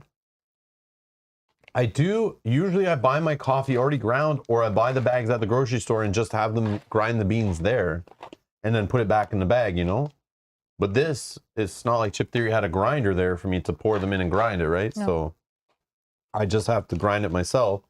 But I'm not afraid to just go in the grocery store and just walk in and just go right to the aisle with the coffee, grind it, and just try to walk out. They'll probably be like, excuse me, sir, you have to pay for that. And I'm like, no, you don't sell this. Nice try. You don't sell this. I brought this. And they'll be like, sir, we have a no bring your own products policy into our grocery store. You only need to buy our products. But yeah. Grind as you use? Yeah, I know. That's the way I Yeah, should that's do it. the best. I know it is. Because I'm the only one who drinks coffee in my house. Yeah. So when I grind a whole bag of beans this size, by like halfway through, they start, like they lose their freshness and everything, right? And the coffee's not as good. So you need a grinder. So burr is a type of grinder, not a company name. Okay. So B-U-R-R. Brian, thank you so much. Thank you. I was going to ask that when I was talking about the coffee. I even said it to Mel before the stream. I'm like, I need to get a coffee grinder, and I know nothing about them. Other than the ones that are in the grocery stores, and they're like giant machines. There's got to be some better way to do it in my home without a giant machine. But then you're going to get residue from other people's coffees. That is true. Which you don't want. Cross-contamination of non-Bones coffee. Yeah, exactly. You're not going to get the full effect. Yeah. It'll be tainted. Mm-hmm. It'll be tainted. All right. Oh, Black Cheval says, AeroPress makes good coffee too. Tiny says mortar and pedal the whole bag. Yeah, then we have to get mortar, have to get one of those because we don't have one. Rob, what are you doing down there? Nothing. There are small grinders, no worries. Brian says you can get a decent one for about 50 US. Probably here too on Amazon. Yeah. I'll look. I noticed Amazon Canada now, a lot of products, they like come from the US through Amazon. Before it was like completely separate. But they ship a lot of products from the US now. Bottom of a heavy pot works. AeroPress is a type of brewer that makes a single cup of coffee at a time.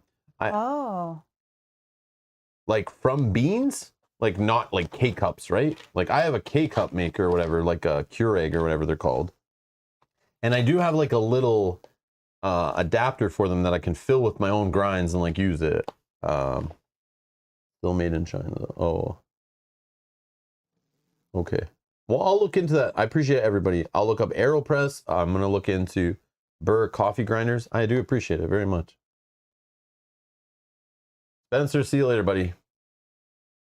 Got to jump off here. Thanks for updated case of FOMO and the lighter wallet. Mutton Chops here. Hey, buddy. Hello. Did you know Radlands cards are a mixture of plastic and cardboard that won't bend or scratch up so you don't have to sleeve them? Oh, I didn't know that. I did not. We appreciate that information. So sleeving is unsleeved is better. So they're not like full plastic like Chip Theory ones. They're like kind of like a mix. I did not know this. And is that in all versions or just the premium version? Like we have like the base retail one. But now I got the new one. Now I want to check. I must see. You've tickled my interest. Piqued my interest. I don't know.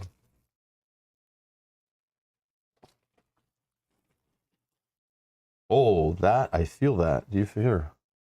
Oh. Yeah. You can feel. They do feel like plastic. Yeah, they do feel like Chip Theory ones, kind of. Yeah, you don't need... Oh, they do smell like it. They were made by the same manufacturer, probably. Smell this. Where's that coffee again? I need to cleanse my palate. Yeah. Hold on. Cleanse your palate with the beans. Okay. You don't smell like anything. Not anymore, but they did when like you first nothing. opened the bag. Hold on. Not anymore, but once you open them. Or you need like a whole deck of them and they'll smell. But they did smell in the bag here. It's a perfect way to finish. Okay, you still can kind of smell the plastic in there. Okay. Now smell that. Oh yeah, this is just stronger than that, yeah. Because it's just fresh out of the pack. The smell escaped. See, this is now you're into the serious. This is like exclusive Rob gaming table unique. You don't get this anywhere else. So you guys who stayed till the end of the stream. They smell interesting, but not bad. Like weird. Maybe it's like 100%. The ink, it's ink on them or something. I don't know. It's the same. I love the backs. Like I love these. Yeah, it has the same smell as like when Chip Theory started using those cards for Cloud Spire and Burn Cycle and the new Toonie Bones printings, like the thinner cards. But you can tell they definitely didn't put the same coating on them. But you can see it's textured, kind of like those ones. Maybe you can't. Oh yeah, you can. Watch. There you go. Oh yeah. You can see the texture. Yeah, it definitely has a Chip Theory card vibe for sure. But it is different. It is slightly different.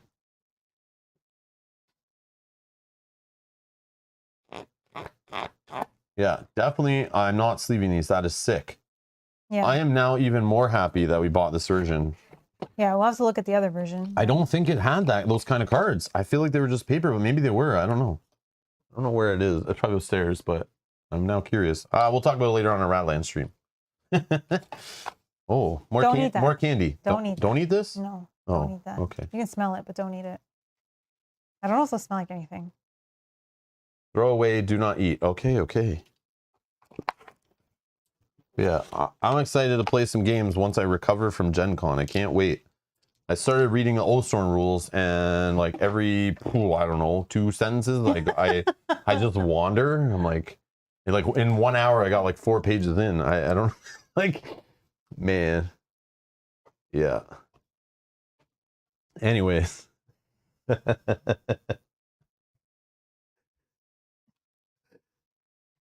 Oh, they mean just don't eat the bag. Oh, but the contents are fine. So it's like a bag of chips? I just got to open it and eat what's inside? Oh, okay. Oh my gosh, did you? No, it's going to make a mess. It's like rocks inside. I'm just joking. I know what these are. I used to have pouches of these when I used to smoke cigars for a brief moment.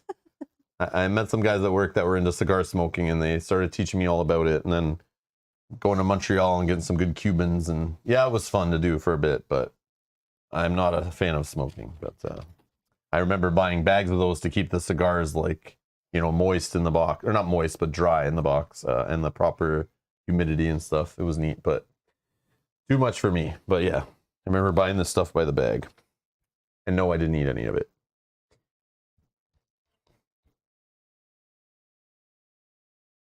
They get Matthew, you're horrible. Yes, Rob doesn't smoke anymore. He licks minis to get his fix. That's right. Wait till the stream goes off and I start opening some of these boxes. Smelling everything, see what these little Radlands drop tokens look like they need a good lick. I just like this. I like them. All of a sudden, Roxley Games sends me an email. Yeah, we decided not to send you any more games. We don't work with content creators who eat our products. You obviously have a screw loose, my friend. Oh,